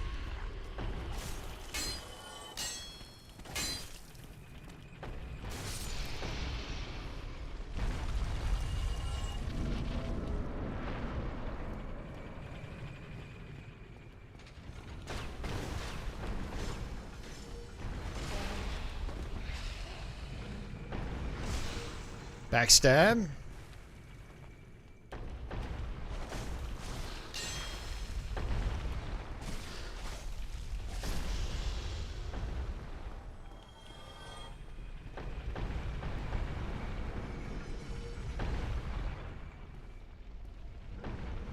Watch out for these boulders. Oh, I think they switched. Nope, they didn't switch. Okay. Always a little scary.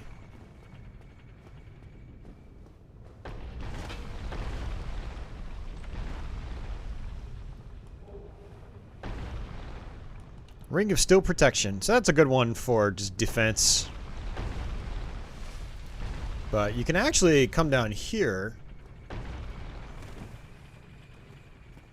and get this. The Shiltle. And, I thought there was a lizard guy here, but apparently not.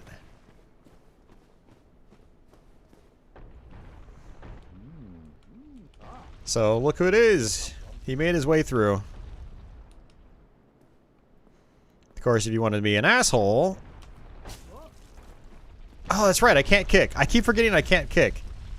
Well, you got lucky, man. I was gonna boot him off. But yeah, he'll appear in Anne Orlando later, since I met him here.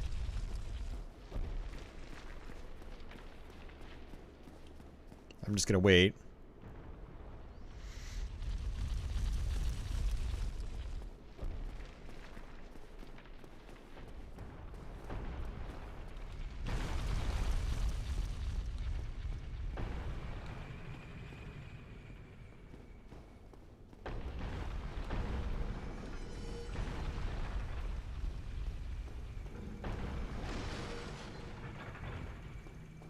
What's the scariest game you ever played?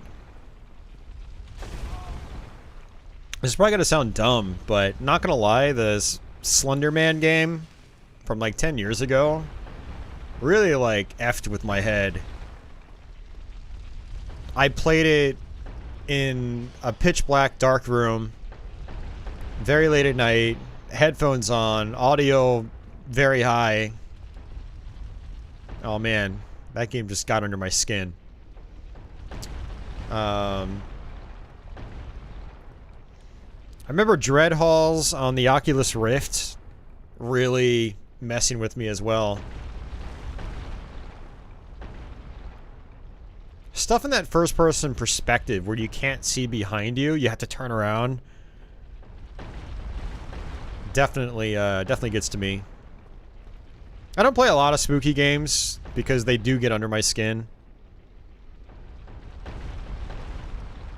Yeah, Slender, the original one.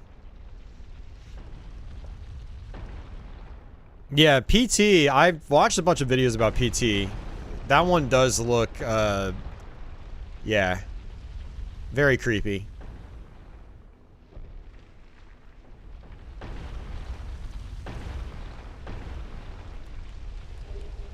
Alright, the Covetous Gold Serpent Ring. So what I think that does is... I don't remember, actually. Let's look it up and see what it does. The Silver Serpent Ring gives you more experience points. Boost item discovery, that's right. Okay. Alright, so this is actually a mimic. These guys actually do a ton of damage. Doesn't look like my sword's doing a lot to them.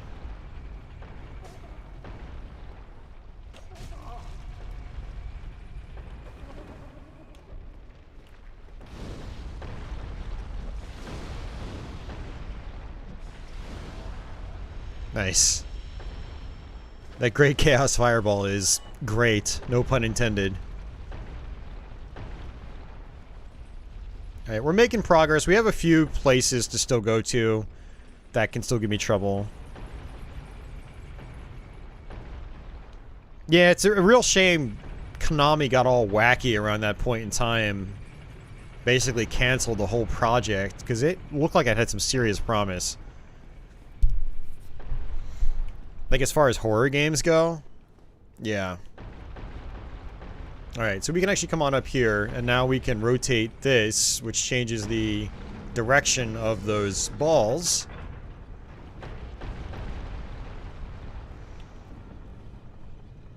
And there's actually a guy I can free down there as well, which I should probably do. Simply because we'll talk to him again later on in the game. So let's go ahead and rotate this around.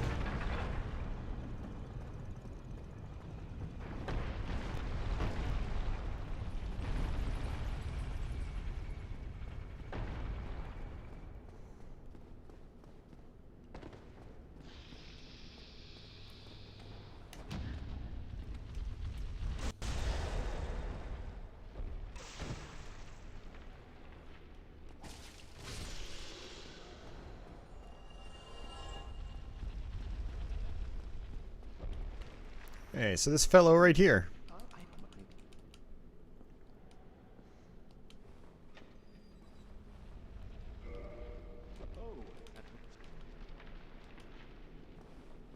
Oh, hello.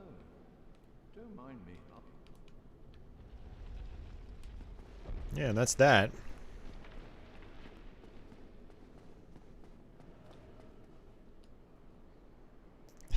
Praise the sun.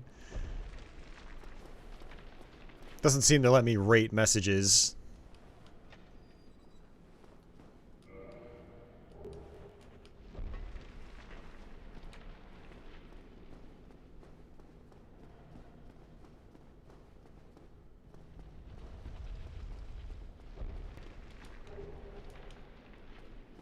Dungeons and Dragons cartoon? I did not. No.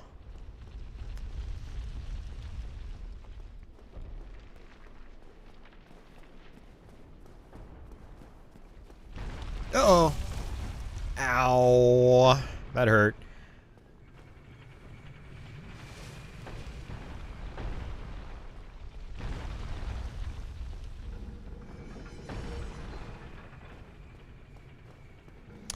Yeah, I don't know if I'd say they're their own worst enemy. I mean, we see things kind of differently than they do. I mean, it's obvious that the gambling business is doing really well for them. Better than video games. Otherwise, I mean, if video games were doing better, they would focus on video games. It's just how it works. But as gamers, and some of us that have grown up with Konami, you know, Konami's been around about as long as I remember.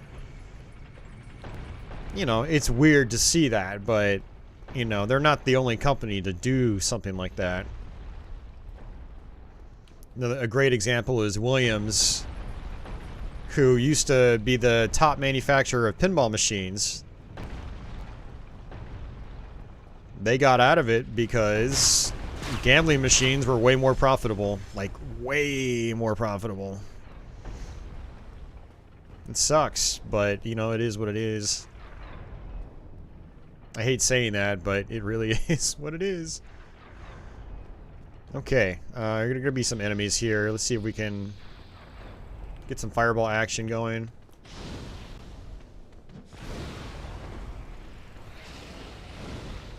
Okay, he's dead. Let's go ahead and kill this chick up top. Alright, good stuff. And there's gonna be another one down here.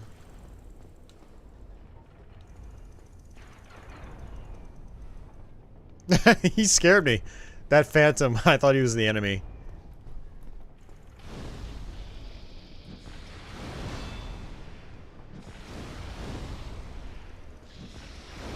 It's one of the great things about pyromancy.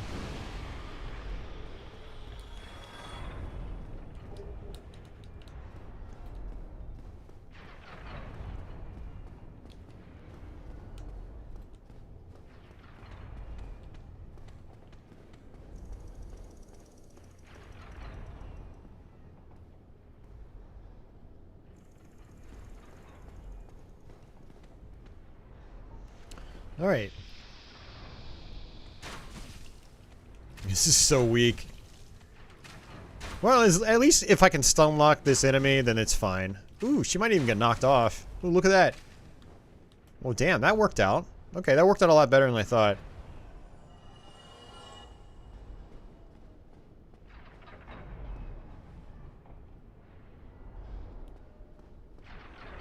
Just take your time here. Whoops. Alright, good deal. Alright, we should have this in the bag. Let's come down here first. There's a couple guys here. Let's go ahead and use my fireballs.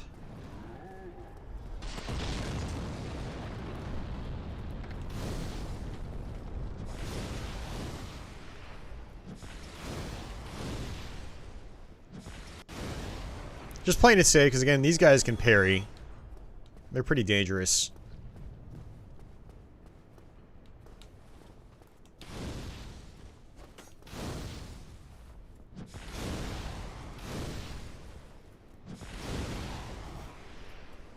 That's so satisfying.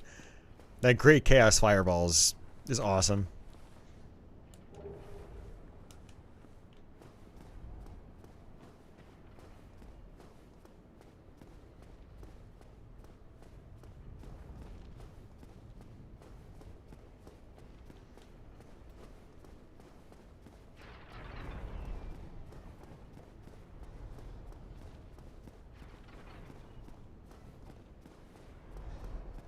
Alright, so I'm gonna run up here first. Because of that. My favorite Castlevania game. It's Super Castlevania 4. Oh, jeez. I was not expecting him to throw that there. Alright, so I'm gonna fall down here real quick. Bonfire, finally. This is why Sen's Fortress is rough. It's like, it takes a while to get your bonfire. Like, no joke.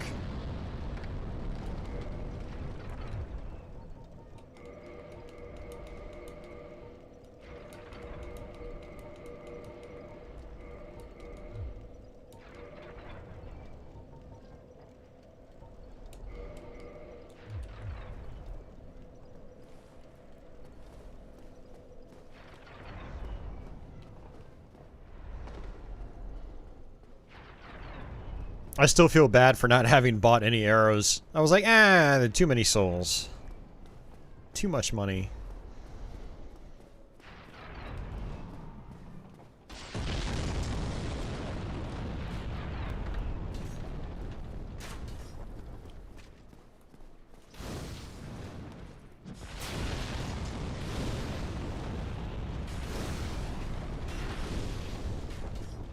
That looks so good in this version of the game. Just the glow effects and everything. Oh, no, you can't do that.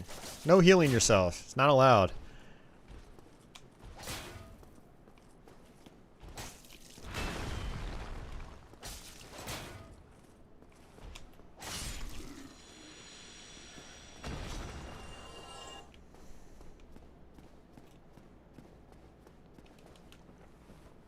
Yeah, so coming down here takes us to a kind of an optional area.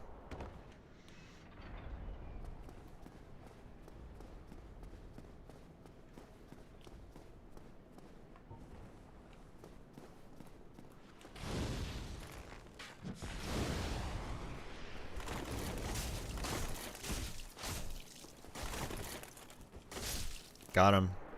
This guy could be tricky to deal with. Rickard.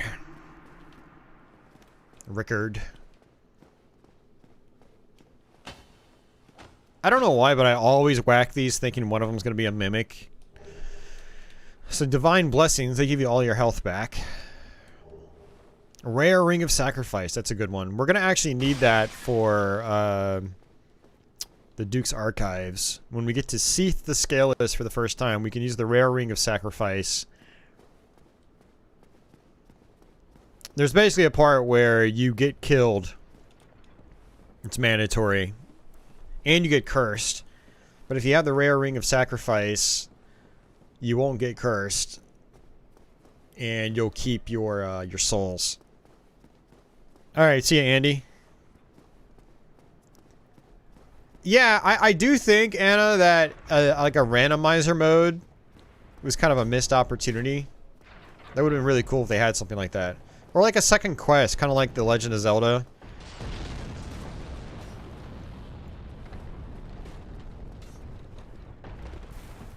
Alright, so this is a good spot to be in.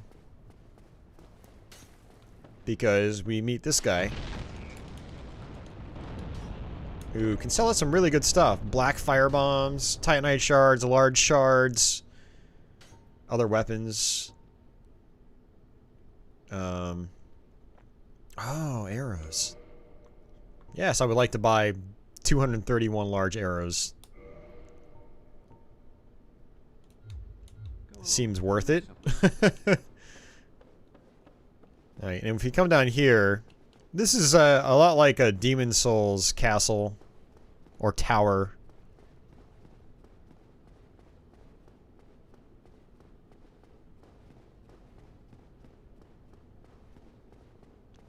But this will, I think, get us to a key that I don't think we actually need because I have the master key.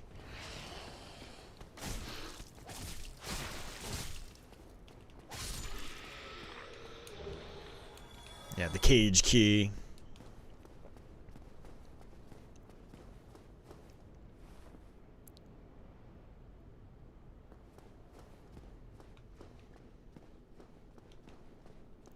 Alright, we're starting to drop lots of frames again. It's possible my internet just went back out. And if that's the case, then I need to stop the stream. Because it's just going to keep doing it.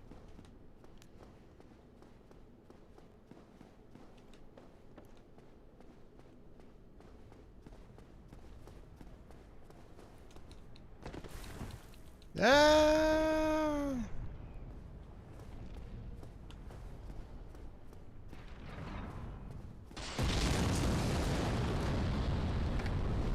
Alright, I'm gonna run a speed test.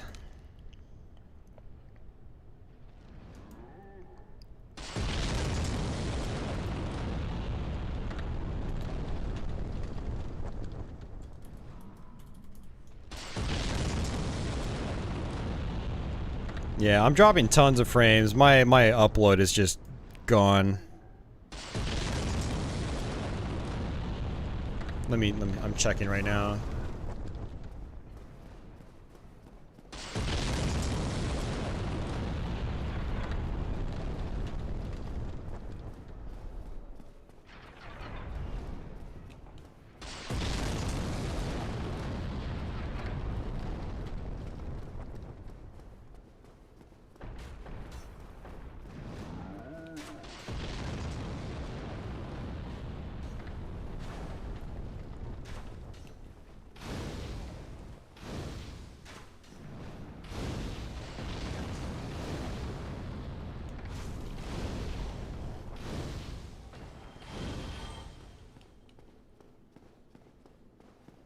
I mean, it's not as bad as it normally is.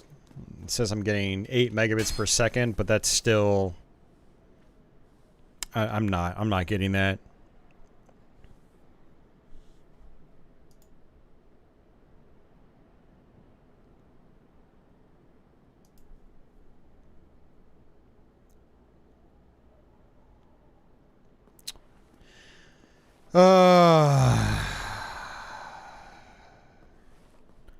It should be helped.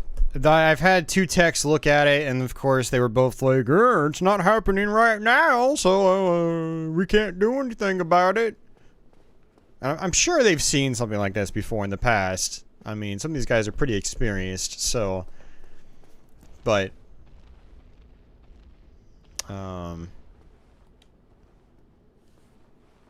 yeah, it looks like my internet basically just took a crap again. So... so like I said, I am switching, oh yeah, no, I've had 2 actual technicians out here.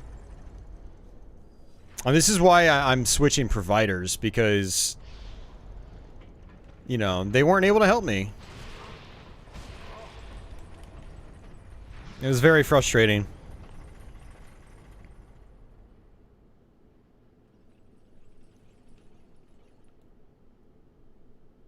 Yeah, now it's fluctuating around 4 megabits per second.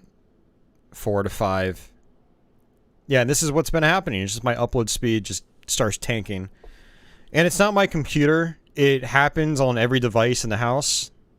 Or in the apartment. So... well, I guess what I'm going to do, guys, is... I'm going to use a homeward bone, and I'm going to just kind of... warp back to the bonfire, and I guess I'm just gonna save and quit, because I can't stream like this. You know, it's not a good viewing experience for you guys. It's not a good viewing experience on the archive, because it'll just skip around like crazy. Chances are half of what I'm saying is not even getting to you guys. We've already dropped 10,000 frames in the last couple of minutes.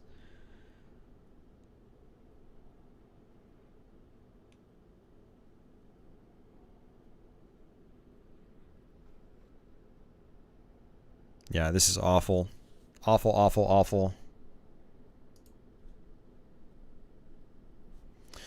Alright, Homeward Bone.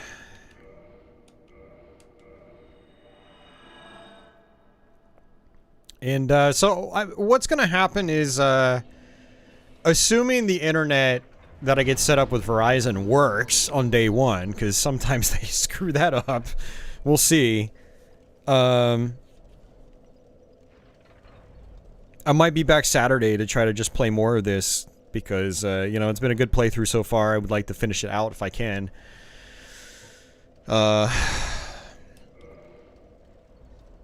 I mean, I'd like to just keep streaming right now. And I could wait and see if the upload comes back, but, yeah, I'm not having, I don't know. Like, last week, there was one night where it went out, and it stayed out for, like, the whole night. I went to bed, woke up, and the problem was still there. So, it's very awkward, very odd.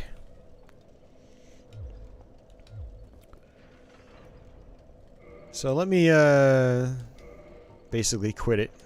Go back to the title screen for now. Can you guys at least hear me, or is that dropping out too?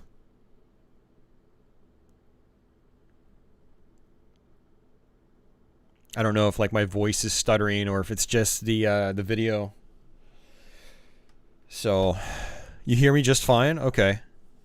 Well, maybe what I'll do is I'll just sit here at the title screen for a few minutes. We'll just like have a chat. It's chat time, guys. It's mostly just choppy video. Okay.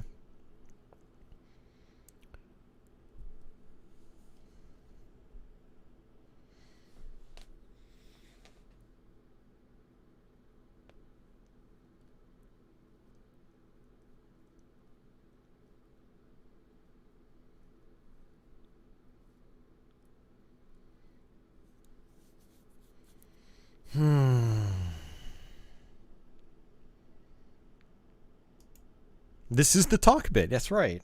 I mean, I try to talk anyway, but...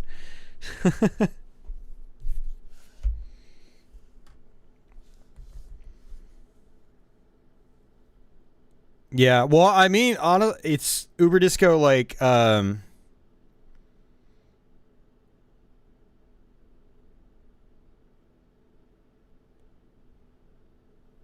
honestly, I wasn't going to stream. Like, I had scheduled the stream, and then right before starting the stream, I did a speed test, and this exact problem was happening. And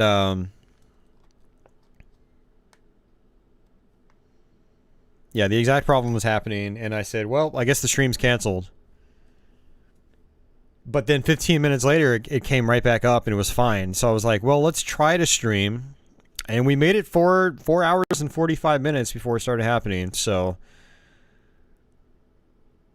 Oh yeah, no, a lot of people are pissed off about internet over here. It's a really bad situation for a lot of people. And even if you pay lots of money for your internet and get fast speeds like I do, you're still at the mercy of people that don't want to do their job well enough when something does come up like this. And the cable companies, they want to charge you out the ass. Like, if you don't pay for Cox's $10 a month, like, premier service plan or whatever, they'll charge you $75 to have a tech come out and look at your stuff.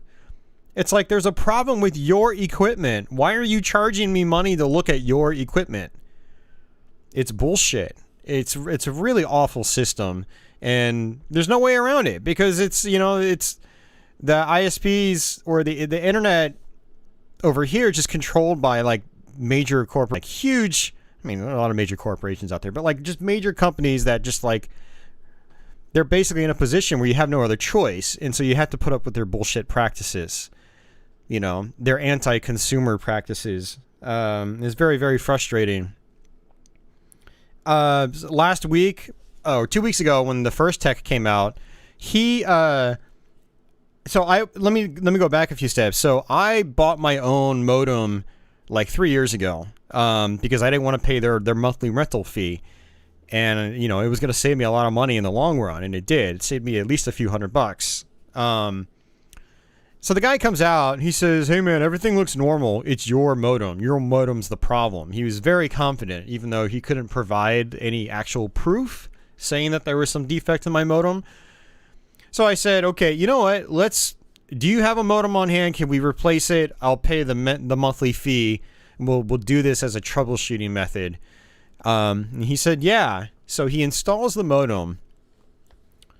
And get this, he leaves. And like a half an hour later, I get an email from Cox saying, oh, you owe us $100 because the tech installed a modem. And I was like, you gotta be fucking kidding me, man. Like, I didn't ask for a modem install. It's just the tech couldn't figure out the problem, and this was the only reasonable troubleshooting solution at that point. So I had to call Cox, sit on hold for 20 minutes just to get a representative that could barely speak English, and I couldn't understand them at all. Explain the issue. They said, oh, we'll try to reverse the charge. Put me on hold. I'm on hold for 10 minutes and I get booted back to the main menu of their phone system. I have to sit on hold for another 20 minutes and then re-explain the issue to another lady. And, you know, thankfully they got the charge removed. But, like, why did I even have to go through all that to begin with? You know? Why did I have to go through that to begin with? You know, why are you charging me $100 to basically plug a wire into the fucking modem? It's like I said, it's so anti-consumer. They're just trying to bend everybody over at every chance. And while yes, you can call and dispute, but like that shouldn't be the process. The process should be, hey, you know, you've been paying $100+ a month for a long time. You know, we're going to just go out there and do our thing. You know, we're not going to charge you extra money for that.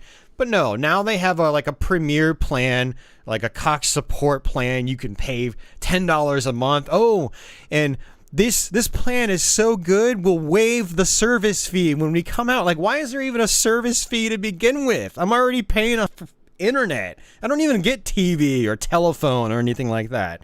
You know, you want all that stuff? Oh, it's going to cost you another $100 a month. It's terrible, man.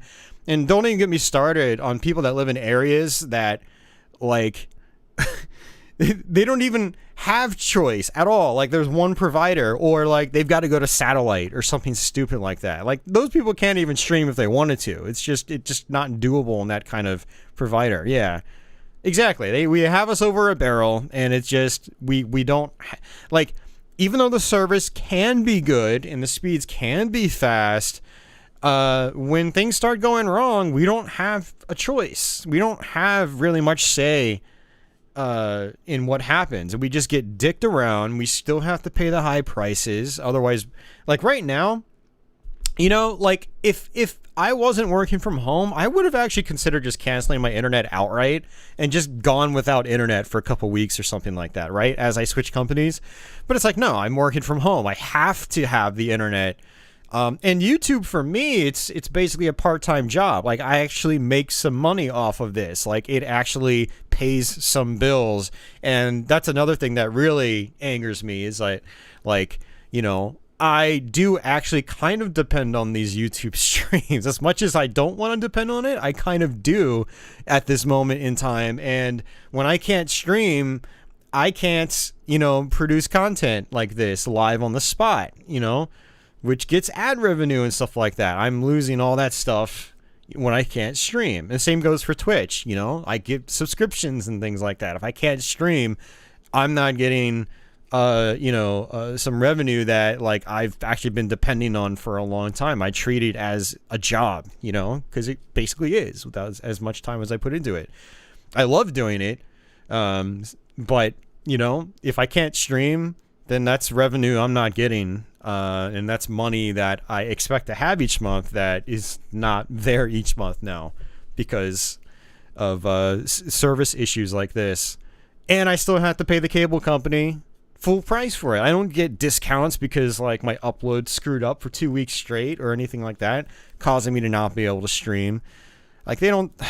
It's just such a pain in the ass, man. I hate it. And we're still dropping frames like crazy, so the issue hasn't fixed itself yet. It's probably been, what, 10 or 15 minutes now? So, In your area, you only had 2 megabits and no other choice. It was horrible. Just one company. They didn't have any interest in upgrading. Yeah, that's terrible, man. Your friend, he's got Cox or nothing.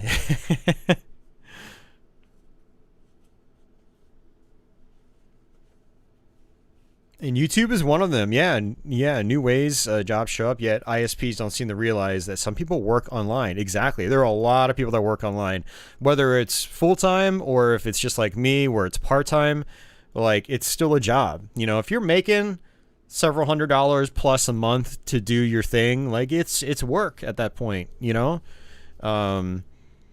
It's work, you know? It's like I said, I'm at a point where like I don't like depending on it, but it's just where I'm at right now. And so it's extra frustrating from that perspective. It's like I'm trying to do my work and I can't. Yeah, I can't. So very aggravating. It's especially aggravating because I have lots of people that are here for like every stream every Wednesday, you know, and it's like it's probably disappointing for those people too. Some of those people are like, well, okay, what do I do now? I normally hang out on Austin's stream and I can't because I can't broadcast. It's like it's frustrating on multiple levels from that perspective. But yeah, I could complain all day about the internet here. It's I'm crossing my fingers that Verizon is good. A lot of people that I've talked to, they say that Verizon's been really solid for them, like Fios in particular, not their DSL. Oh, you want a funny story? Oh my god, this is hilarious. Actually, it's actually not hilarious in a way. I went to my brother's house last week, or actually earlier this week. It was Sunday night, I think. He wants to try to start streaming, so I ran a speed test on his computer, and he was getting less than 3 megabits download speed and only 0.67 upload. And it turns out he's on Verizon DSL. DSL is super old technology. It's ridiculously old. It's like an evolution of dial-up modem tech. It's kind of like piggybacked off that, like the phone line system. It's ridiculous. And for some reason his apartment complex doesn't have fiber. Verizon has service, but they don't have Fios. Yet I live half a mile down the street, and I do have Fios, or have the ability to get fiber optic. So he's ironically going to be switching to Cox because that's his only other choice. So he's probably in the future going to end up having to deal with some of the same bullshit that I've had to deal with. Yeah, exactly. He's almost on dial-up. It's really bad. I mean, DSL was blazing fast at one point in time, but it don't get me wrong, the 3 megabits down is way faster than 56K down. So it is actually still lightning fast compared to dial-up. He can browse the internet, no problem, but he can't stream at all. It's impossible for him to stream with 0.67, megabits per second upload. It's really bad. But yeah, in this day and age, like, dude, that's all you guys are offering at his place. Verizon doesn't even do cable, apparently. It's just DSL or fiber optic. They do this like 5G wireless network now, but they don't even offer that at his apartment, which is weird. I don't know. So it's like I'm going to be switching to Verizon Fios, and Brandon's going to be switching to, my brother is going to be switching to Cox, cable. So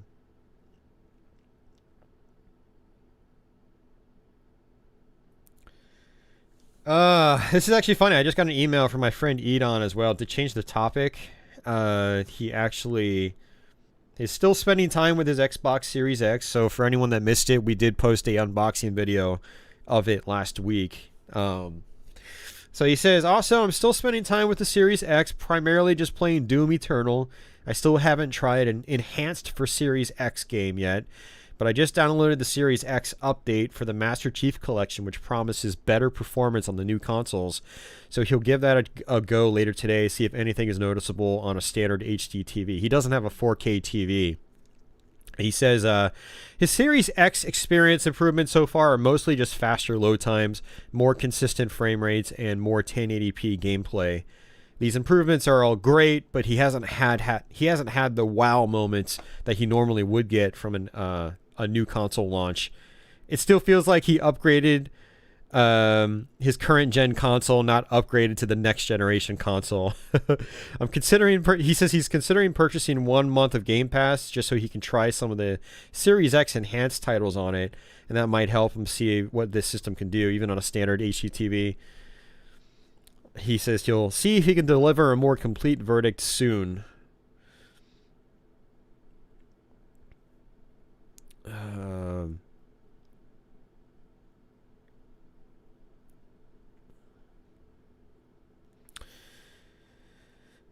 And YouTube updated their terms of service. I just got an email from that.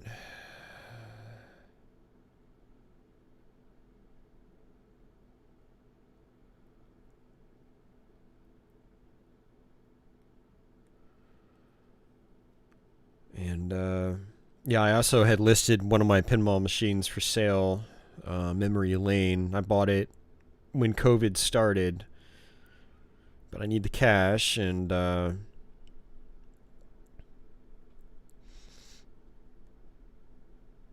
haven't really had any offers on it yet. Well, not offers, but price is firm, but haven't had any real bites on it yet. So we'll see. I just posted it today. We'll see what happens. Yashi Stampedes. They posted a comment on my Mario 35 video, and it's the Miso Mama thumbnail. Does Miso Mama have multiple accounts? A lot of people have multiple accounts on YouTube. Did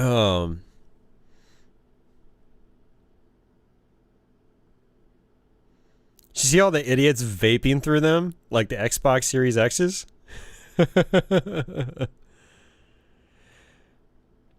Yeah, I don't look at it. I try not to look at it as like, ooh, who's winning? You know, because like it's, you know, both platforms, even now, they both have their own merits, you know. And me personally, I would go Xbox because like I've got so many existing games that I own on it. The backwards compatibility is really important to me. You know, it's a reason why I, you know, when I couldn't get a Series X pre-order, I just bought an old Xbox One X again because, you know, the enhancements to old titles are so great. And the Series X will just, you know, take that to another level. So, but the PlayStation 5 definitely has the actual unique current gen games. You know, it's got the Demon Souls Remastered. It's got Spider-Man.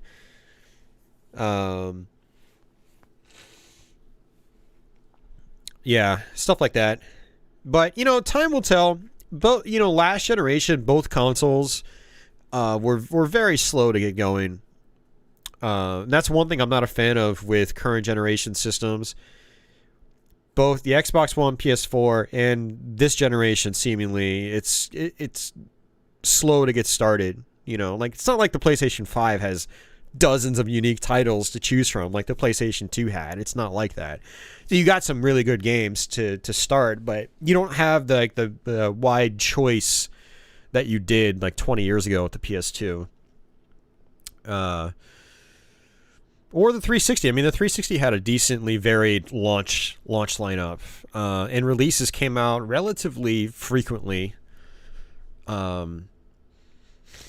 Especially with the, like, you know, Xbox Live Arcade back then, that definitely helped things. I mean, we still have that digital model here with cheap budget games, but, you know, we're kind of like used to it. The Xbox Live Arcade thing back in 2005, you know, had been around on the original Xbox, but most people got wind of it on 360, and games like Geometry Wars, just, man, those games were on fire, man. It was so good. Yeah, oh yeah, Astrobot, that's right. Astrobot actually looks really good. And holy crap, did my internet connection just, like, stabilize finally? Oh my god, we might actually be able to keep playing, guys. We might be able to keep this stream going. I want to keep the stream going. It's 9:30. I've got, you know... Yeah, I've got time. Rekka is not a homebrew shmup. That was an actual game from back in the day. It was Famicom, Kazuya. Summer Carnival 92, or Summer Carnival, I don't know if it's 92, but it's a Summer Carnival game. Basically, they're shmups developed specifically for Japanese shoot-'em-up tournaments back in the day. Oh, I spoke too soon. We just dropped a bunch of frames again. Oh, that was just a little blip. Little blips are fine. That's normal. I'm going to sit here and just keep chatting for a couple more minutes because I don't want to start playing and then have it start dropping again.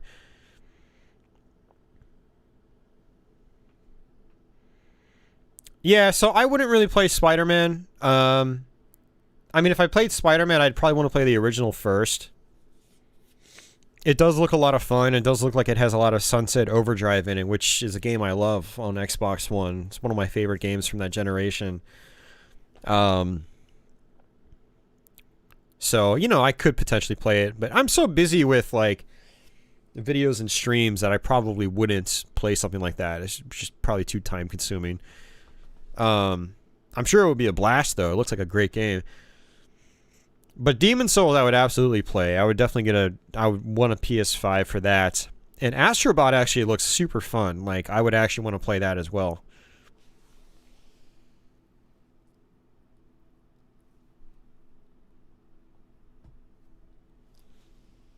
But again, one of the killer features for PS5 for me is backwards compatibility. You know, I had to sell my PS4 earlier this year to try to pay down some bills.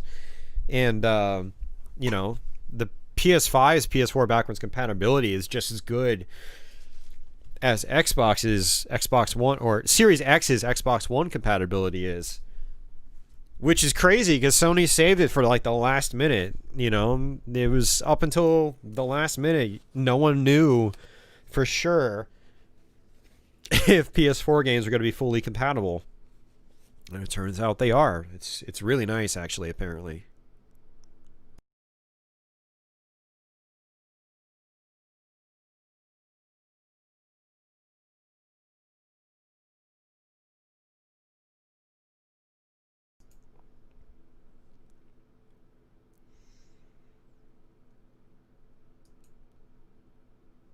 We have Maximum Carnage to play. I still need to learn that game so I can try to do a Let's Play of it. Same with Separation Anxiety. Yeah, right? You might have pre-ordered a PS5 had you known it was going to be backwards compatible. You know, I would have considered it as well, honestly. Because I missed my PS4. I thought the Yeah, like... I actually... No offense to Microsoft, but I actually kind of regretted getting an Xbox One in the beginning. After I got a PS4.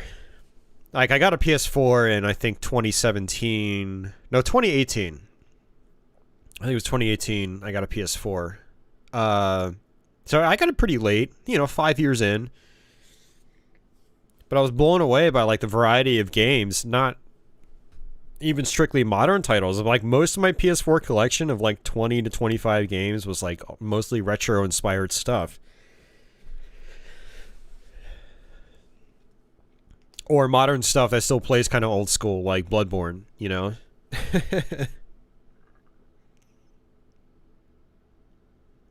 Yeah, they tried to do what they could to turn that around.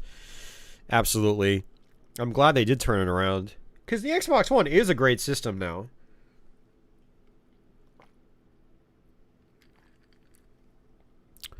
But man, you want a software drought. Not much to choose from on the original Xbox One that first 6 months. Actually, Wii U was another one. It came out the year prior. Very little to choose from. You know, for the first 6 months. Well, you had a big launch on Wii U, but you didn't have a lot of games coming out consistently in the first 6 months. Actually, hell, it might have been like 8 or 10 months. Well, Forza 5 was a launch title on Xbox One. That was actually really impressive when it came out. But it doesn't look nearly as good now. You go back to it and you're like, oh, that is definitely 720p. And ooh, that I could I could see the edges of everything. It does not look good. Or at least it doesn't look like when I first played Forza 5, I was like, damn, this was mind-blowing, you know? But yeah, that series definitely has come a long way. You traded your PS4 for an Xbox One for Forza. When did Gran Turismo come out on PS4? Probably later, I'm guessing.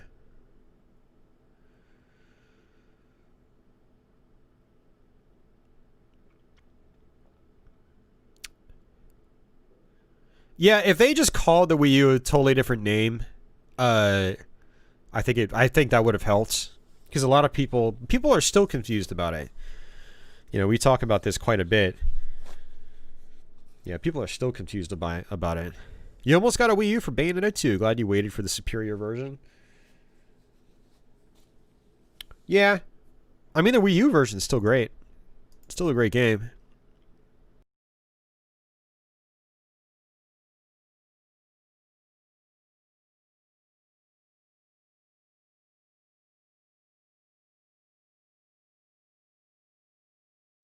Alrighty, folks. I think my connection's good, so we're gonna go ahead and just jump right back into the game and keep going until the internet ultimately craps out again.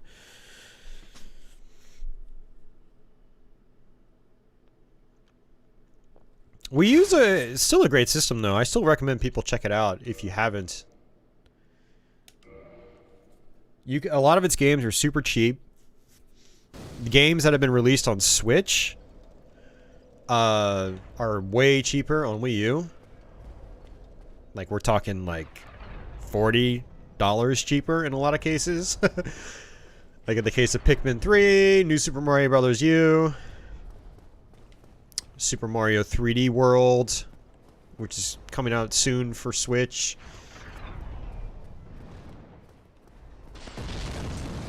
They didn't... I wouldn't say they ditched the Wii U. They supported the Wii U, dude, for like almost 5 years. I mean, they supported it a lot longer than I think some people realize. I mean, Zelda Breath of the Wild was like their last official game. And that was early... That was March 2017. And third party still released stuff afterwards. So, yeah.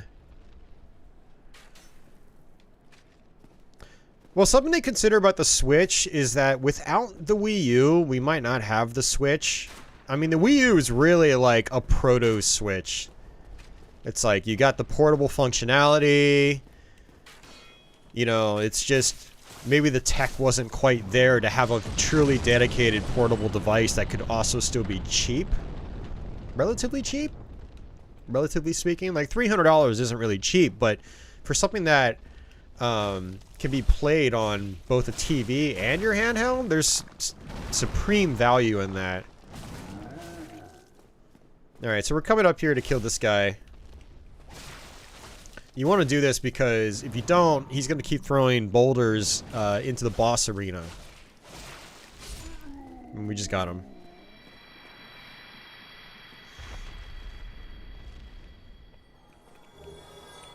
Yeah, the Wii U is one of those things where it's like, yeah, it didn't really catch on, but it doesn't mean it was a bad system.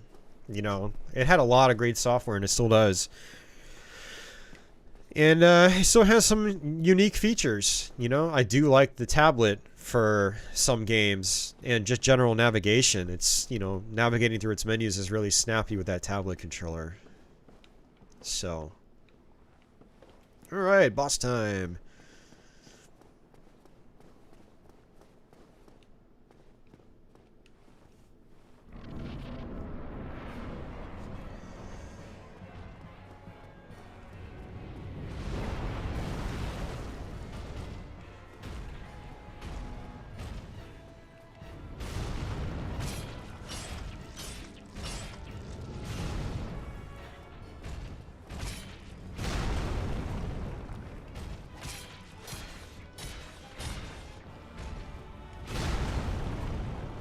It's possible to get this guy to get his foot stuck.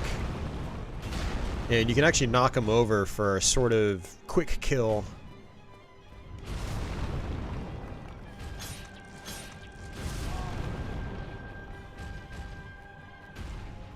No, come back this way. Ooh, that hurt. Big time.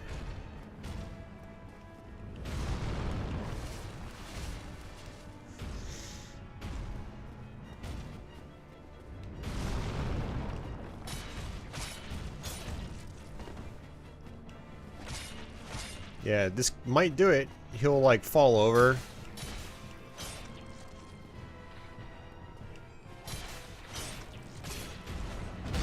Oh, we got it. We got it. Hell yeah. Yeah, so you bait him out to this bridge, and he'll eventually get stunned and fall over, and he'll just fall to his death.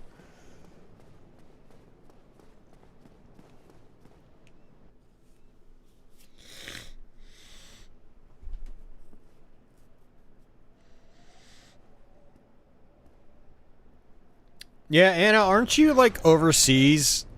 Aren't you over in Europe somewhere, if I remember correctly? So the connection might not be as good for you on the stream. Alright, like I said, I was going to skip through all this stuff. Actually, a funny thing you can do here is,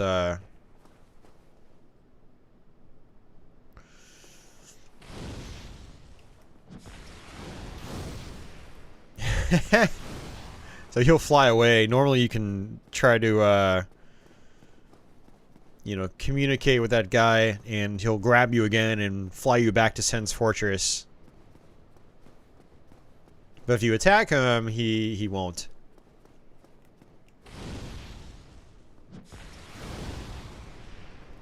Man, that does a lot of damage against these guys.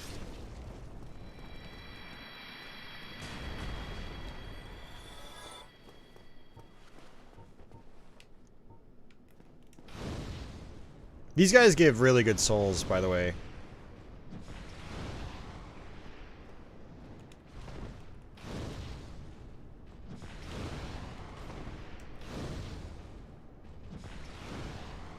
Although, they're just blocking my fireballs.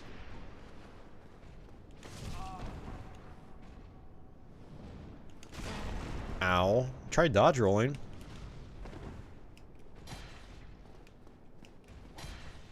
You know, when they're not blocking your attacks, they actually don't take that many hits to kill. Well, maybe they do. Alright, let me just get out of here.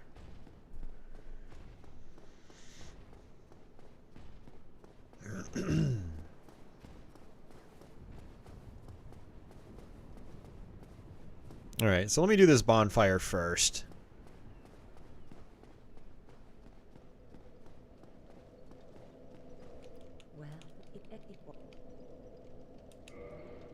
Alright, no Firekeeper souls, and that's that.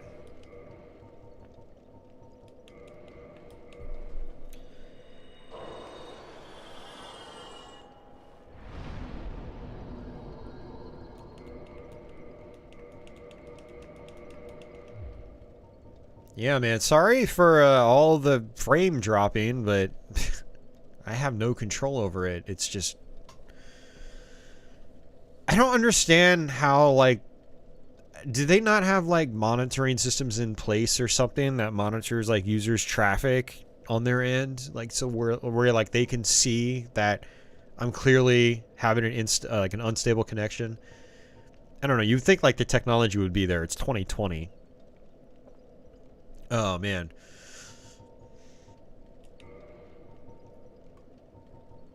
I mean, if I really wanted to, I could try to, you know, upgrade one of these weapons just as a backup, but I don't know.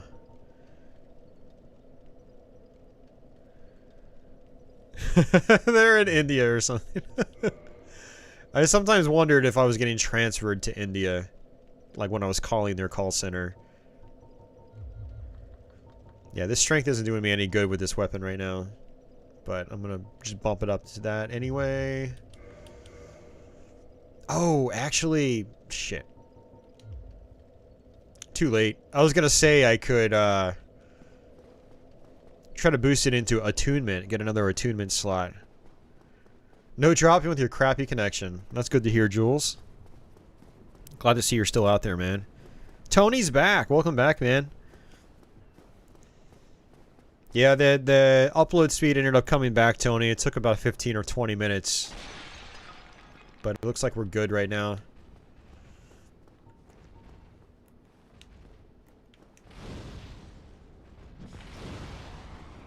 Yeah, they're still blocking it. Come on, dude.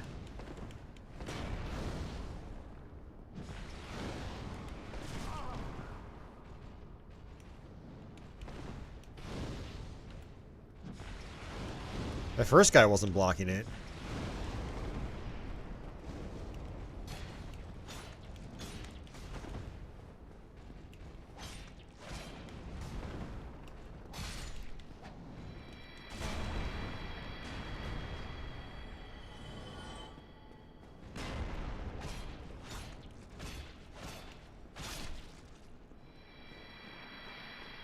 Alright, so one of these is a mimic.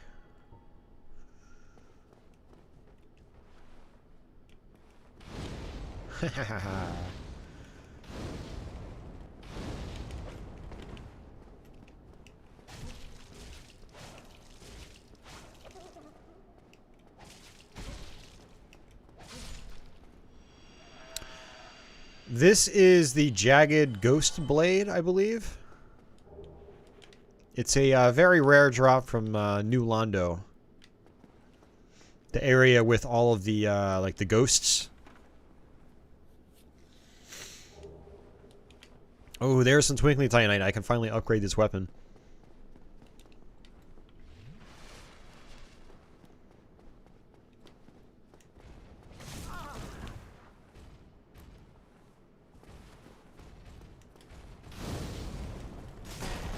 Ow.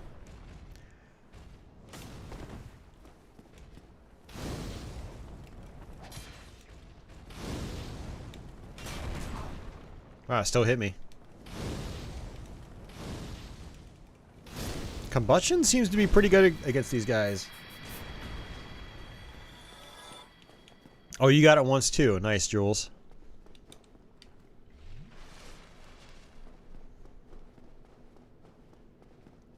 I'm gonna come back over here just to get these chests.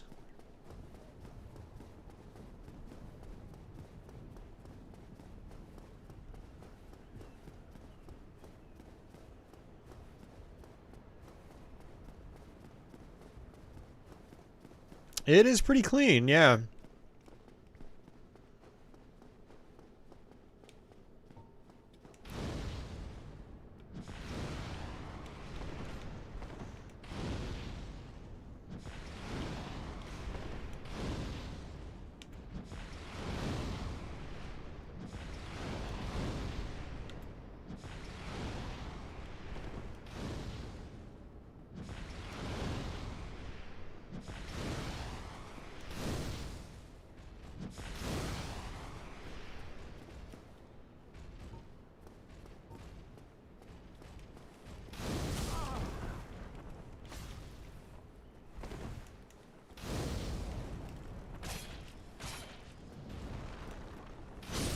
Alright, there we go. Whoa, I did not see him.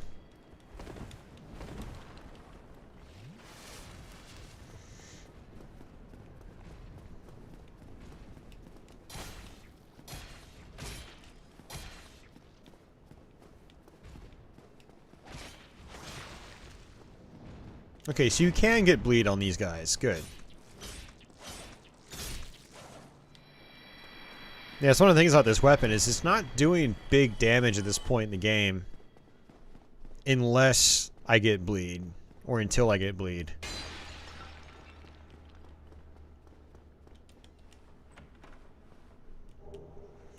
Yep, Demon Titanite, which... I don't know. I might end up using it later.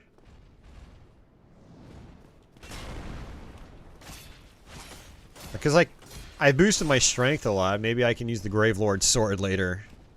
That'd be cool.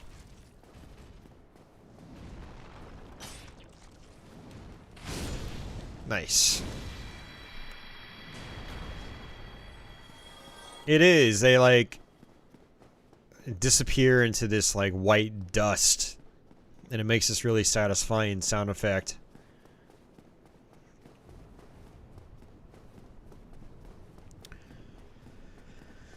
All right.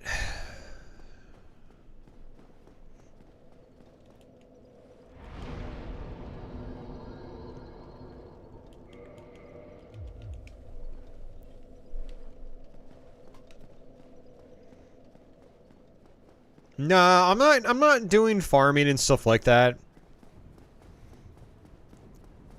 If I start farming all the time, then like the stream will just take forever, you know. And I don't really need to beat the game. But yeah, it's definitely good tips for you know, if you're playing normally on your own or something like that. Alright, so we got this guy right here. Another gargoyle. He does not like that Great Chaos Fireball.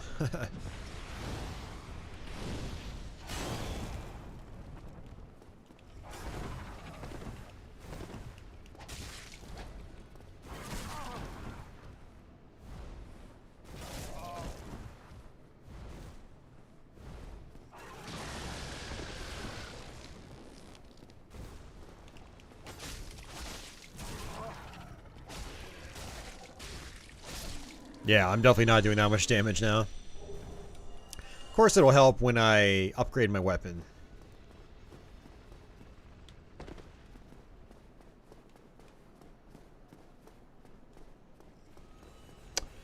I have no idea, Tony. What is the rarest drop in the game, guys? I'm sure Kazuya knows.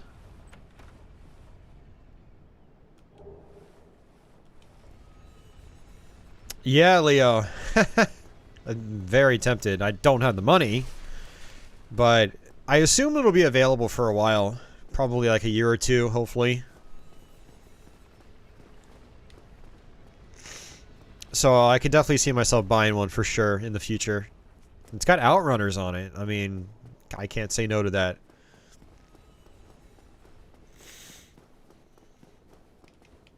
Uh-oh, not good. Okay, whew, thought I was going to miss that.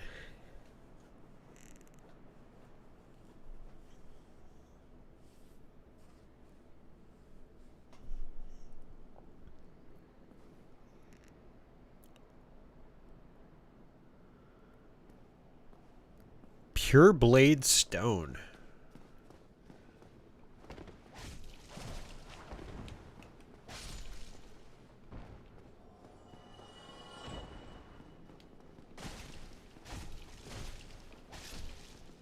Professor X is now playing Phasmophobia. Professor X is a big fan of the Souls games. He likes watching me play them. Rarest drops frames in Blighttown. Oh no. That was good, Jules.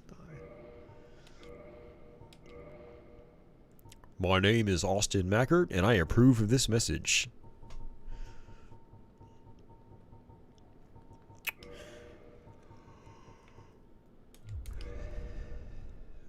Oh, that's right. There we go. Alright, so this is a tricky part for a lot of people. It's actually not that bad. But what I like doing is this. Sniping these guys from a distance.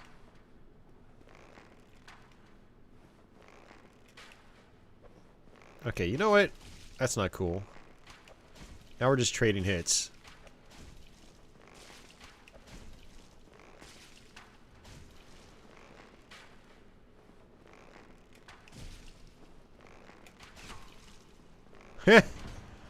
Alright.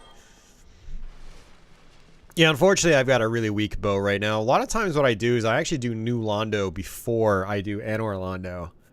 And there's the composite bow in New Londo, which is really handy. It's much more powerful than that longbow I've got, and I'll have it upgraded by the time I get here.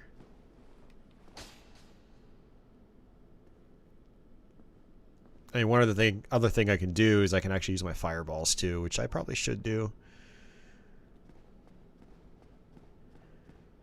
Now, I am using an Xbox 360 controller on here, so I do feel like the analog sensitivity is a little weird.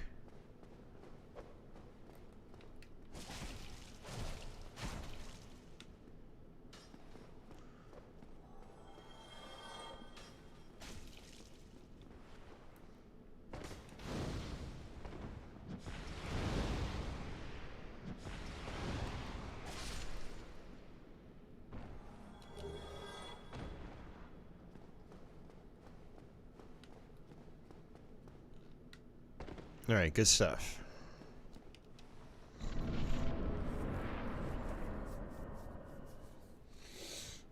Less than 0.5%, jeez.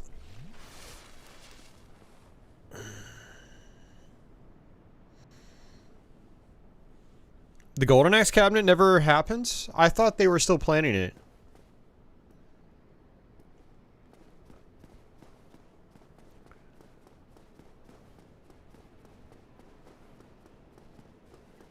I thought that was something that was definitely happening.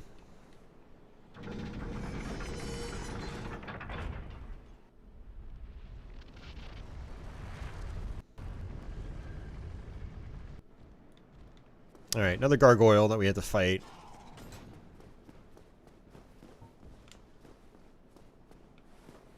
This is the thing about playing as the Pyromancer is, you know, the projectiles are pretty handy.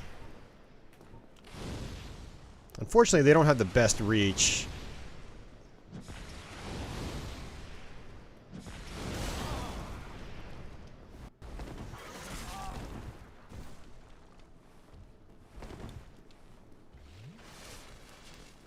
Alright, you know what? Uh-oh. Okay.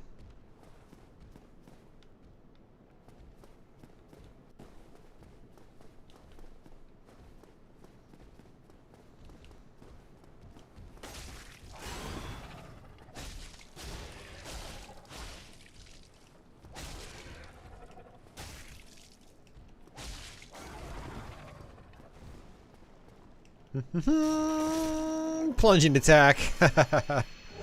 Nice. That was good. I could probably put on a goofy ass helmet.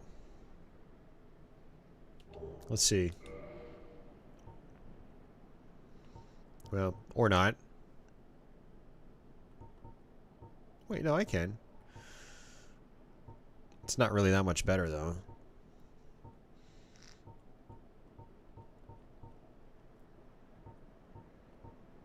It's actually not that much better, huh? But the stone helm, on the other hand... Oh, I'm fat rolling. Well, this is a medium roll. So I'd rather fast roll. Yeah, I'm still fast rolling. It still looks pretty goofy. Alright.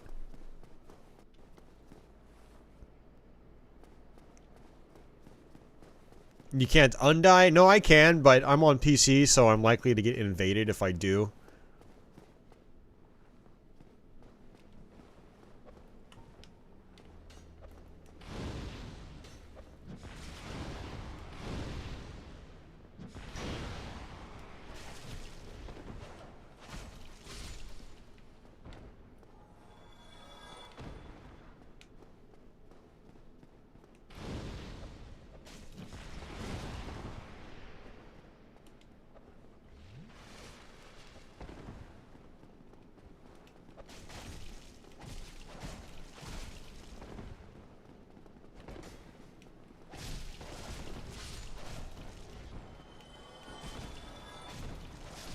Yeah, my blade needs an upgrade badly.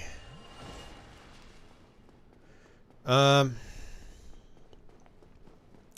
that painting in the back, if I go up to it, since I have that peculiar doll we got from the asylum, it'll actually take me through the painting into the painted world, but I don't think I want to do that right now. There's some stuff there that's kind of a pain in the ass.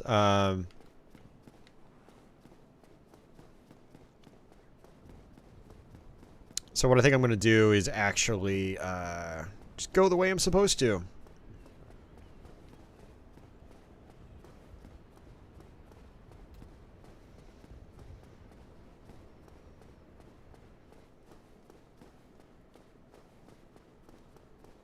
So there's actually a bonfire up this way. Still have a little ways to go, and there's a very tricky part that a lot of people struggle with.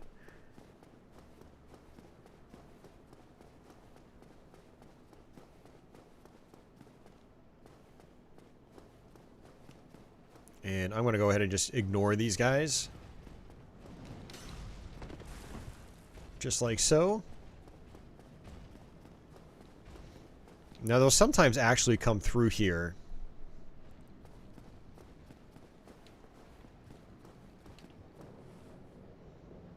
Okay, good.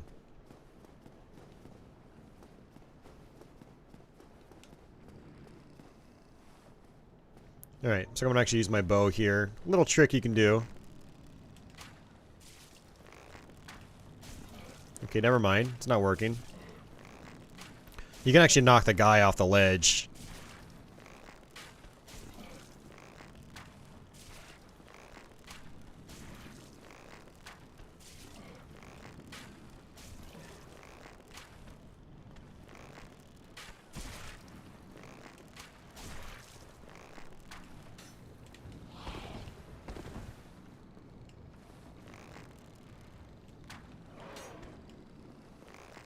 I'm playing Wolfenstein 3D now, guys.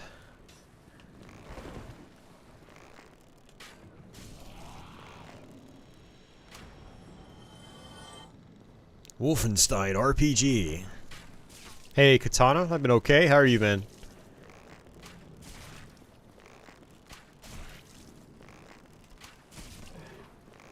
These guys are such a pain in the ass. They've got attacks that are kind of hard to avoid. They do a lot of damage. And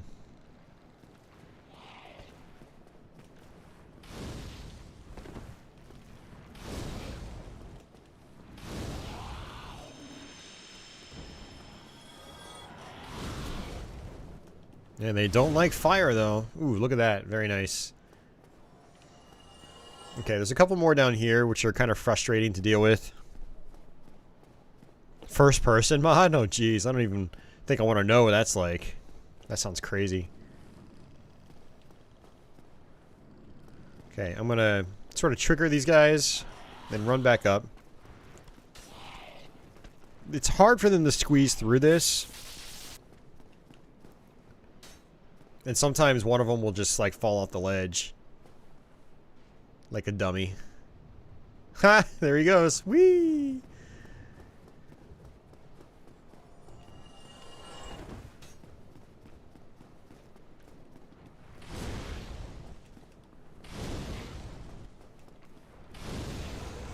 Okay, so this next part coming up is kind of a pain. We'll see how I handle this. It's been a little while since I've done this, but what I do is, you'll notice that there's two archers.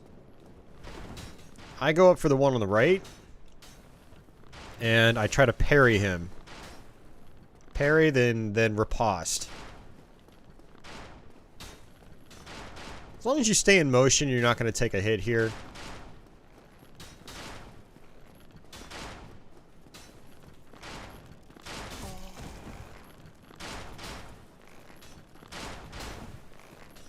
Okay, why are you not switching to your sword, you idiot?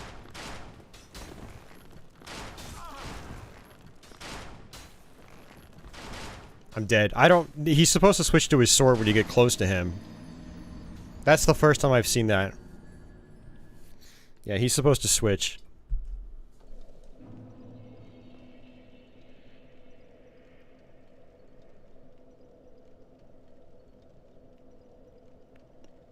Oh, the PS5 launched today in Europe. Nice. Or the UK. I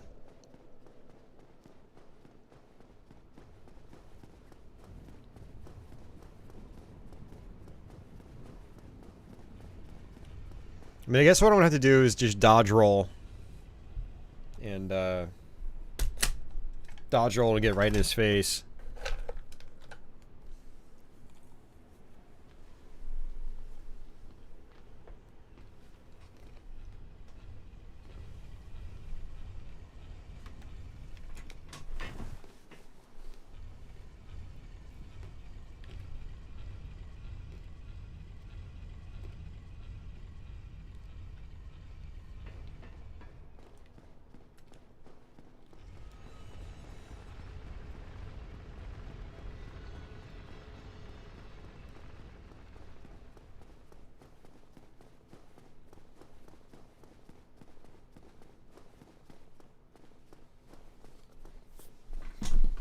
Yeah, what sucks is all these gargoyle enemies are gonna be back again.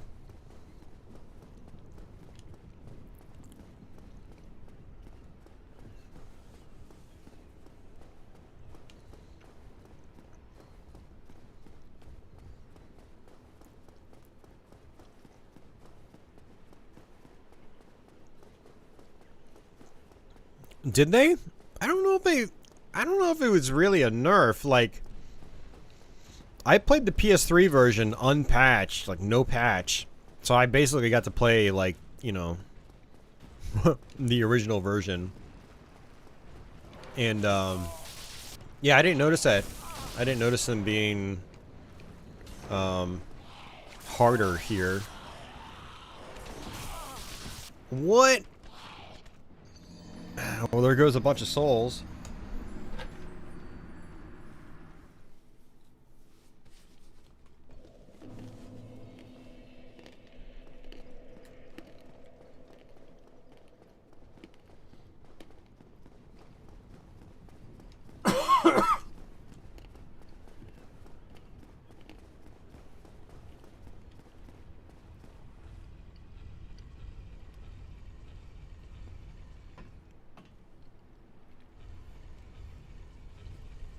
Yeah, the weirdness is happening now. Part of it is that I think I kind of lost interest once my internet started dying. I got out of my groove. You know, if I get out of my groove, like sometimes I can't get back into it. I can't find it again.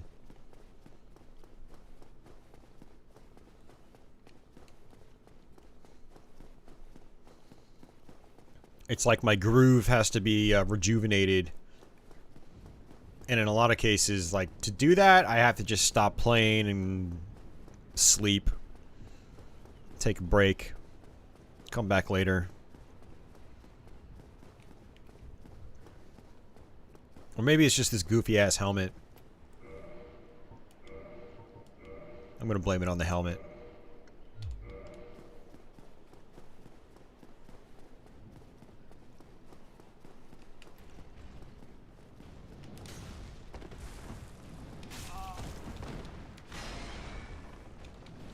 See, for those of you guys new to Dark Souls, this is what gets real frustrating about the game.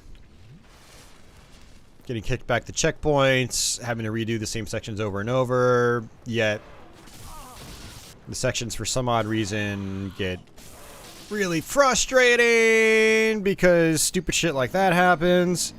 Like, I'm just trying to rush through this. I don't want to spend my time re-killing these guys again and again and again.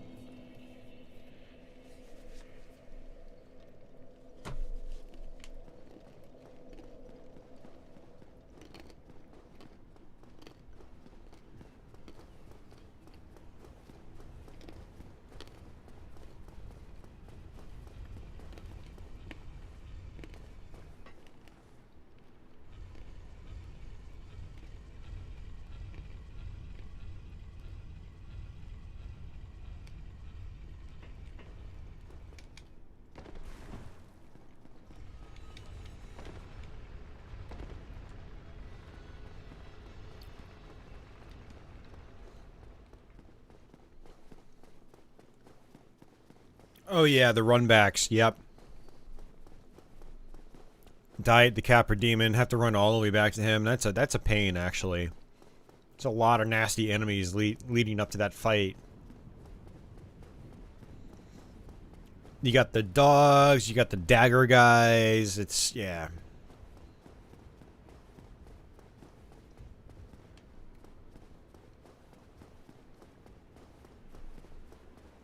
So I never explained it, but that green puddle is my, that green glowing thing is my blood stain.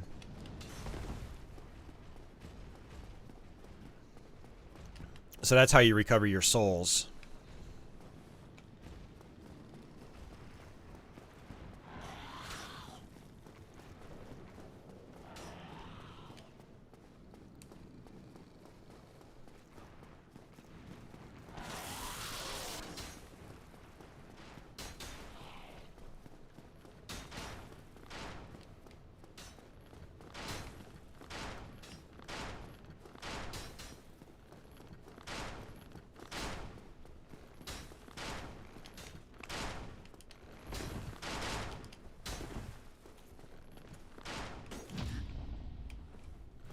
Fuck you. See, that's how you're supposed to do it.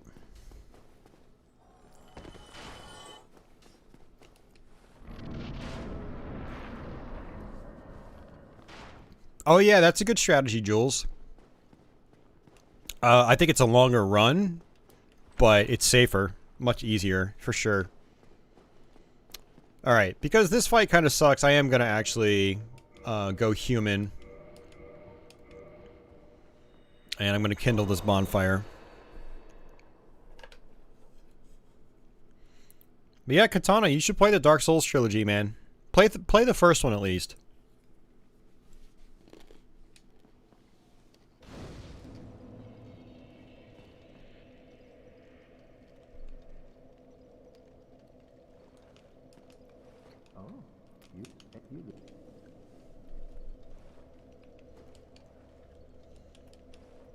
Okay, what are you doing, man? Oh, it's because of this thing right here. Ugh. Getting in my way.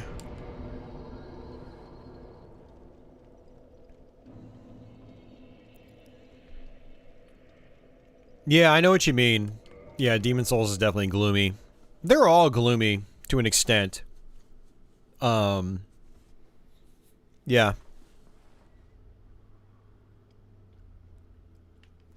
Yeah, no, Dark Souls 2 is a great game. I agree. Yeah, and see, Dark Spirit Ivanka. So I think this is actually a human player.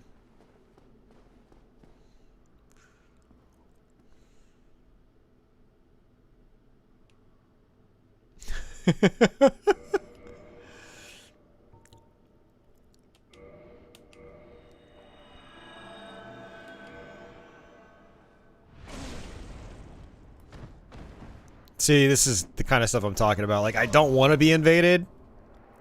And we just got invaded.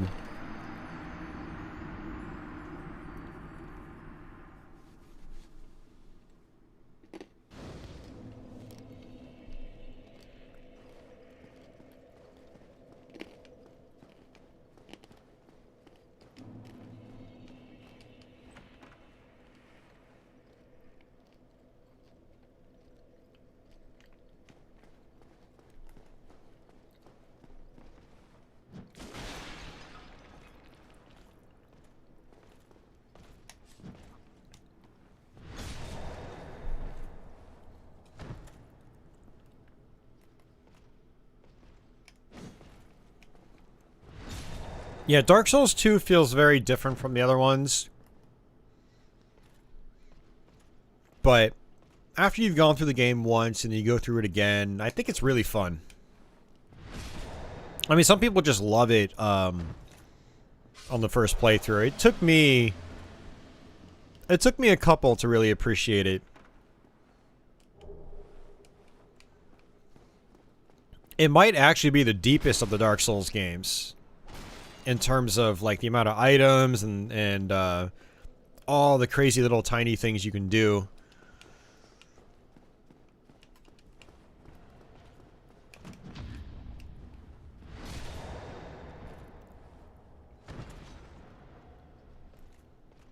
Yeah, I think Dark Souls 3 was a little too safe in a way, too. Yeah.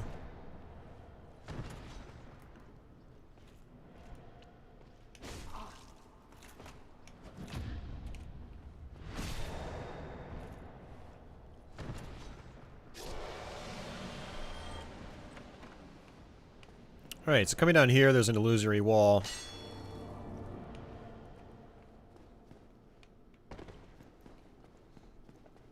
And we're going to have ourselves another mimic down here.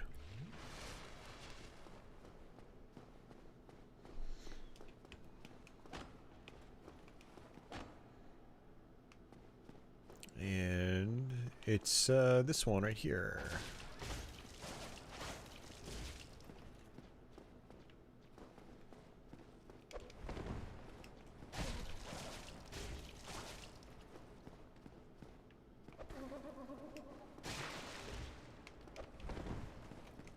I can technically do heavy attacks as well, which I don't typically do with this one. It's pretty violent. Look at that. It's like he's in a slasher film now. I should probably actually start using it more often.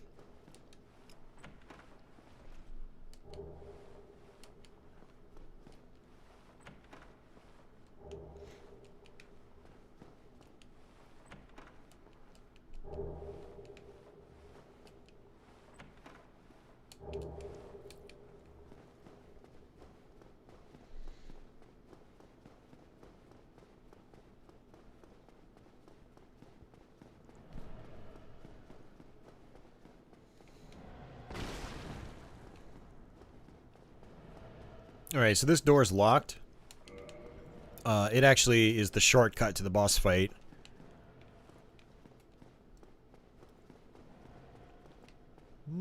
So I'm good on Estus flasks.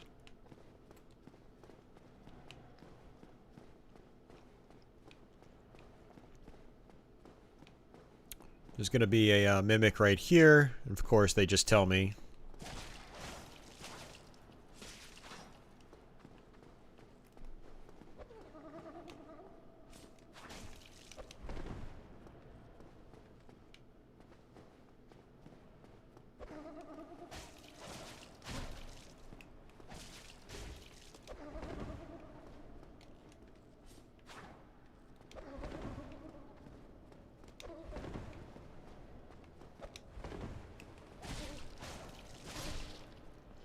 There we go. They are, yeah. They're very difficult. I mean, even soul level 1 runs are really tough.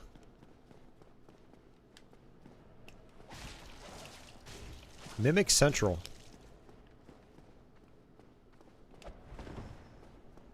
These guys hit really hard, too. You really do not want to take any hits from them. They're not too hard to avoid, but they're gonna make you lock up and get tense when you know, for a while, actually. They're pretty creepy enemies. They're aggressive. They're tall and lanky.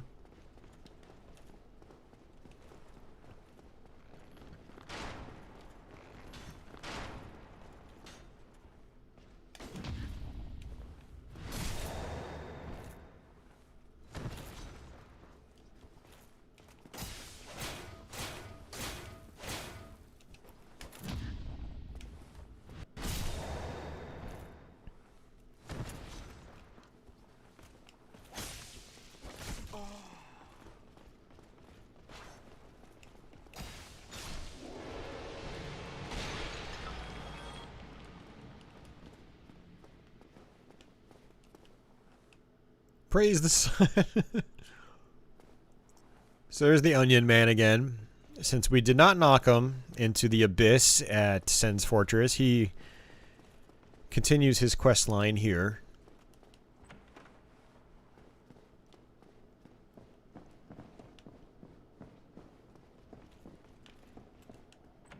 Gonna be some more knights right here.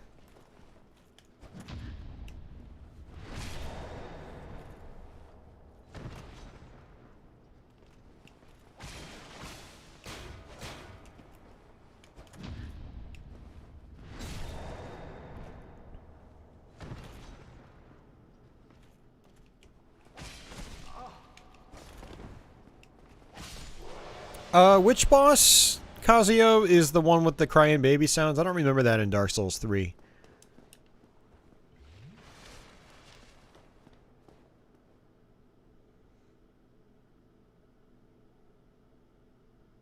You had a weird thought of a Souls game on Saturn that looks like Virtual Highlight. What game is that, Uber Disco?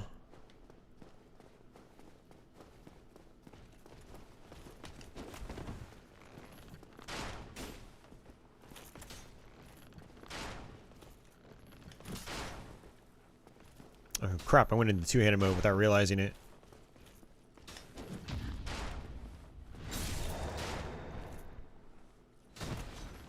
Osiris, the Consumed King.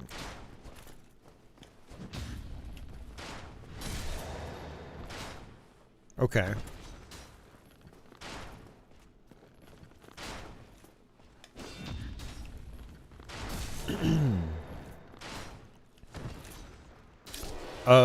Dark Savior? Yeah, Dark Savior is an isometric game, and it's more puzzle-oriented. Not a lot of action in it. Yeah, I remember the Wet Nurse.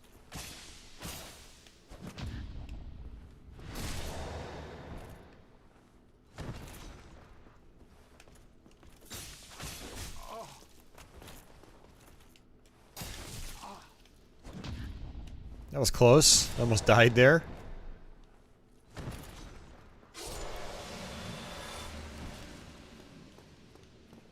Dark Solace is a Souls-like on PC made in the Doom 2 engine. Huh. Never heard of that one.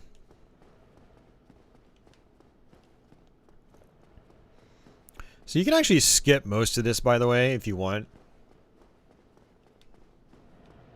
Hello, buddy. I am not messing with you right now. What I do want to do is open up this shortcut, though.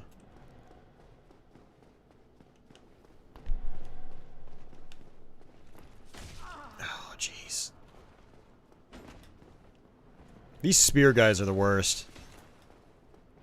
Attacks are much more difficult to predict.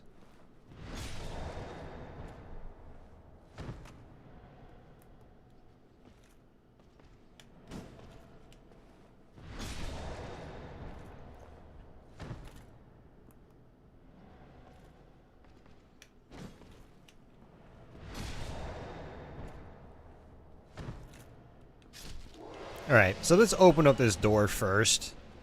In case I die.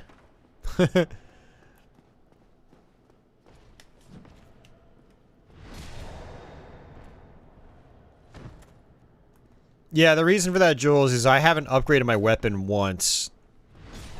I do have some Twinkling Titanite, so actually I need to do that. Flawless victory. Fatality. Goes Jason Voorhees on him.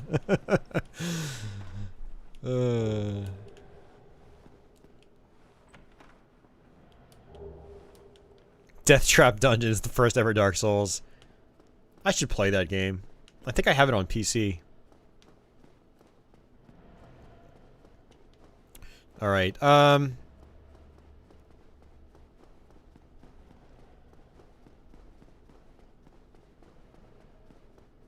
yeah, I don't want to hit the bonfire yet.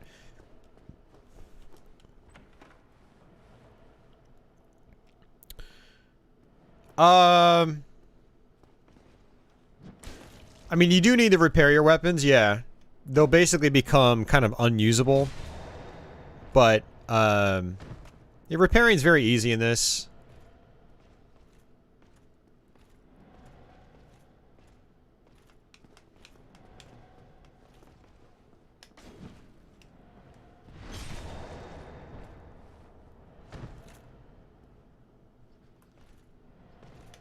Damn it, Blaze, stop giving Uber Disco the wrong names.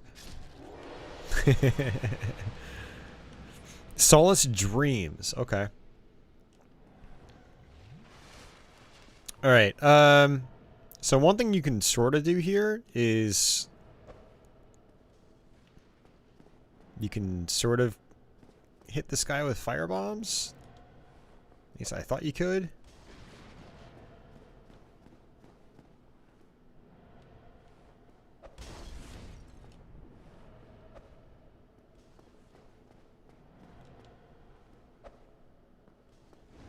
Yeah. Probably not worth it, but... yeah, I'm barely doing any damage.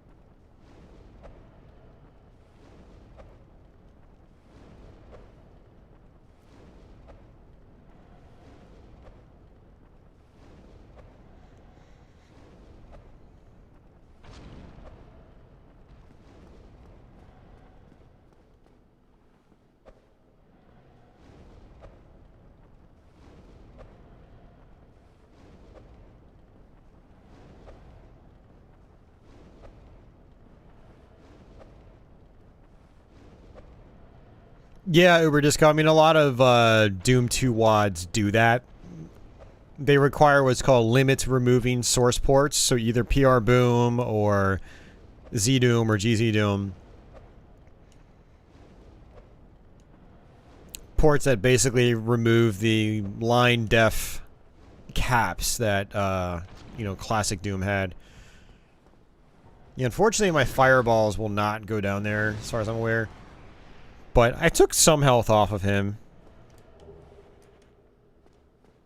Sound dead for everyone? You just muted it. That happens. It's happened to me before.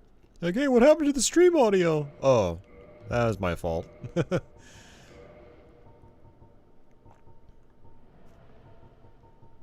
Did I use my... No, I didn't. I was going to say... Okay. Oops.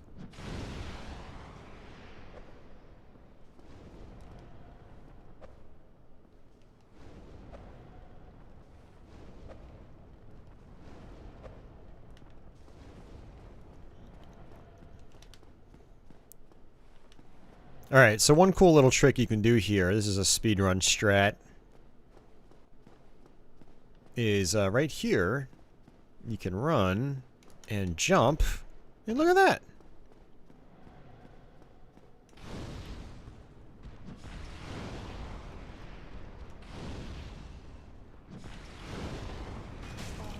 Oh, he got me through the wall. What a bastard. Let's see if he can walk back into place. I don't think he's going to.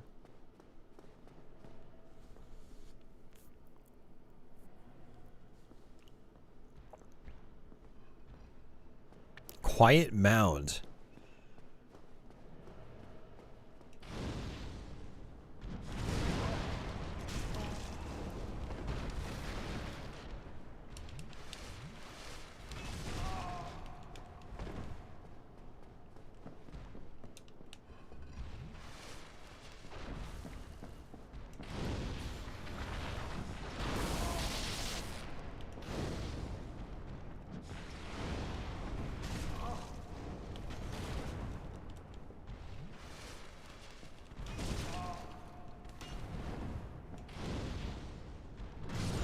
Fuck! I was just like half a second too slow. Ah.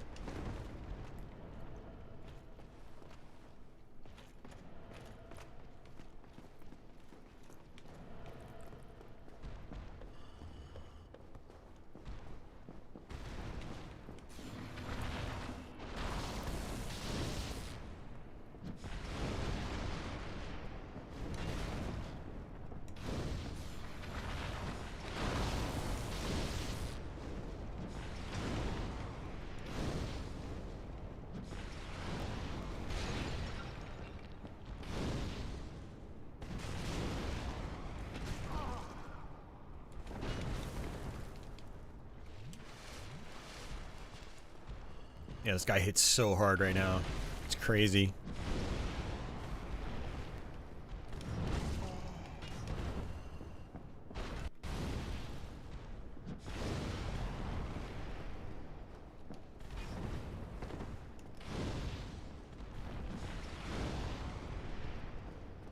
Yeah, these demons are pretty tough to hit. And they're very powerful in their own right. I mean, they just do a ton of damage. Look at that!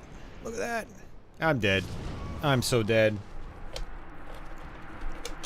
Hey, Jeff! What's going on, man?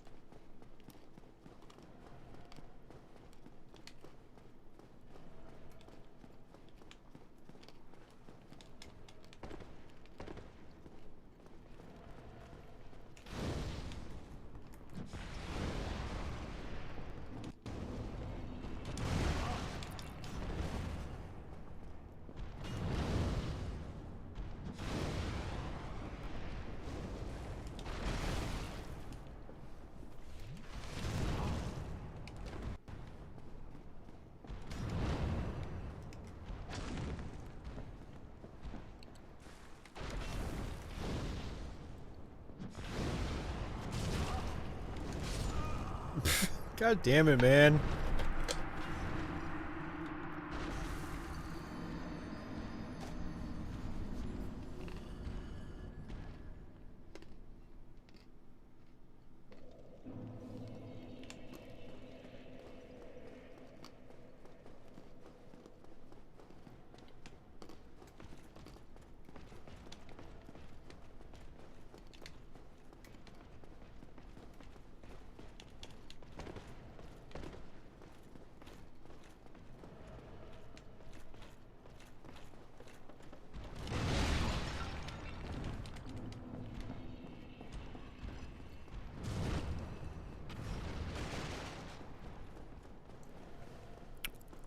I'm done. I'm not doing that anymore. Nope. I tried. I tried and I failed. I'm just too weak right now. If I had more black fire bombs, I could have cheesed him. Completely.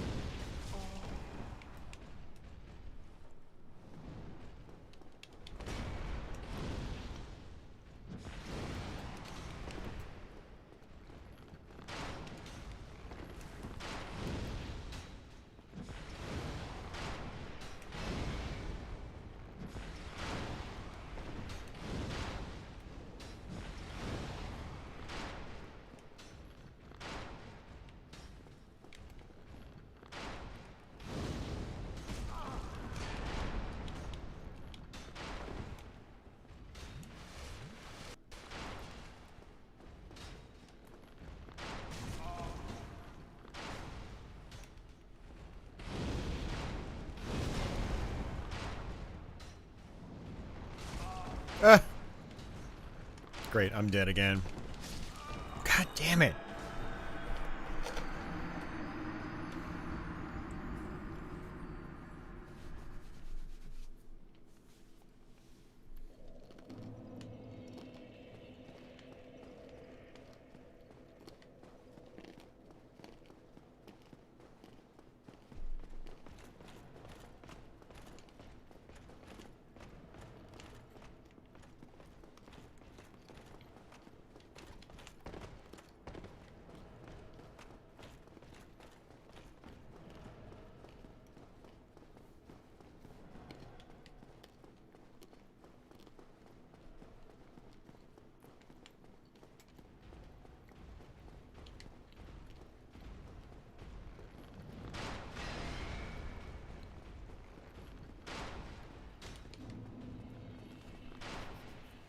Yeah, I've just completely lost my groove.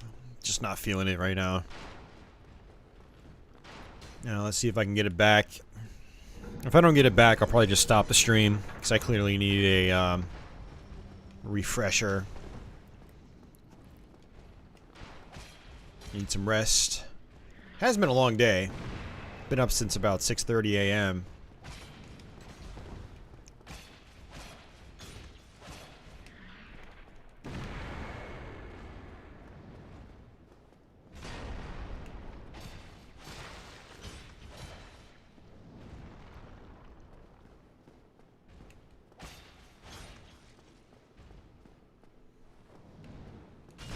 Oh, I was trying to dodge roll.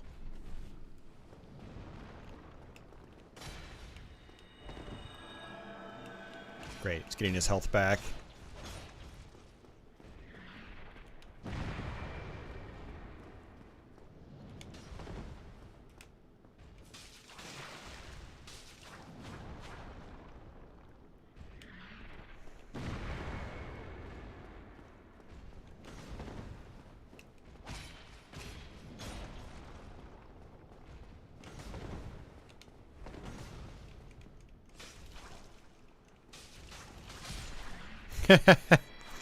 He goes stabby stabby on him. Alright, so we did open up this, which in a way can actually make your run back a little bit easier. Imagine Dark Souls in Doom Guy.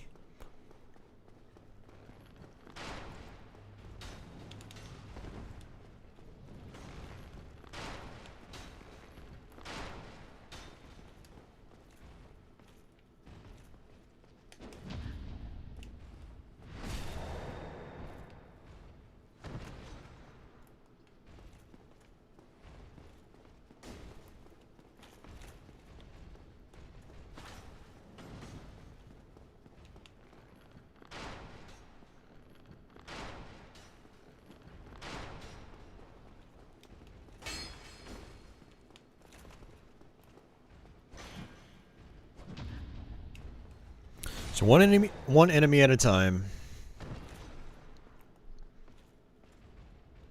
I think one of my distractions is I've got like a bowl of peanuts right in front of me because I'm hungry. I'm gonna close that up and set it aside because, yeah, that's distracting me. I'm trying to eat while I play.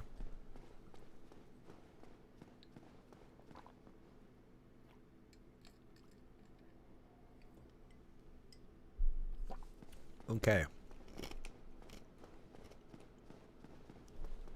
So if I come down here, there's a giant blacksmith. They're very addictive.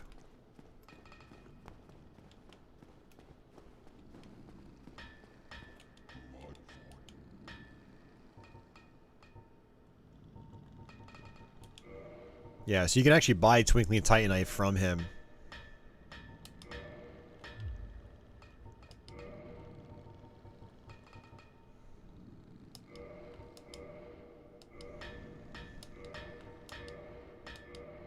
I need one more Twinkling Titanite.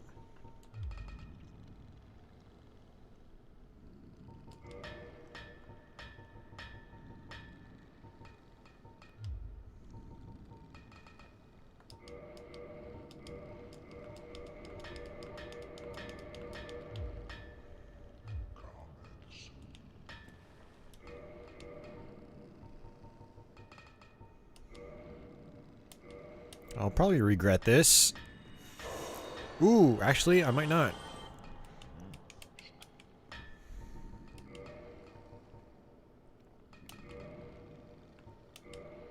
Nice. There we go. We got it up to +3. Oh yeah, that was a huge damage boost, actually. So I think we might be back in business.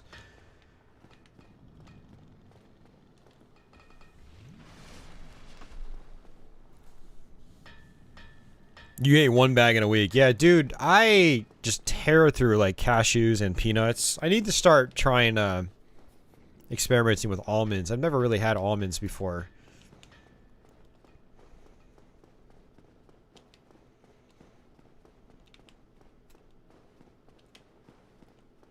There's a window you can jump out of, but I'm not going to bother with it.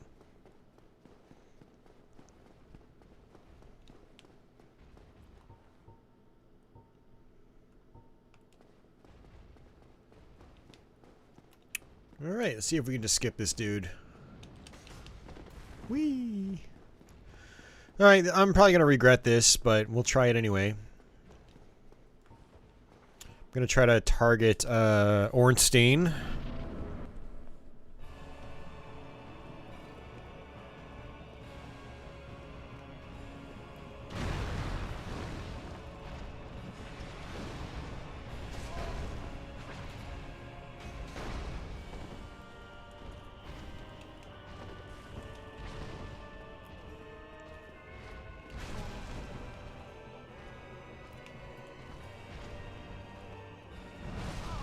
Oh my god, come on. He just like flew across the screen.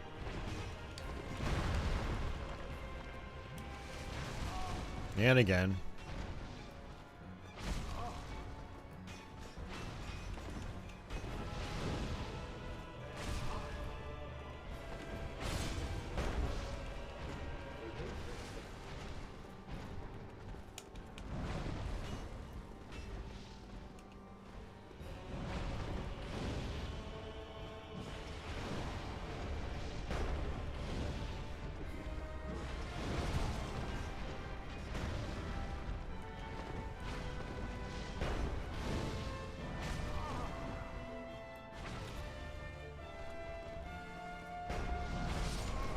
Oh my god, dude, I don't know why he keeps doing his lunging attack so much.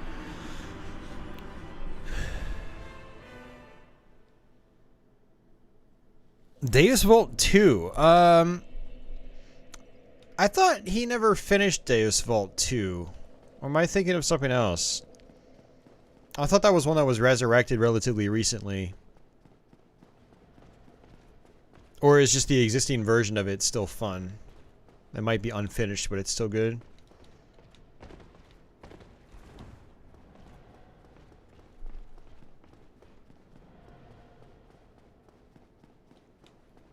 I mean, you could see that my Great Chaos Fireball was doing a ton of damage to him. But the problem was actually hitting him. It's 12 levels? Okay. Thought Deus Vult 2 was supposed to be like a full Mega Wad, 32 maps, and it just never came to be. I'll have to look into it. Maybe I might be confusing it for another WAD.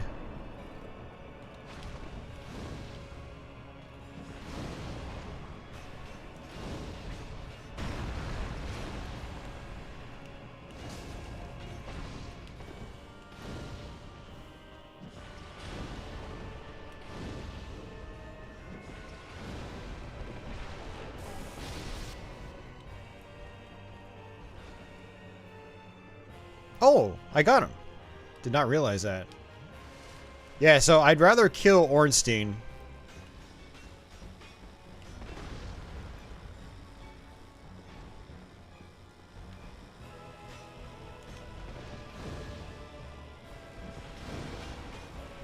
Super Smo, I think, isn't as bad to deal with. Of course, until you get hit. Okay, this is crap. I'm dead. I got totally fucked right there. That was bullshit.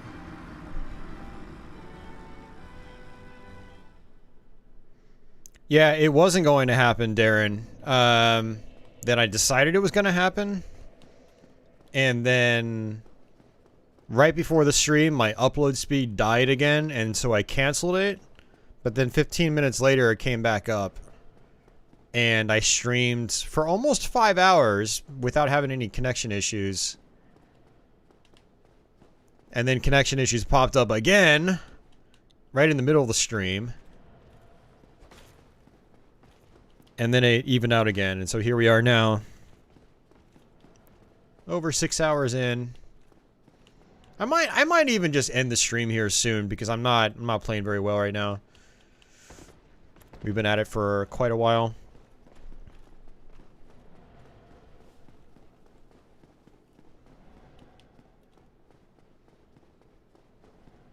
I don't know. We'll see.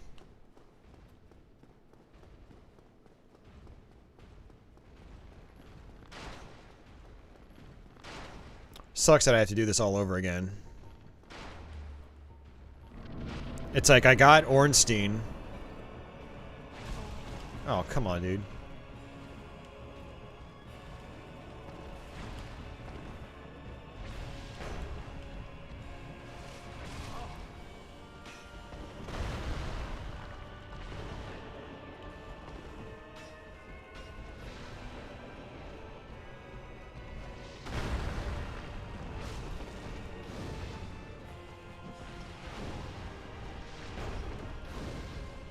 I just need him to not sidestep.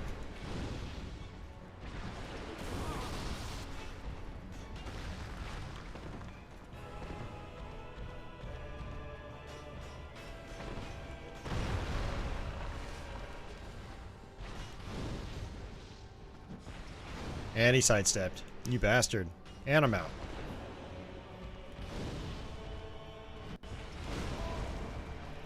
Well, I'm dead.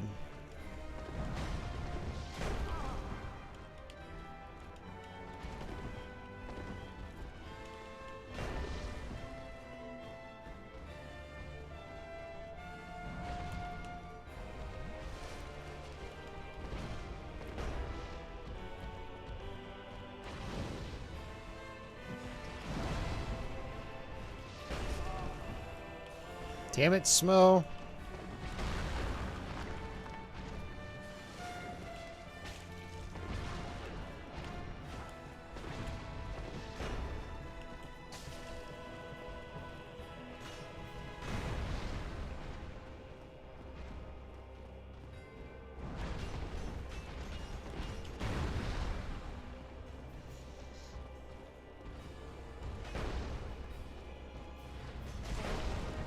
Dodge roll didn't work.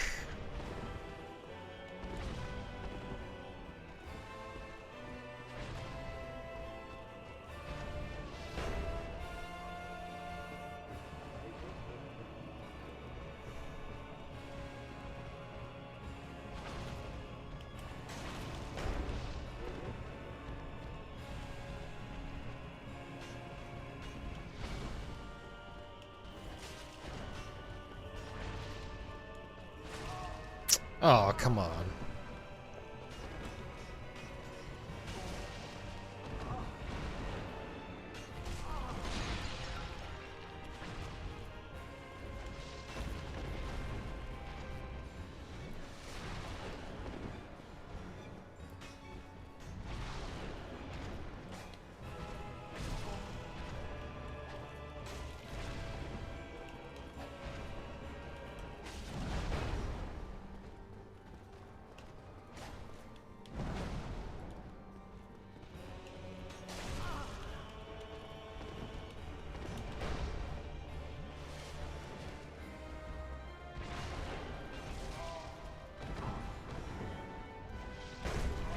Oh, come on, man.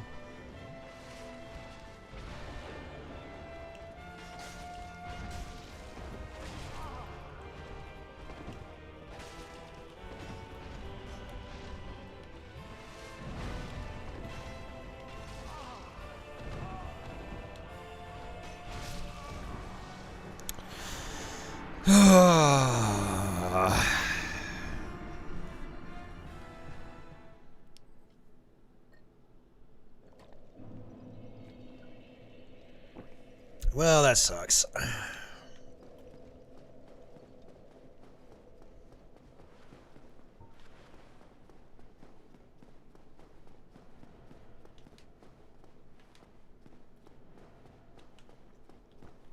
Gotta love this shortcut, though.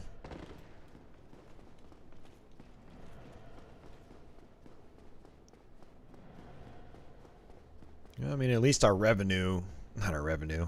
I was looking at my YouTube dashboard.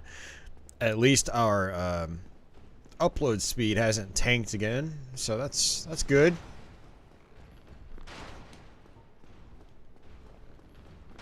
Yeah, it's like the longer I stream, the more dyslexic I get.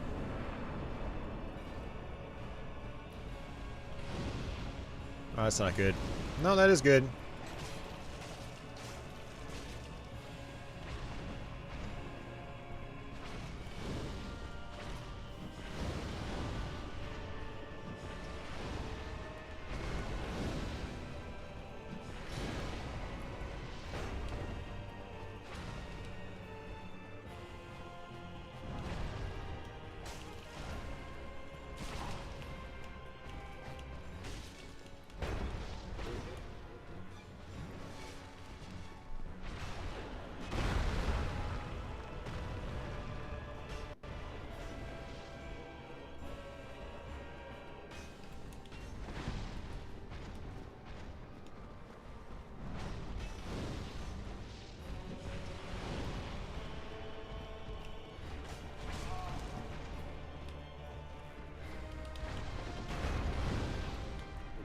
Shit, why did I do that? I like unlocked.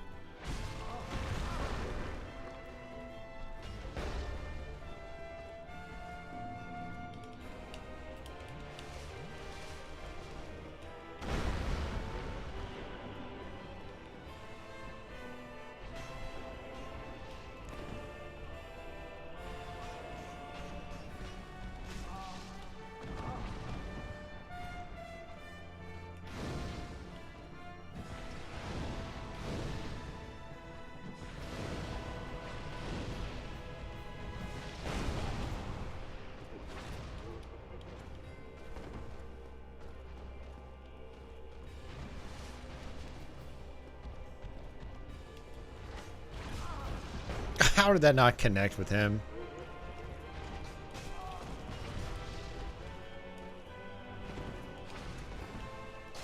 Thank you. It's like, dude, just one hit, man. One hit.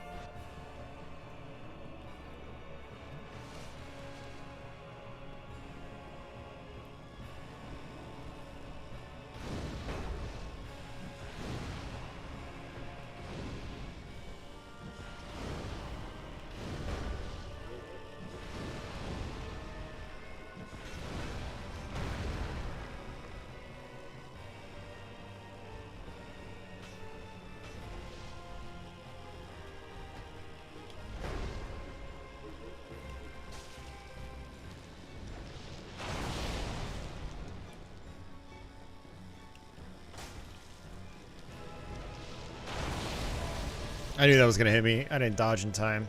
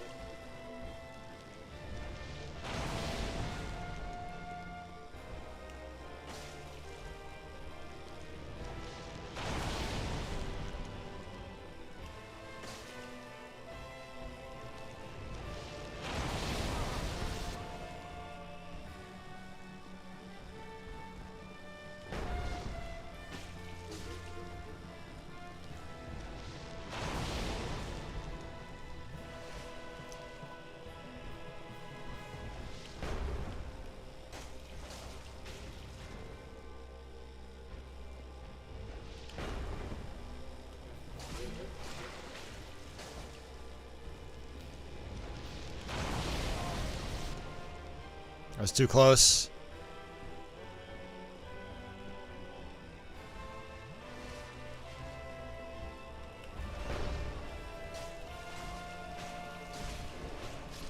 Oh, thank you. Oh, man.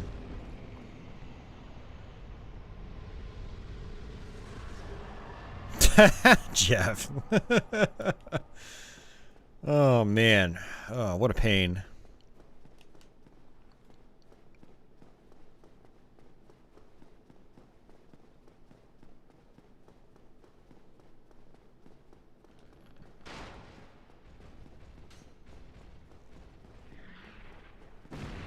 Alright, so I'm going to do this for a very particular reason.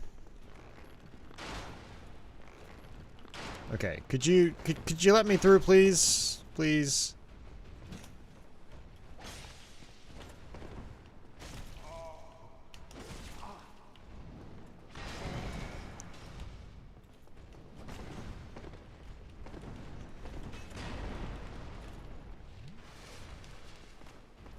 I would really like to spend my souls on Twinkling Titanite. Thank you.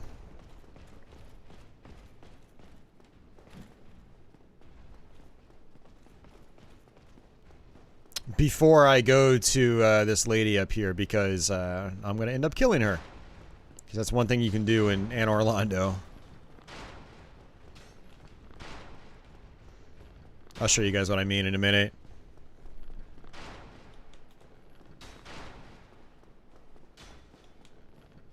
Man, that's some bullshit. Yeah, it's like, yep, that's Dark Souls. It is what it is.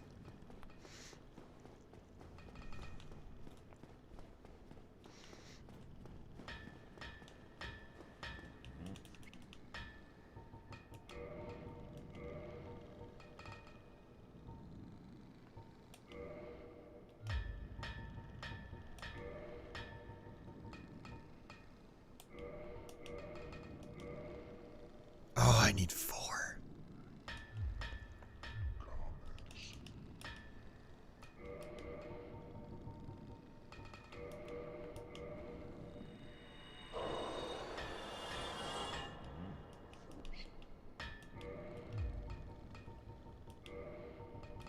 Yeah, I love that you can buy Twinkling Titanite from this guy.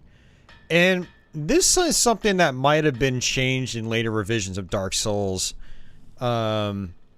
Because in the first version on PS3 unpatched, I don't think you could buy. I don't remember you could buy Twinkling Titanite from this guy. All right. There we go. So our Jagged Ghostblade is at level 5 now. It's maxed out. So, yeah.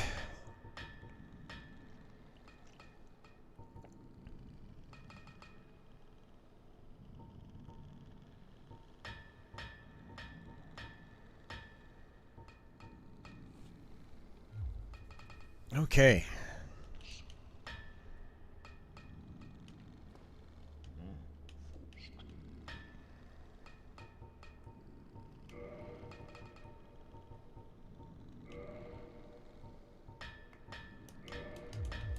Alright, now let's go back.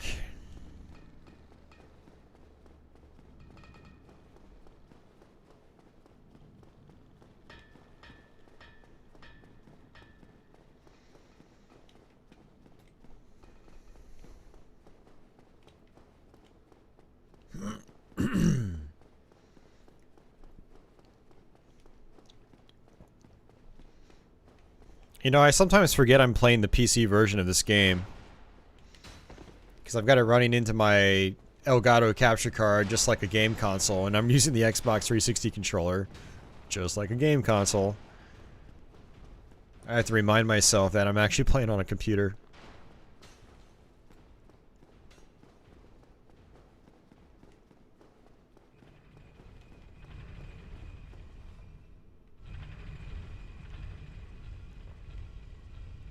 I like that I can barely see my face. Alright, I don't need to go over there.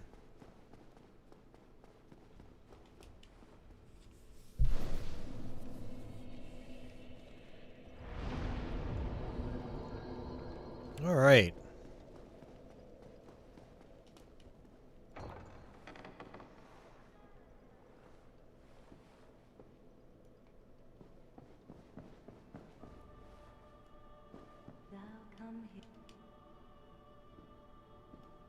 Oh, chosen undead, I am Guinevere, daughter of Alright, finally, we got the Lord Vessel. So now we can fast travel. Took long enough, right? And honestly,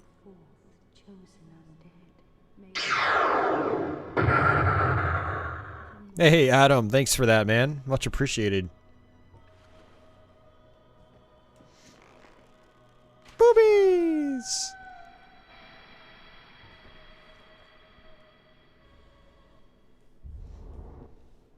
Alright.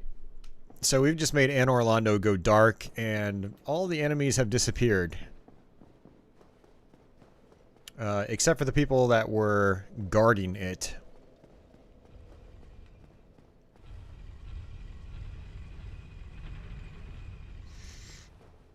One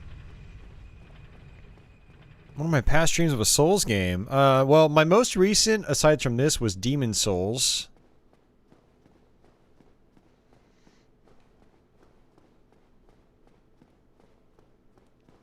So you can check for that. I think it's about a 6-hour playthrough, 6 to 7 hours, something like that.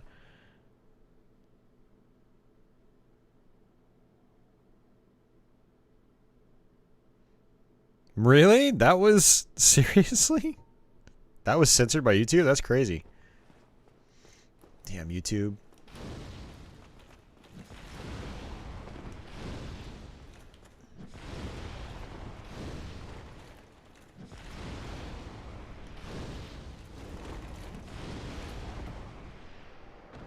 That was a good 2-for-1 deal.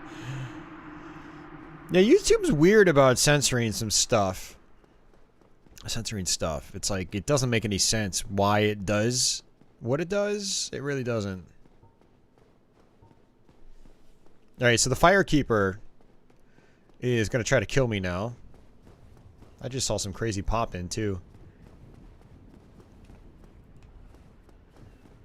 But the good thing about killing her is I can get a Firekeeper soul. And then give it to the Firekeeper at,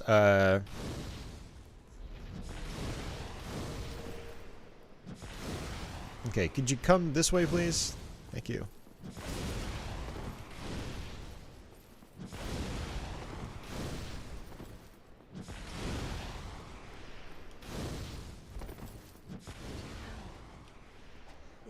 Yeah, I can give it to the Firekeeper at Firelink Shrine. There we go.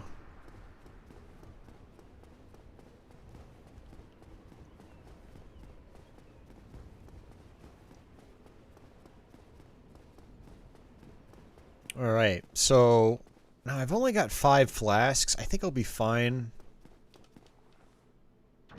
So if I move the switch, we can actually go down another level.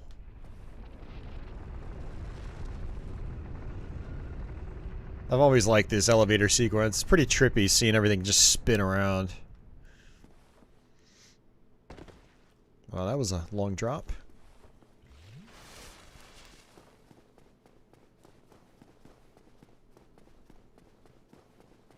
Yeah, so when I was going into this stream, I thought about not doing the bonus stuff like this, but, you know, we're here.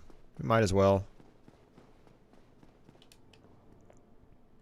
Now, because Anor Londo went dark, none of these bonfires actually work.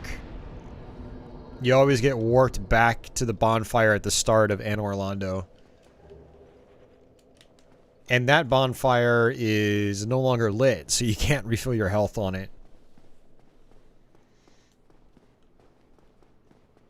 And you can't warp out from it either. Alright. So another boss fight.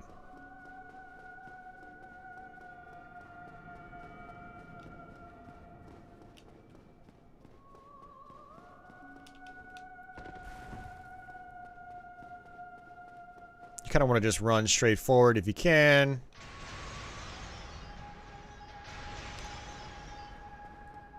Run at a diagonal when he does his arrow attack.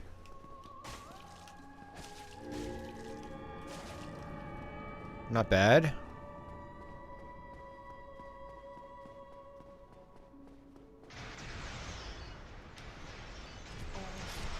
Fuck, man. I had a feeling that was going to happen.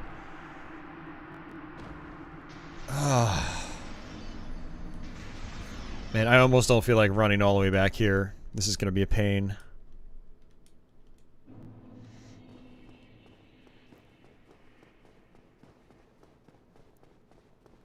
Actually, no, it'll be fine. You can actually get the elevator stuck in a way to where, like, you have to take the scenic route and go all the way back through Anor Londo again just to get there.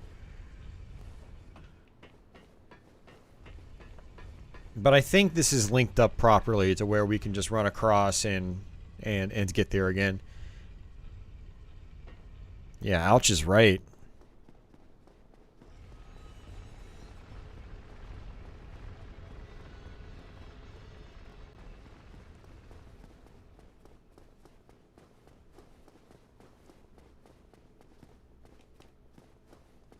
Nope. It's messed up. Yeah, see, it's down there, so... God damn it, man.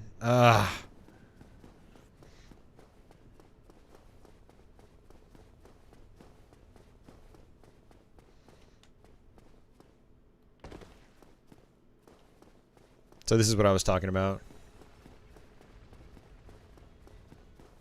Whoa there. Camera's doing some weird stuff.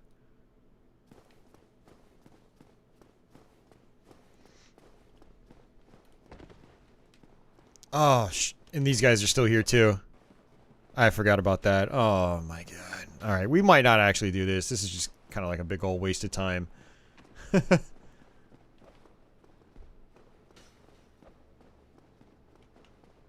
Let's see.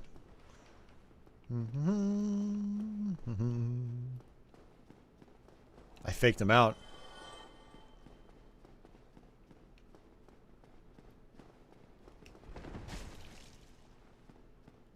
One thing you can do is go, just like that.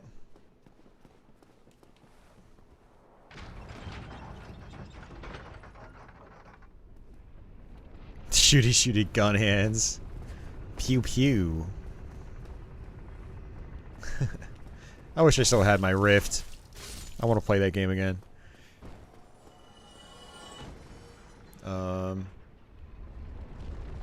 Okay. That took a while.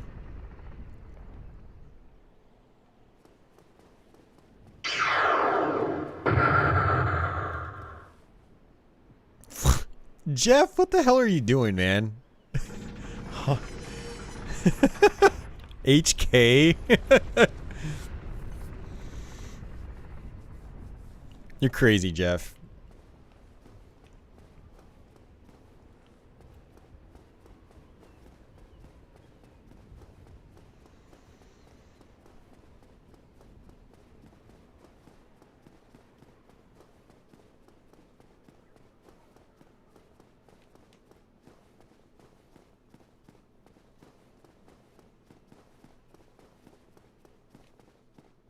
Oh, this isn't right.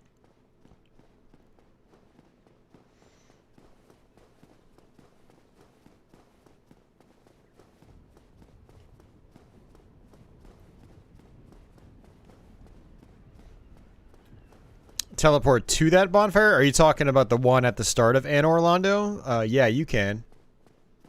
But you cannot teleport to the one that I need to go to here.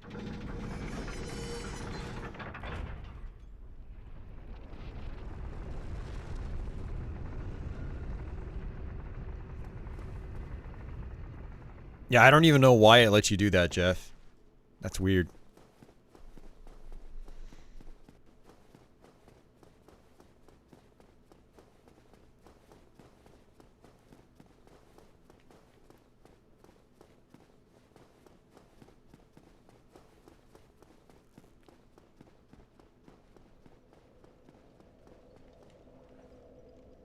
Well, I mean, I don't know. Jules, you might be able to.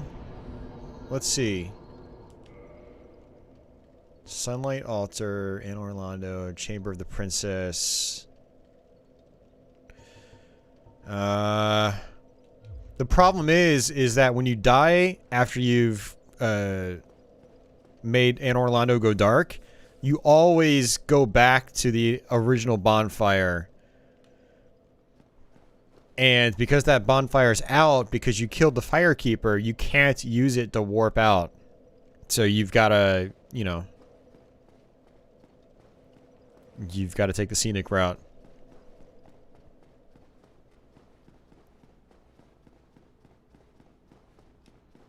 You connected to Japan with your VPN. Oh, okay, I see. Heretic. Yeah, let's try this again.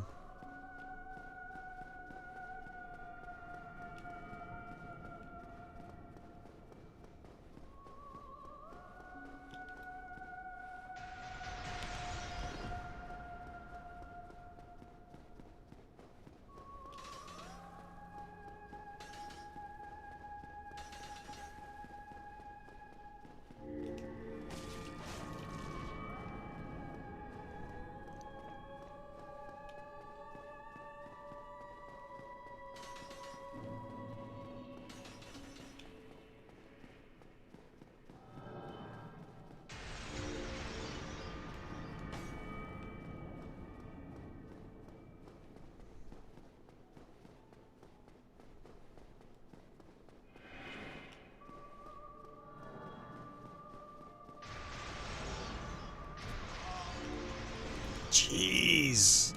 Look at how much damage that does. I'm getting some bad RNG here.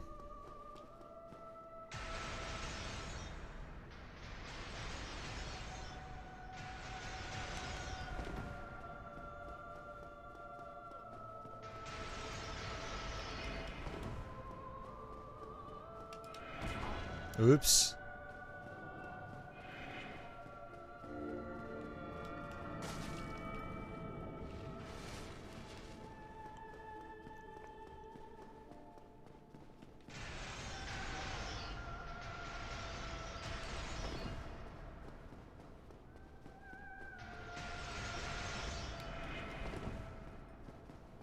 Really bad RNG, like what the fuck?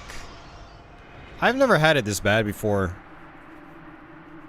He'll usually do his arrows more often than not, and he's not. So I'm gonna give up on this fight. And PewDiePie, dude, you're obviously not here to watch the stream. You're obviously here to be dumb, so go somewhere else. Peace out. No one gives a shit about your 100 million plus subscriber channels. No one. It's fake. No one cares.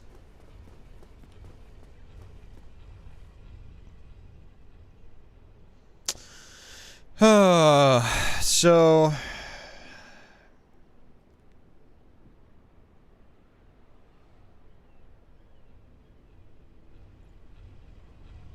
PewDiePie.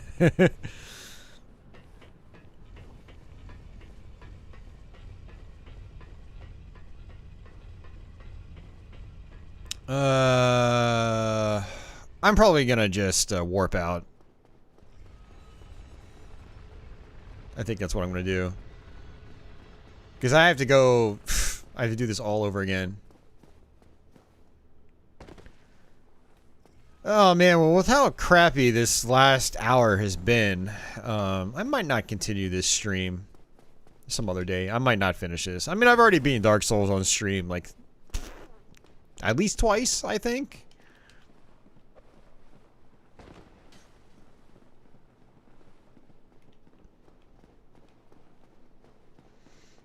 But it's been a fun stream, you know. Decent turnout earlier, which is cool. Was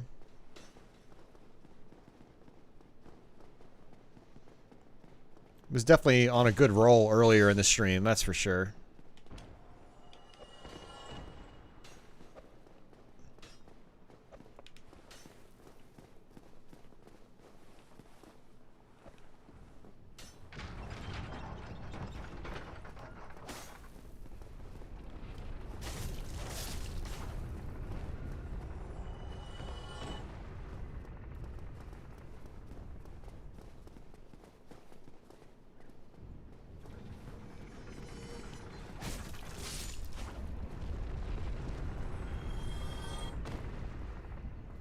Yeah, realistically, New Londo is where I should be going next. I have to empty the water anyway.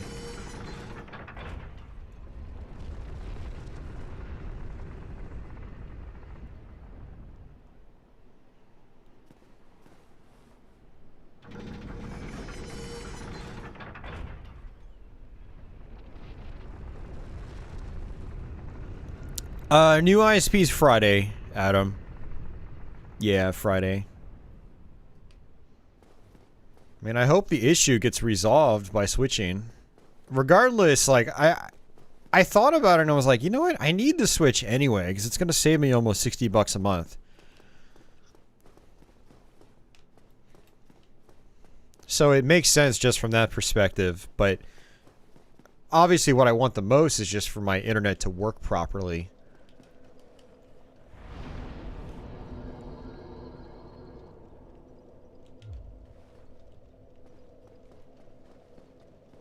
Well, I don't have to go, Jules. I'm not feeling it right now, you know? Getting my ass kicked when it doesn't normally get kicked at some of these parts. Heretic. So, I don't know. We've been here a long time. I've been up all day. And I'm sure Adam out there would like his script for his Tetris review to be reviewed by me and... Oh my god.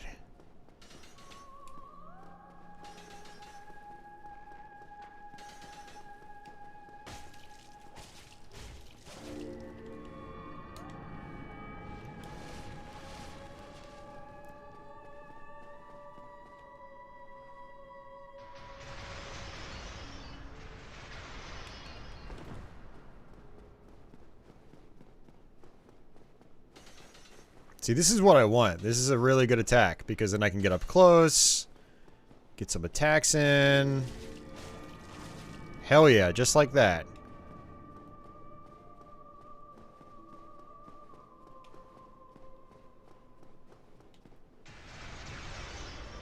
See? Yes. Thank you.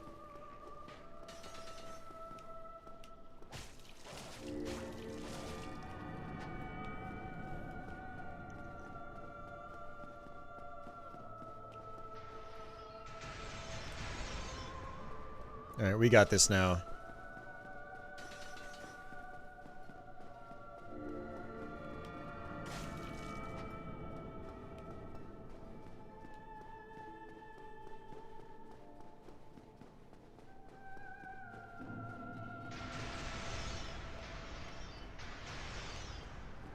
There we go, arrows again. That's what I want.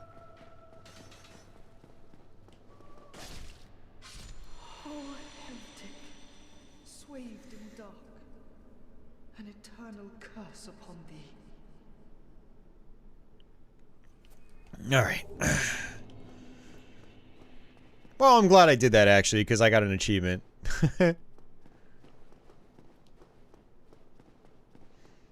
I for some reason do like getting achievements on Steam for games like these. Steam tracks your game time and all that stuff, so, you know, I kind of like it. Thanks, guys.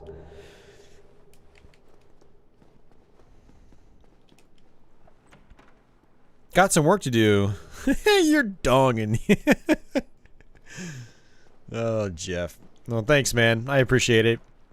I don't even know what $7.99 Hong Kong like translates to.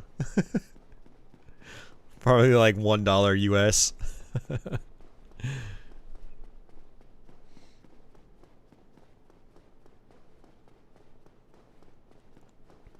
$1? Oh, wow.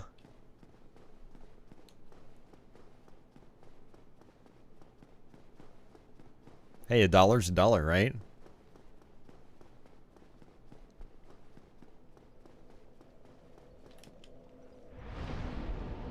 All right, let's get out of here.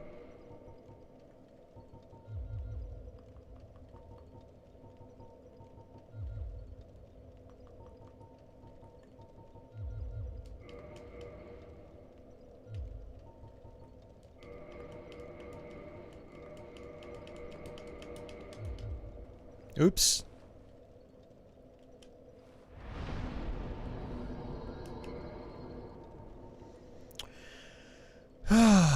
Okay, Firelink Shrine.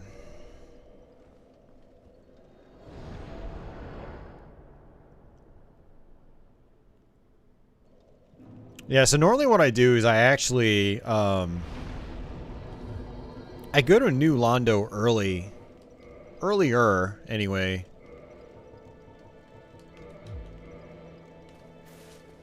But, that did not happen today. And actually, one thing I do want to do is come back to...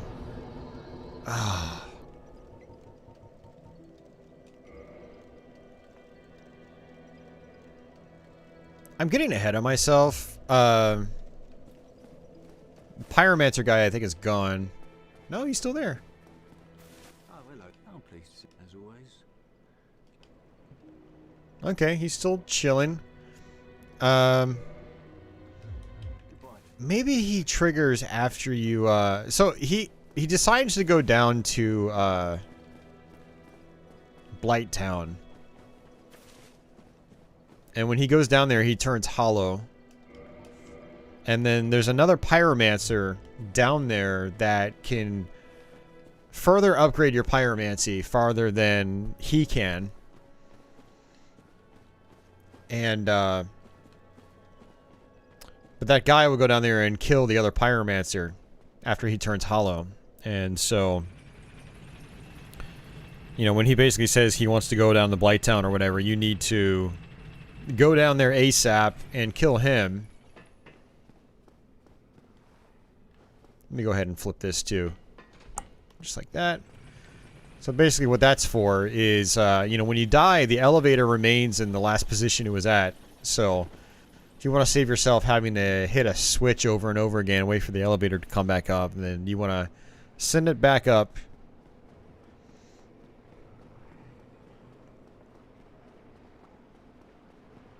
Alright, so I need my transient curses. We should be able to wreck through these guys now, because my sword's maxed out. And I'm a much higher level.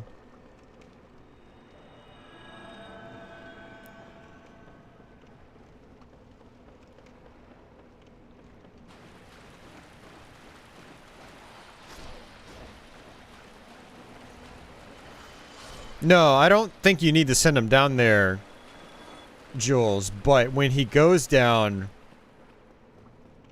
he will kill her. Period. So, you know, when that happens, you need to go down there and make sure you kill him so that doesn't happen.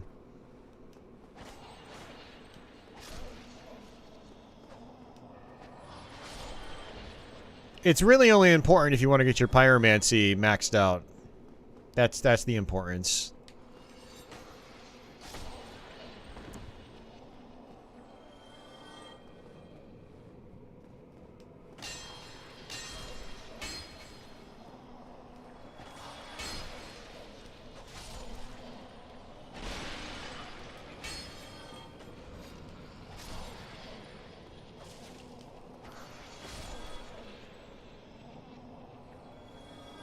There's an ASMR section. Gonna do some ASMR for you? Never. It's really weird.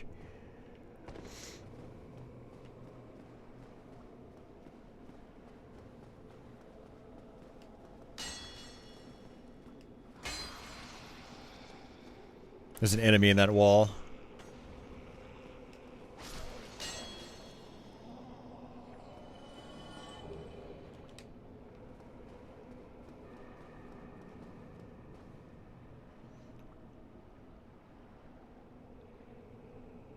Presumably 4 kings? No, we're not there yet. We actually spent a lot of time in Orlando. I died a lot. Our internet connection crapped out again, and I kind of lost motivation. We got to Ornstein and Smo. I died a bunch of times. There was the Titanite demon as well. I died to him a bunch of times. I didn't even kill him. So we're coming back. We're done with Anne Orlando. We even did... Oh no! Crap, we're not fully done with Anne Orlando. I forgot about the Painted World. Damn it. We're gonna have to go back there some other time. Not right now, though.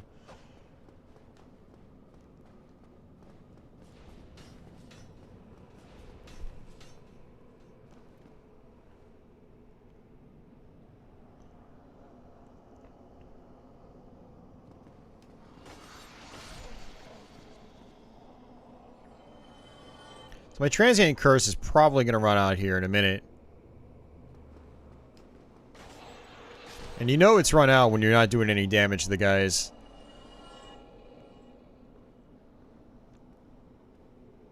There's actually not much more to do here. This is actually a pretty small place if you can go through it quickly. What I like to do is try to bait the ghosts towards this direction.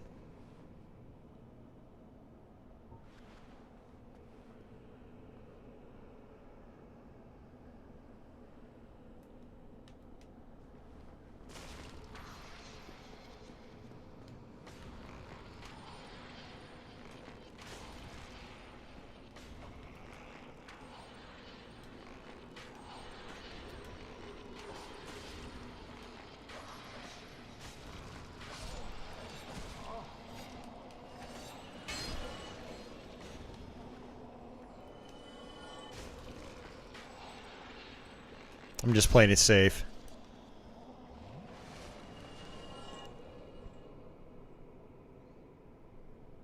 Oh, yeah. You know what, Jules? I think you're right. That's a good observation.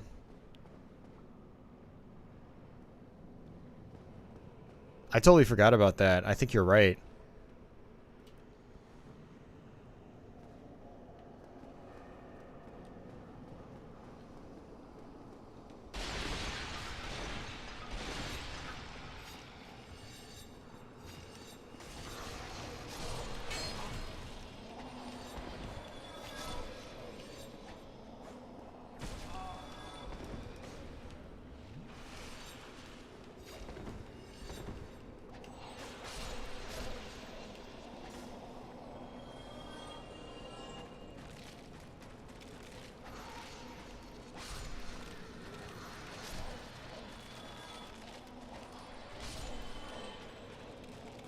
This part is normally really dangerous too. Yeah, no, you are right, Jules. I'm doing damage and my transient curse is worn off. But I bet you I can't shoot them with my bow anymore. Let's see. Yeah, it does nothing. Okay.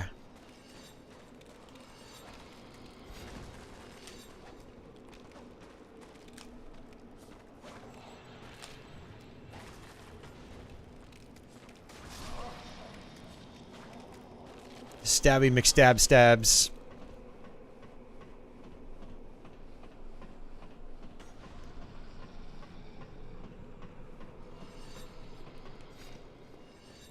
Yeah, so normally what I do is I come up here and I kill this guy.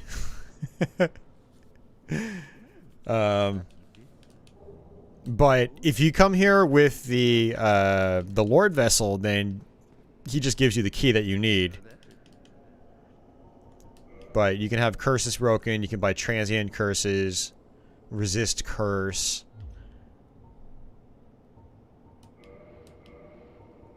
And then that's it. Stabby McStab Stab strikes again. Phasmophobia. Did I even get anything for that? I wasn't paying attention. Professor X's game title popped up over covering up my soul count. I couldn't tell if I got anything.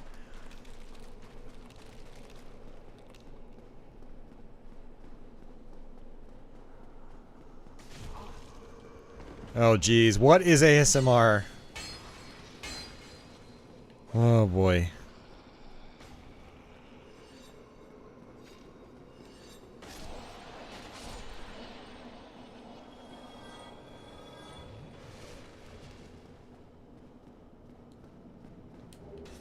It's a combination of sounds and visuals that gives you a tingly sensation. There's some like super bullshit name that it that the acronym stands for.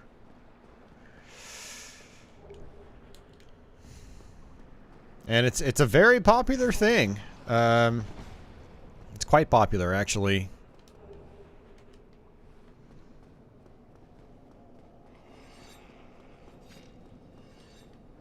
Yeah, not gonna lie, I've seen some ASMR videos and they do make me tingly, but I still think it's kind of weird. Yeah, it is kind of like a fetish, but I mean there is like a relaxing sensation you can get from it, but it's not really my cup of tea. I might try one like once every other year. When I was working night shift, I would like look at weird stuff like that. Cause it'd be in the middle of the night, like it's like, and I'd be sleepy already, and so it would kind of work for me.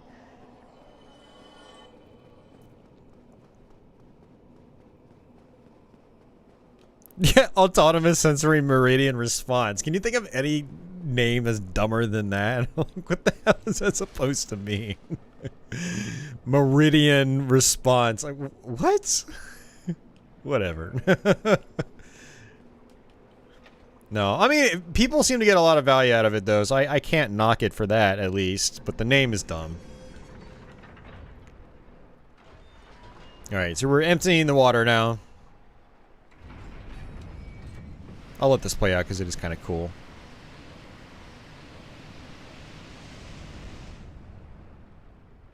Wow, and like, 1080p, that water texture looked like a Dreamcast texture.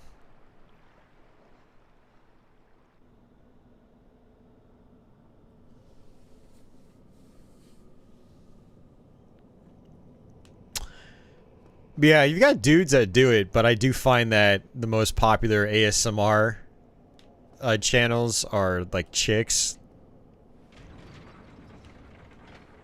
Usually very hot ones.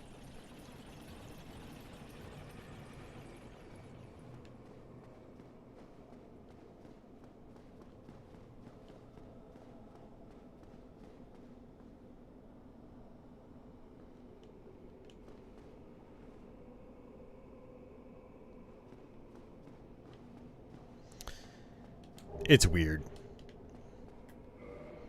So here's the composite bow I was talking about earlier. Much better than my longbow. I should get rid of that. And so this part I haven't actually shown off yet. But this side over here, if you remember where we got the grass crest shield, up in there somewhere is the bonfire that I hit. And I rushed out of the bonfire to kill the Gold Knight. So if I walked in the other direction, I'd hit an elevator that takes me down here. And then all the way up there takes me back to Blighttown. That's the back way to Blighttown.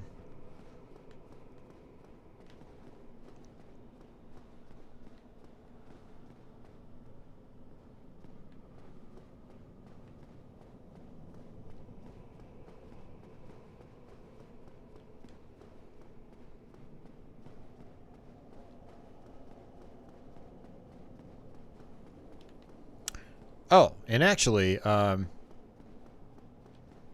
think I can kind of just like drop down here somewhere.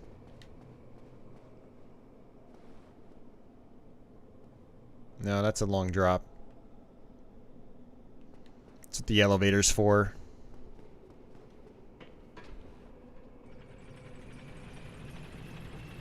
It's okay, we're all dyslexic today.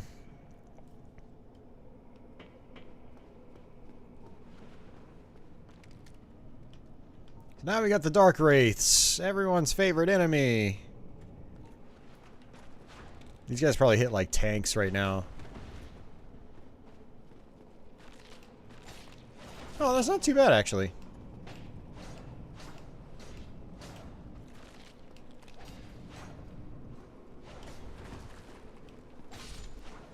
It's actually not bad at all. It's probably because our Ghost Blade's up to level 5. So now if I really wanted to, I could try to go fight the 4 kings, but I don't think it would end very well. I don't think it would end well at all. But what I will do is come up here because there is a very large ember we can get. Which isn't really going to help me if I'm going to stick with this weapon, but... yeah.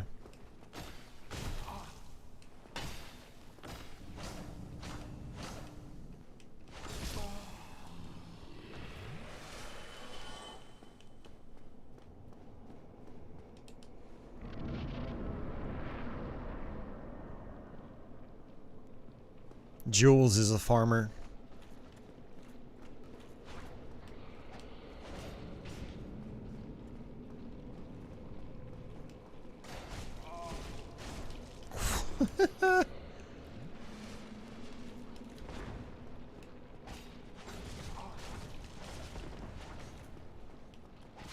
Having Demon Souls flashbacks right now. Oh my god.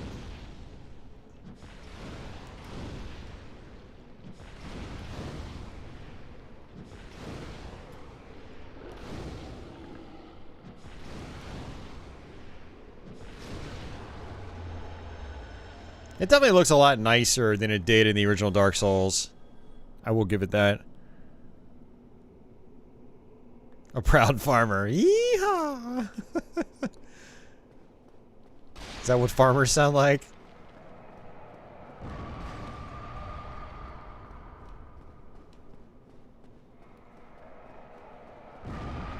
Pretty sure there's another dark... yeah, there he is.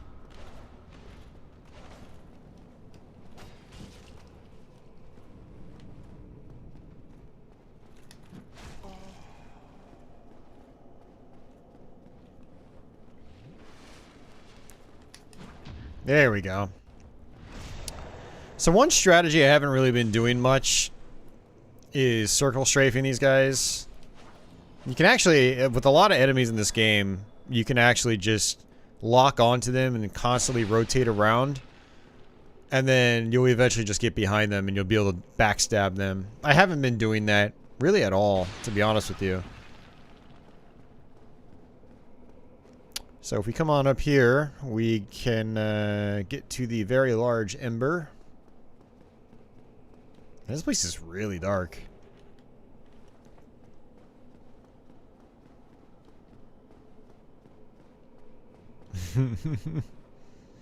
Yeah.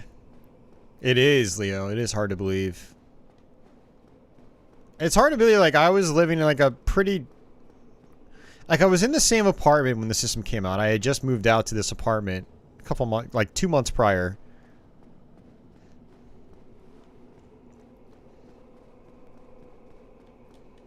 And, but I, you know, I wouldn't start streaming for another 2.5 years. Or 2 years. And I worked a totally different job. Yeah, it feels weird to think about. Because it's like I'm in the same place, but I'm not in the same place in terms of, like, my life. It's weird.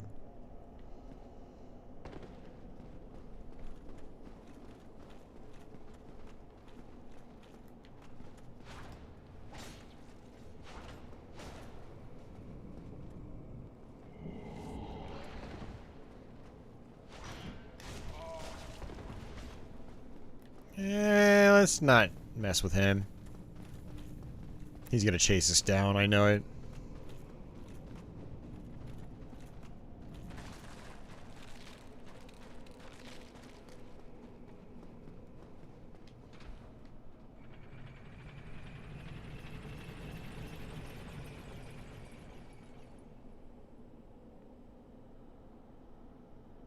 Well, the Legend of Zelda bundle wasn't for a couple more years, Tony.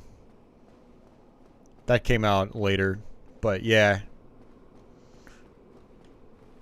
I actually had the Wind Waker bundle. I got a pretty good deal on it a couple of years ago. Actually, I don't even think it was a couple of years ago. It might have been like last year. Before like all this COVID stuff happened and prices shot up. The system was scratched, but the controller was pretty much perfect. And the box was in great condition too.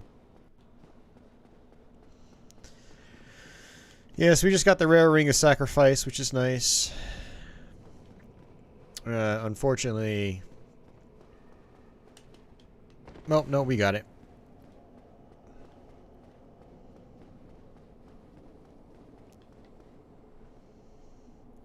Well, we're actually kind of done with this area, so... I guess what I'm going to do is use a Homeward Bone. Oops. I've got a bunch of souls to use, too.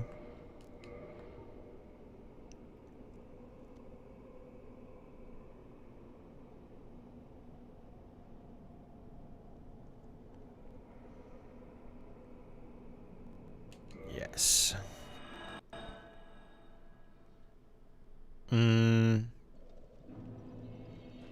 Along with the others? I don't know what you mean, Tony. I have no idea what you mean. You mean Wind Waker was like a launch title? It wasn't. No, it was like 2 years after. I think Wind Waker was like, Jesus, man. Sorry. I think 2014 at the earliest? Let me check my box.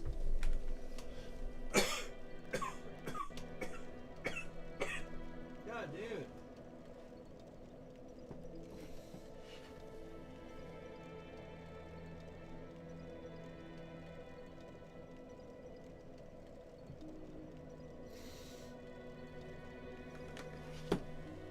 It says 2013 on my box, so I guess it wasn't 2 years later, but at least a year later. No, their first big post-launch game was Pikmin 3. Pikmin 3 and Donkey Kong Country Tropical Freeze.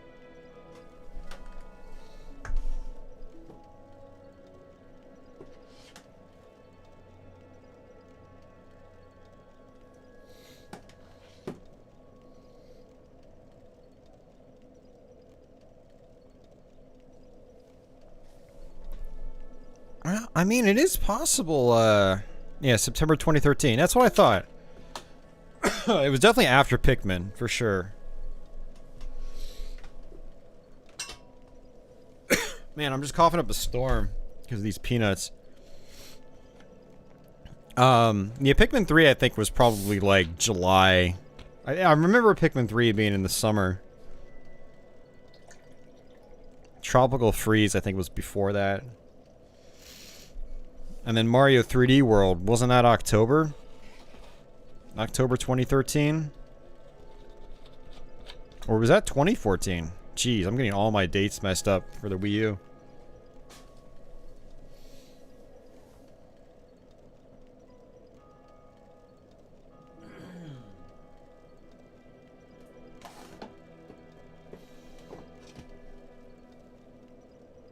Oh, yeah, I was right. 3D World was 2013 as well. November 2013, okay. November, October, they feel the same.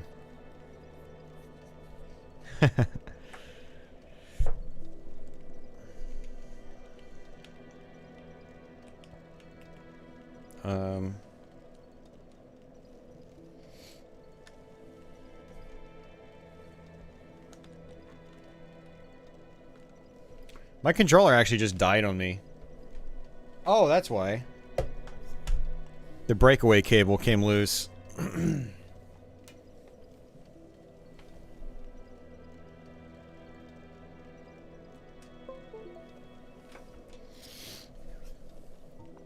Okay, there we go. Hey.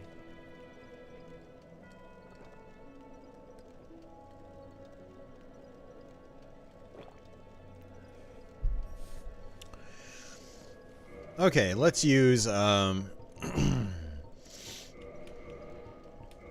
of these.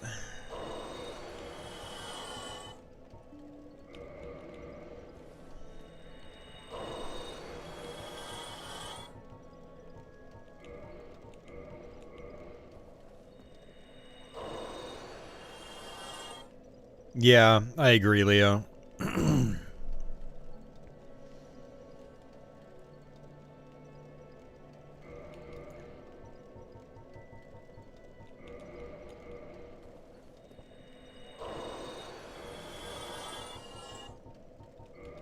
Yeah, I mean, enthusiasm was kind of lukewarm to begin with. Like, even into December, I think you could still buy Wii U systems at the stores, which is very rare for a console launch at the holidays, at the holiday season. Like, normally they're sold out for well after Christmas. But you can get Wii U's that you just walk into anywhere and still get a Wii U. It's like no one cared.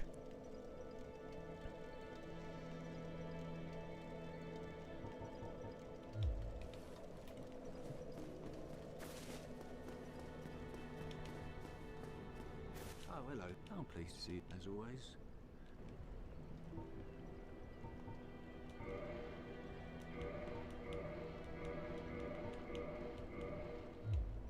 Goodbye. So expensive. So now that we have the Lord Vessel, he'll actually take us down below.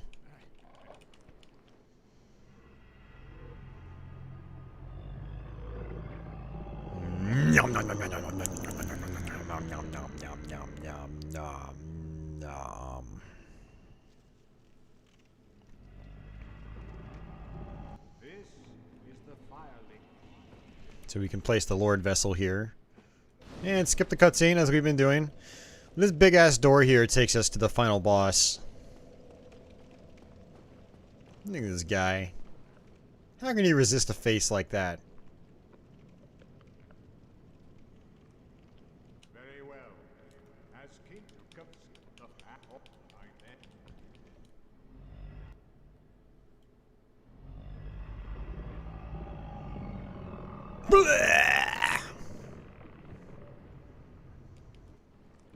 Okay. So now if I fall down, I don't die. Whee! Pretty cool. Although if I fall down here, I probably die. I died. I wonder where my souls are gonna go.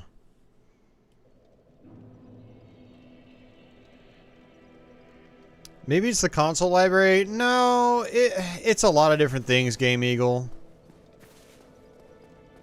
I mean, there are lots of reasons why it didn't resonate with people at the time.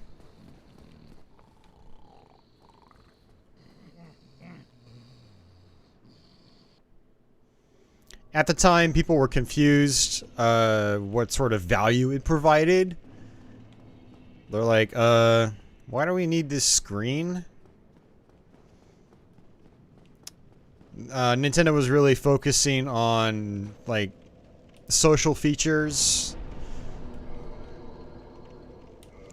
A lot of people thought it was just an add-on for the original Wii.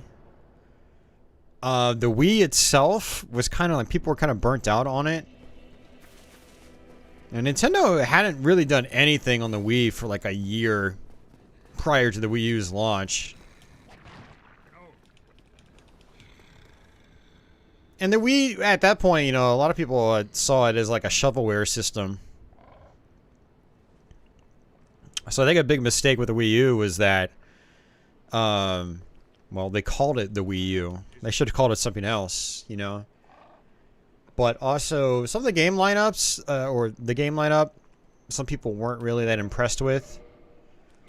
Nintendo Land came out. That was supposed to be the big Wii U game. And, kind of got average reviews, which is odd for a Nintendo game. Nintendo games usually get, like, really strong reviews. So, yeah. While it launched with a lot of good games, a lot of those good games were already on other systems. You know, your Batman Arkham Knight, your Mass Effect 3, your Assassin's Creed 3, things like that. It's like it was getting games that were already on other systems.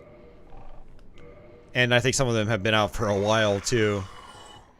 I don't know, it's just a lot of little things.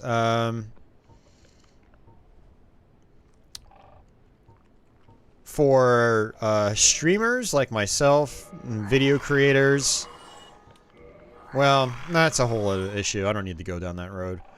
Nintendo was very strict about their copyright claims back then, and basically ended up... Oops, I actually wanted to keep the Black Knight sword. Shit. My fault.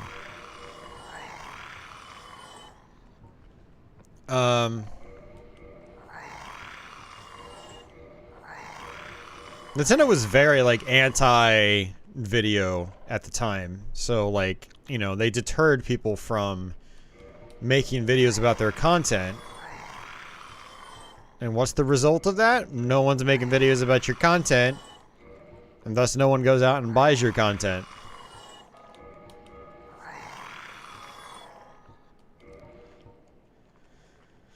So, yeah, there are a lot of different things.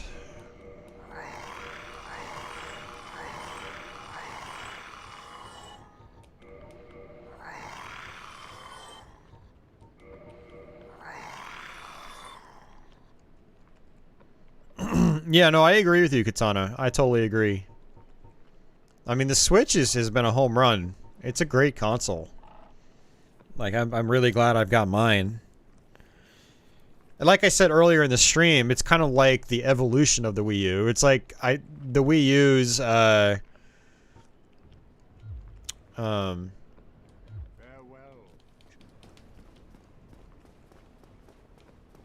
it's like the vision of the Wii U, like, fully realized, basically. Like, this is what we were going for with the Wii U, but like, the tech just wasn't there yet.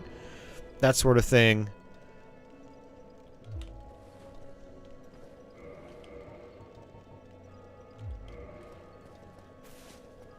And I still love the Wii U tablet functionality. I like, you know, having that flexibility. You know, it's a wireless controller. Oh, hello there. Oh, please, as always. I can play games on the screen. Like, you know, I have it hooked up to my main TV. If I'm watching a TV show or something, I can, you know, play it like it's a handheld system on the couch. Like I would a handheld system on the couch while I watch something else. So it's, you know, there's some good features in it.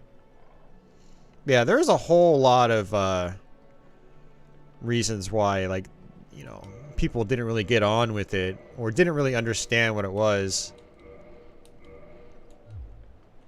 Goodbye. Yeah, you know, it's in the past. It's not really a big deal now. Nintendo has fully bounced back.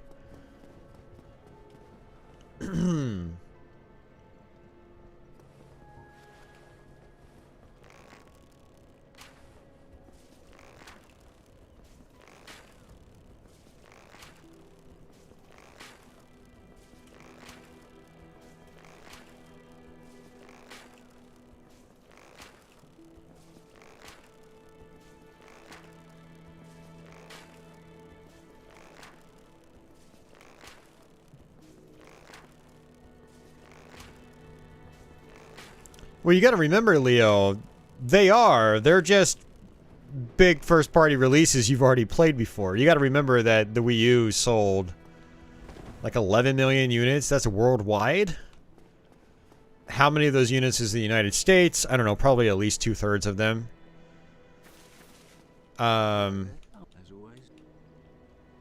Goodbye. So there are a lot more Switch units out there and a lot of people that haven't played those games yet. It's like Nintendo knows they've got fucking good games from the Wii U era. There's just no one bought them because no one owned the system. But to you and me, I know exactly what you mean. That's the reason why I sold my first couple of Switch systems, because like the big unique titles hadn't really been released yet. And then by the time they came out, I was just kind of, I didn't really care that much anymore. So like I remember being hyped for Mario Odyssey, and then it came out and I was just like, my Switch has collected dust for so long and I've got other things to play. I just don't even care anymore.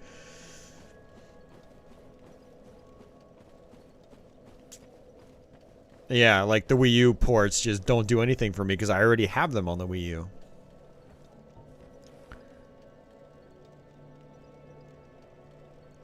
Yep, exactly. You're not paying attention to Mario Kart 8 Deluxe, probably Pikmin 3, Super Mario 3D World, New Super Mario Bros. U, Donkey Kong Country Returns, or sorry, Tropical Freeze.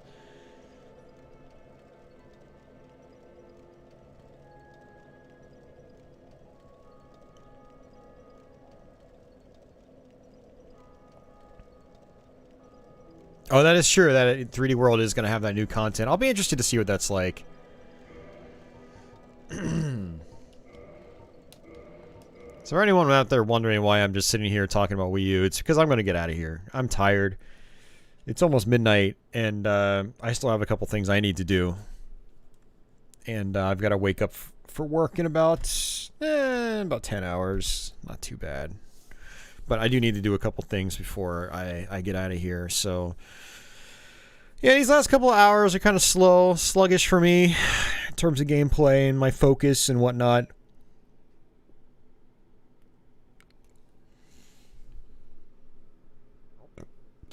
Oh, man.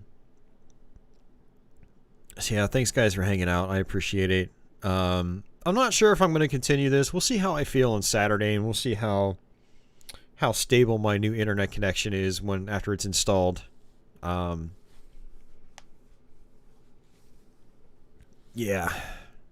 Made it to the end. That's right, Retro Simon.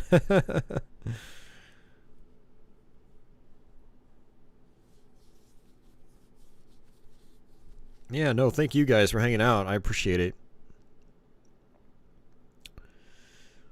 So I'll do my best to have this archive published tomorrow.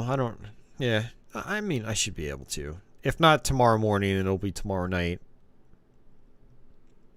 But yeah, we pushed through the internet problems, thankfully. We made some good progress in this game. Not as much progress as I wanted. We were making really good progress in the first 2/3 of the stream. We're making some really solid progress. But yeah, I just kind of started to get really slow there, and I lost a lot of focus in Orlando. Yeah, I mean, it happens. So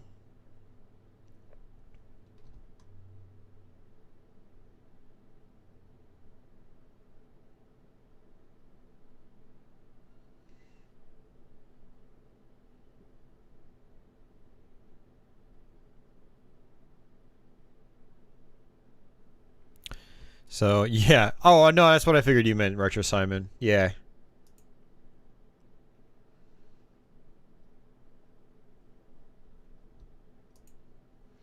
Yep, I figured as much.